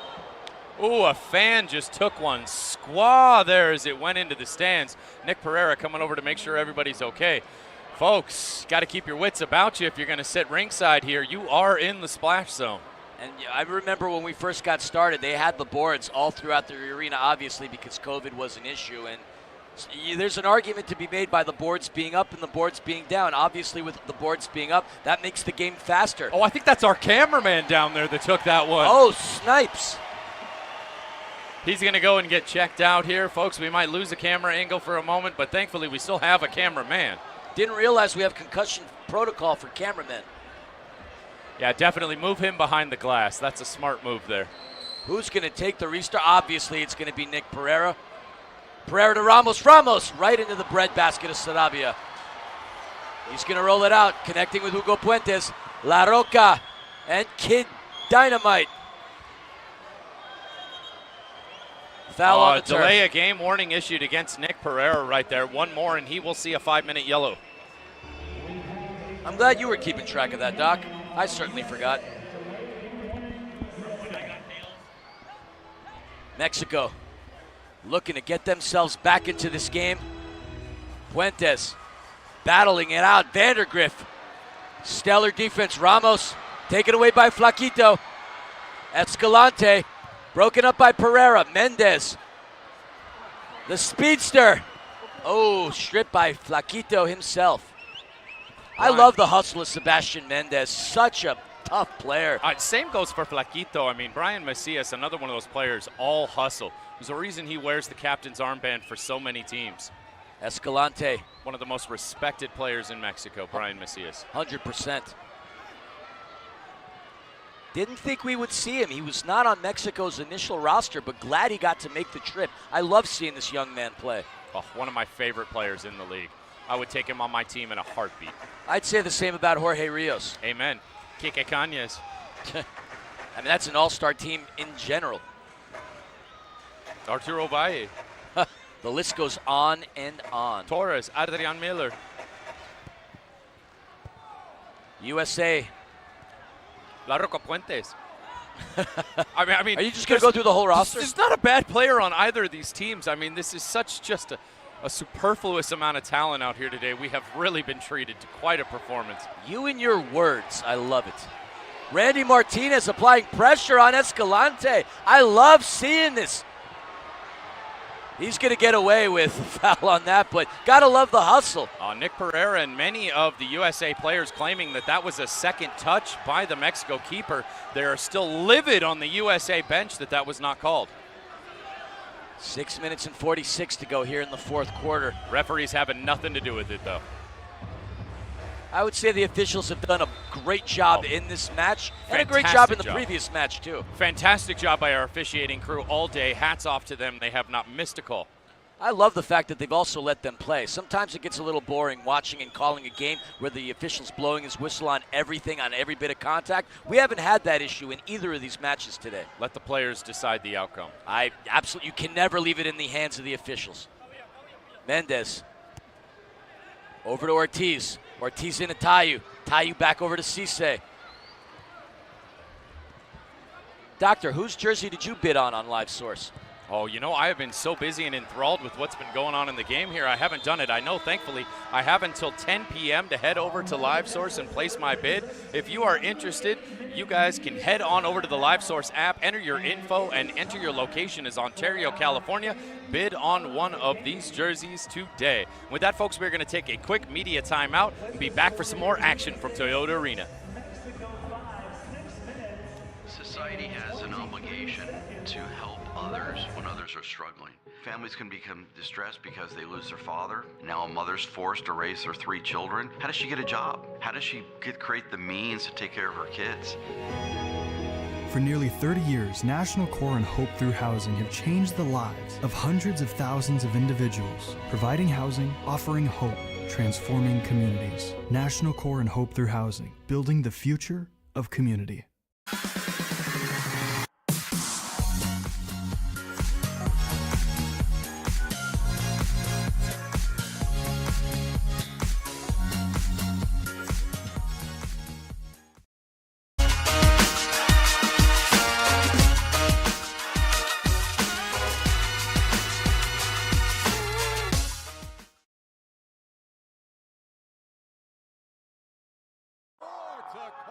Got the juice. Here's Pereira. On the counter. Shot. Score! Gordon Gerson ties this game. Tony Walls works it out of the zone. Up to the 15. Got the early shot. Hey! But ahead of Tony Walls works it out.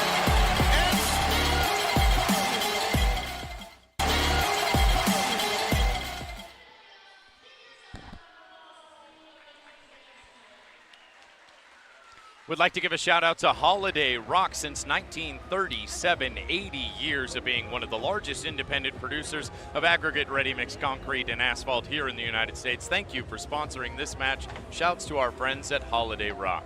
We love our sponsors, National Core as well. We got Larson in the house, MGR. Mark Christopher Chevrolet, of course, one of our key sponsors here as well today, too. Hey, fans. Hey, fans. And of course, National Core and the Hope Through Housing Foundation So many great people coming together to help bring this production alive for all of you. Please give them your patronage as they love indoor as much as you. Mexico. Nice move getting free past Jesus Pacheco. Believe that is Rios. Rios kicking it back over to Miller. The old referee screen there almost had him in on goal. Miller to Valle, being pressured by the King. Sarabia is going to kick it down low, trying to find Torres. That whistle, that foul, and Torres is not happy with the call. Oh, he's got to be careful there. I want to stand corrected, folks. You have to enter the location of Rancho Cucamonga into the Live Source app, not Ontario. My apologies. Crowd not liking that call as the United States gets it on the restart. Cisse in over to Ortiz, back out to Toth. Mexico fans never known to be big fans of refereeing decisions that go against them. Ramos creating space into Regan. Back to Ramos. Ramos deflected. Gotta credit the Mexican defense there. That assuredly was the 7th. You'd have to question the decision by Ramos. He did have Frank Tayu open to the right. That could have been the 7th, but either way, hats off to the Mexican defense. It's going to be a corner kick restart for Team USA. Shooter's going to shoot. Tayu was wide open at the back post. Pereira. Oh, a powerful shot by Mendez. Just wide left. No one able to get on the other end of the wall a score attempt. I said Mendez. I apologize. That was Grable. No, that was Mendez. Never mind. Jesus. You were right the first time, Philly. Trust your gut initially. Off the boards. Ramos into Pereira. Pereira. Fancy footwork. In. Shot. Into the netting by Ortiz. Oh, that one just kicked up a little on the turf. Took his eyes off the ball. The villain himself would love to etch his name into this scoring story. Less than 5 minutes to go here in the 4th quarter. Can Mexico equalize? Can the United States win this game? Haven't seen a win here in Toyota Arena by Team USA in a while, Doctor. Keep an eye on Mexico's keeper. One thing this team is known to do is bring up their keepers and employ them as the 6th attacker. No need to go to the bench. The keepers in Mexico are more than capable of stepping forward, and frankly, so is Chris Toth. Pacheco out to Pereira. Vandergriff is wide open. Chumpy coming back. Vandergriff with a shot, just misses. Oh, Cheese would have been smiling ear to ear if he put that one in the back of the net. Oh, he's definitely not happy with himself as he heads back to his defensive responsibilities. So close for Cheese. Chumpy to Pareja. Jorge Rios to Adrian Miller.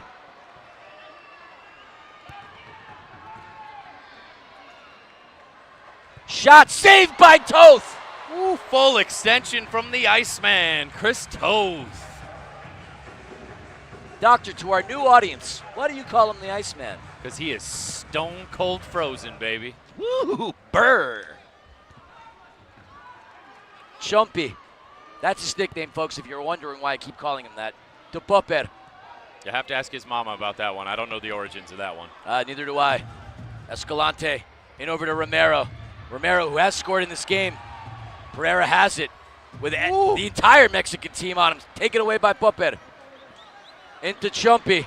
Mexico with some numbers. Chumpy with a shot saved by Toth.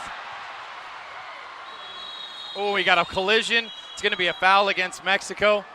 And a blue card. Smurf Village is open for business. Gargamel is dishing out that Smurf, baby. Chompy heading to the sin bin.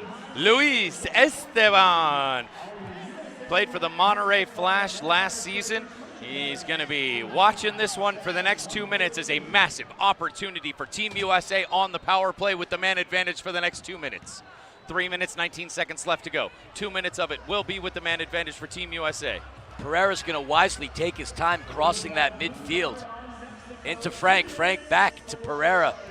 Pereira out to Mendez. The USA playing the man advantage. Ortiz back to Pereira.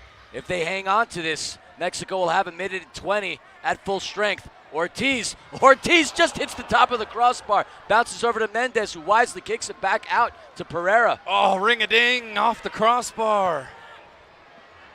Mendez back out to Pereira. Minute 20 left to go within this power play. Ortiz to Pereira. Reggett doing his best Jamie Tart, waving like crazy at the back post there.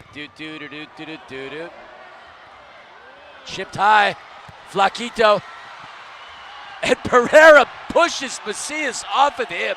The Mexican fans not liking that. Neither does Flaquito, as we have less than a minute to go in this power play.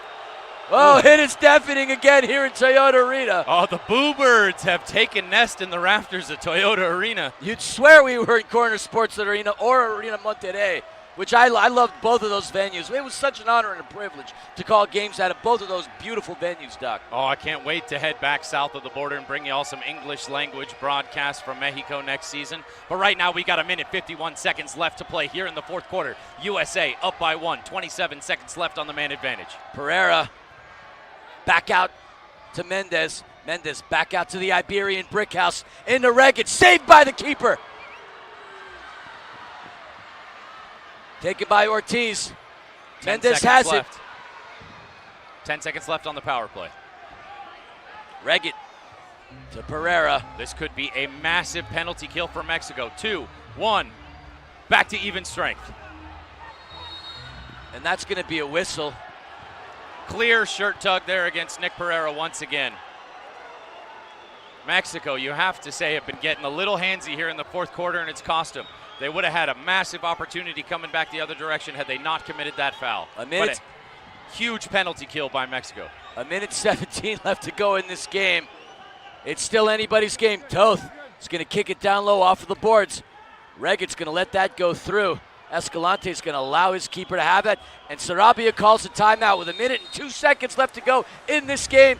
Doctor, if you are Camarón, the head coach Everardo Sanchez, what are you going to do? What are you going to draw up? What's going to happen? I mean, the Shrimp himself's got to get the Shrimp squad together and figure out exactly how they are going to probably employ the sixth attacker, I would assume, here for the next 1 minute of the game. USA is going to have to put in quite a defensive shift, basically a half power play kill. Oh, my goodness, Philly. Oh, we're going to take it out for a quick break here to National Core. We will be right back with you for the last minute of play in just a moment. Society has an obligation to help others when others are struggling. Families can become distressed because they lose their father. Now a mother's forced to raise their 3 children. How does she get a job? How does she create the means to take care of her kids? For nearly 30 years, National Core and Hope Through Housing have changed the lives of hundreds of thousands of individuals, providing housing, offering hope, transforming communities. National Core and Hope Through Housing, building the future of community.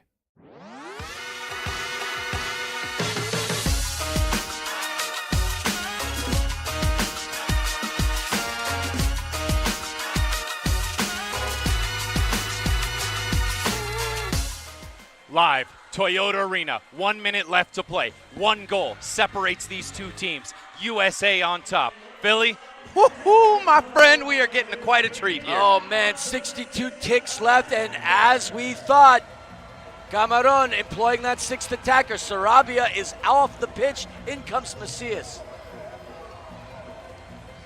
Well, folks, we apologize if we got the keeper from Mexico wrong. That's just what we have on our list. Thank you to Doctor, that's my eyes again. Claguipo? Yair Aguilar, thank you so much. Either way, he finds himself on the bench. Sixth attacker for Mexico. Hey, sometimes you win some, sometimes you lose some. I'm just reading what I got as far as the roster. I mean, as far as what was provided to us by Team Mexico, there is no Yair Aguilar on our list, but hey, we'll take it from the chat. And shouts to CLAGUIPL for bringing that in. Yeah. Sixth attacker employed for Mexico. Less than a minute to go. Flaquito. This Chihuahua Savage team was known for last-minute goals last season. Can the same players representing Mexico find that magic here today, Philly? We shall see. Pareja, Jorge Rios, with Mike Ramos pressuring him. There is no goalkeeper, FYI, sixth attacker. Oh, that bounced off of Ortiz, but Pareja doing a good job kicking it out of danger. Cisse heads it in. Popper. Oh, Cisse has it. Vandergrift's going to let that go to Toth, but now we have a whistle on the turf. Mexico's going to retain possession. 23 seconds left to go. Does this team have enough magic left in them to tie this game and go into overtime? We shall soon see.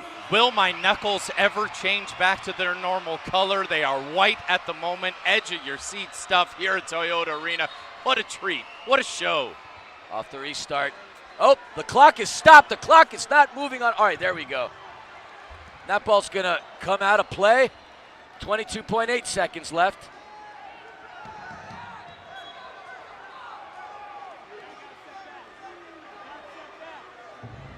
Mexico on the restart. Trying to see, I think that is Popet Hernandez. Cowboy trying to help get the setup. Oh, deflected off by Guernsey. Chipped high into the air. Torres heads it back over to Popper. Vandergriff heads it out. Less than 10 seconds. Flaquito has it. Flaquito with an attempt. 4 seconds. 3 seconds. 2 seconds. 1 second. And it's over, baby! No! What? No, we got a foul! We got a foul! We got a foul! 1 second left to play. Mexico on the restart from the corner. Are you kidding me? Folks, I'm sorry. I was feeling too froggy. I jumped off of one lily pad to another. We may still have another second to go. The drama continues. The referee's going over to the officials' table to transcribe what occurred. 1.5 seconds will be put on the clock. Delay of game issued to USA for running onto the pitch. 1.5 seconds from the restart. One shot opportunity left for Mexico. Can they find the equalizer? Oh my Lord. I feel like I've played the last 2 games right now. Ooh, and that spot for the foul gets moved way out from the boards. Oh, Nick Pereira and the rest of the USA team are not having it, and the ball does get moved back to the boards. We have a timeout called on the field. Oh my goodness. Oh my goodness, Philly. I'm having a blast. I don't know about you. Clearly I can hear it in your voice. Hopefully you hear it in mine. This is nuts. This is a lot of fun. Oh, Chris Toth is calming his team down, getting some composure, getting their head back in the game. This team has got to collect themselves. USA currently has 6 men and a keeper out, so somebody's got to head back to the bench. Looks like it is going to be Zach Reggett heading back. The sound is deafening in the arena. My goodness. What? What? I can't hear you. 1.5 seconds separates us from a regulation result. Can the U.S. hold on to this game? Or can Mexico have some magic and take this into overtime? We're moments away from the answer to that question. Oh, I want to thank each and every one of the fans that have been with us here on Twitch all day. You are the true heroes today. Shouts to everyone paying attention to this broadcast, all of our friends in the chat. 1.5 seconds. One chance for Team Mexico. Flaco Macias on the ball. Billy with the call. Escalante up top. Who's going to get it? Escalante blocked by Cisse, and that is it. That is the final whistle. The United's. Whoa, let's hold on a second. There's an injury down on the turf. Before we get really jovial here, we have to see what's going on. It does appear to be game over. Handshakes are happening. How fitting is it that Empire striker captain Izzy Cisse comes up with the big block in the final seconds to see USA to the victory. Jimmy Nordberg has entered the field with the trophy. USA claims the victory.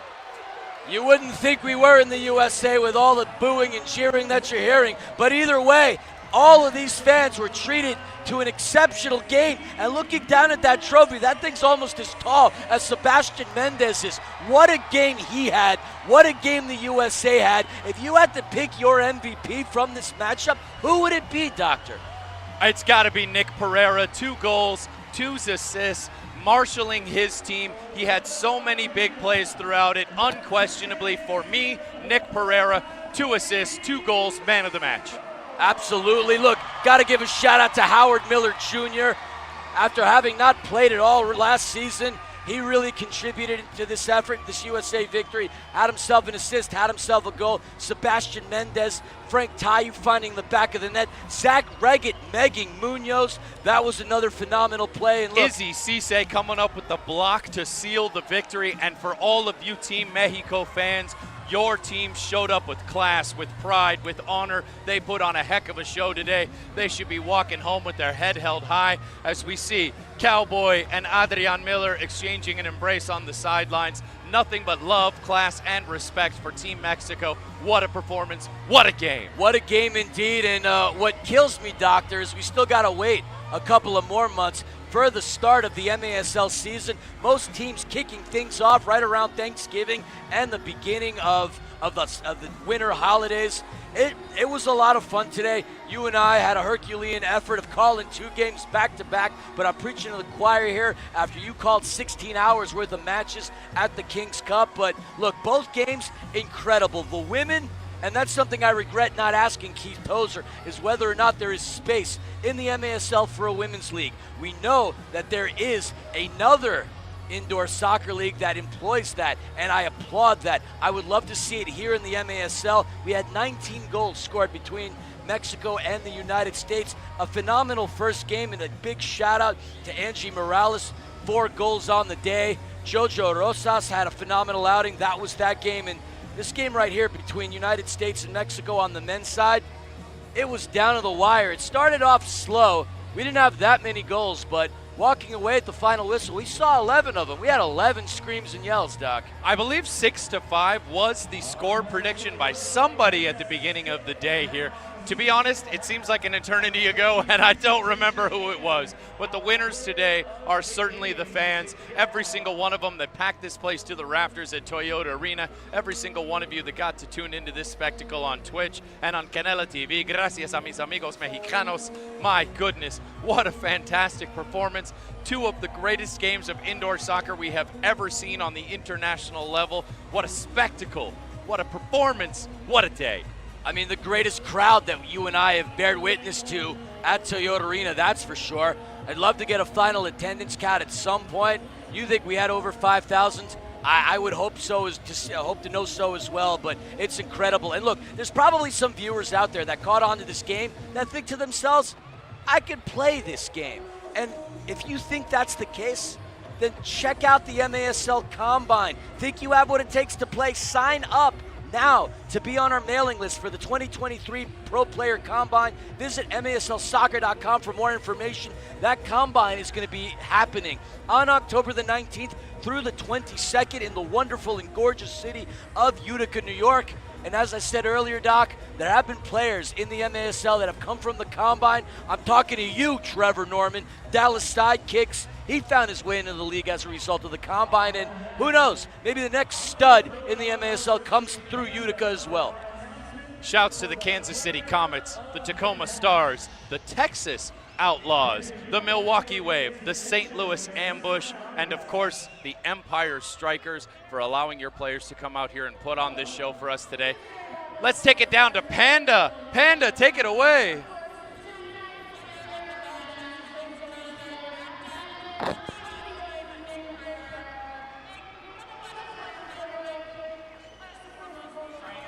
High intensity games. They never disappoint from an entertainment value. How did this one stack up to ones you've played in before? Yeah, it was awesome. I mean, the crowd was super into it. A little bit louder for Mexico than maybe for USA, but it was an amazing match and an environment was fantastic.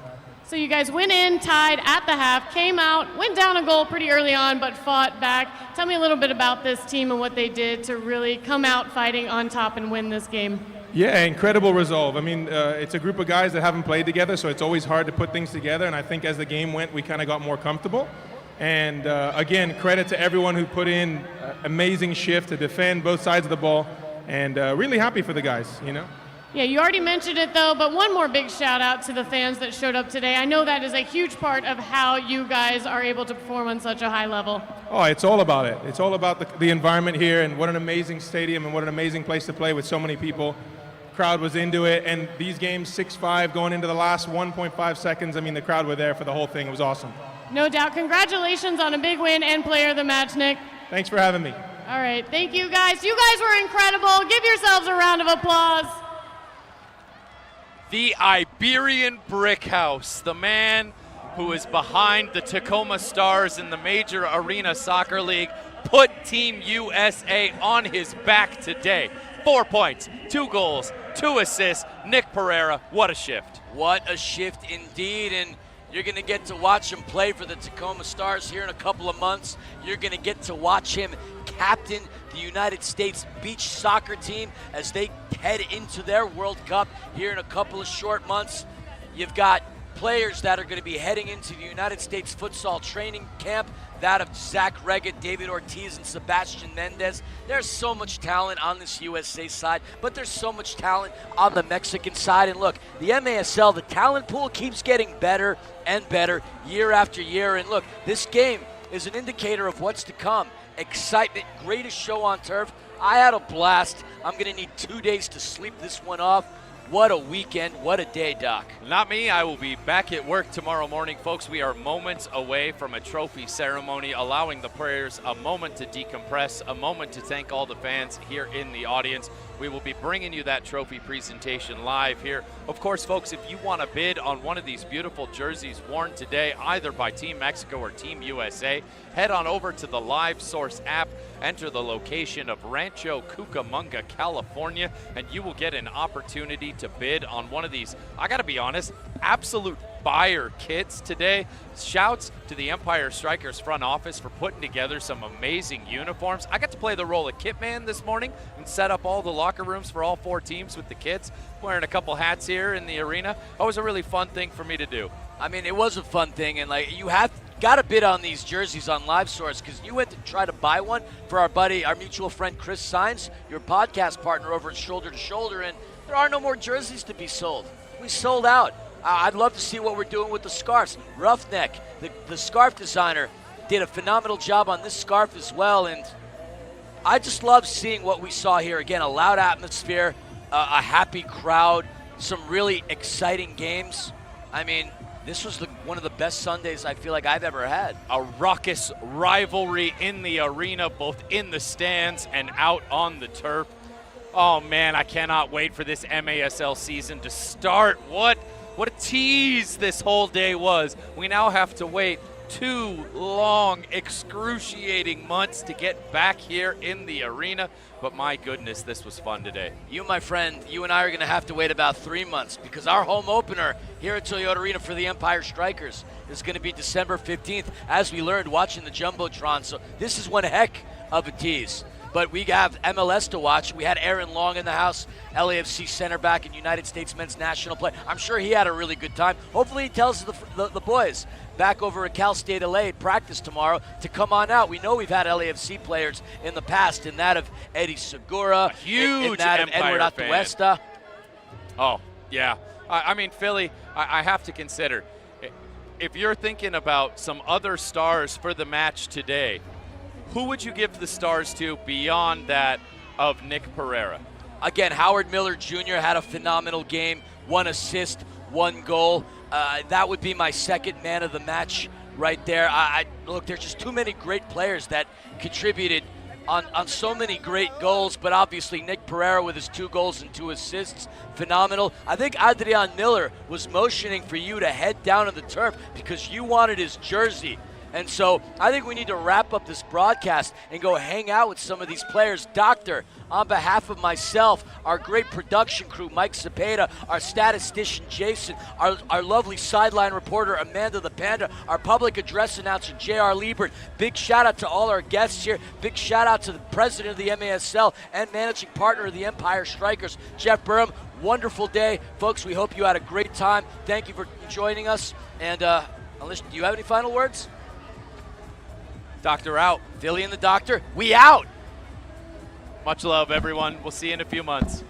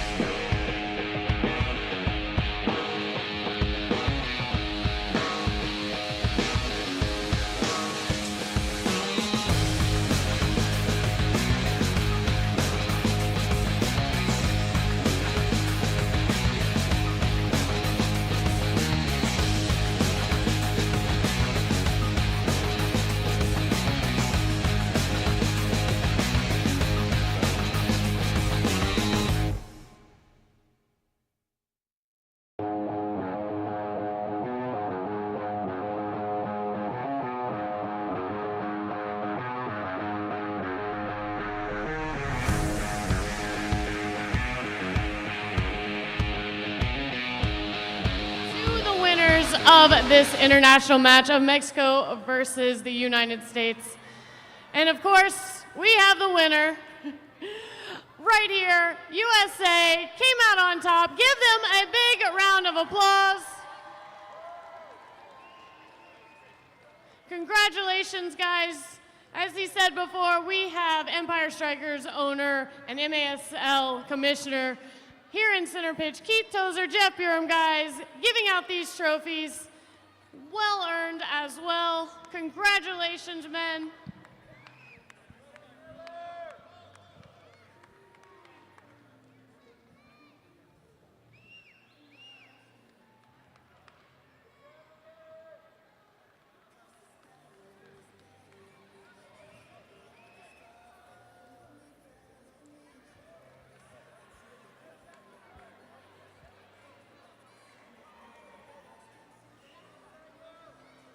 And of course, we have head coach Paul Wright leading the men's team to victory today.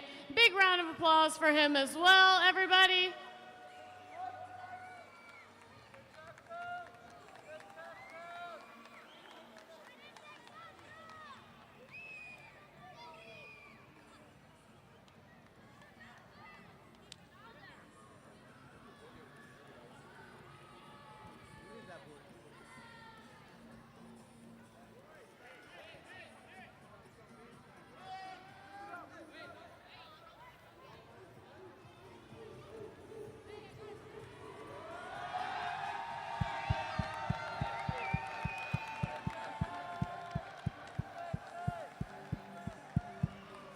Everybody, one more big congratulations for Team USA.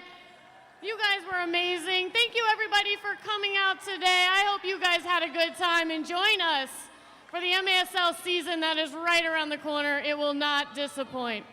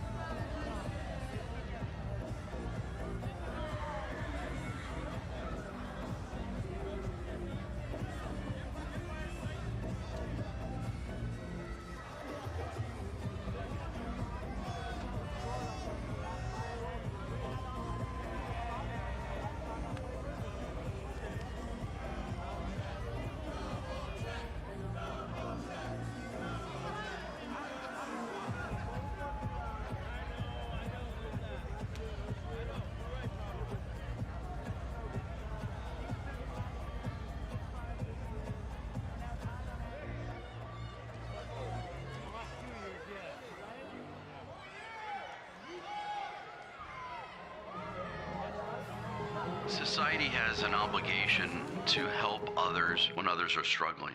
Families can become distressed because they lose their father. Now a mother's forced to raise their 3 children. How does she get a job? How does she create the means to take care of her kids? For nearly 30 years, National Core and Hope Through Housing have changed the lives of hundreds of thousands of individuals, providing housing, offering hope, transforming communities. National Core and Hope Through Housing, building the future of community.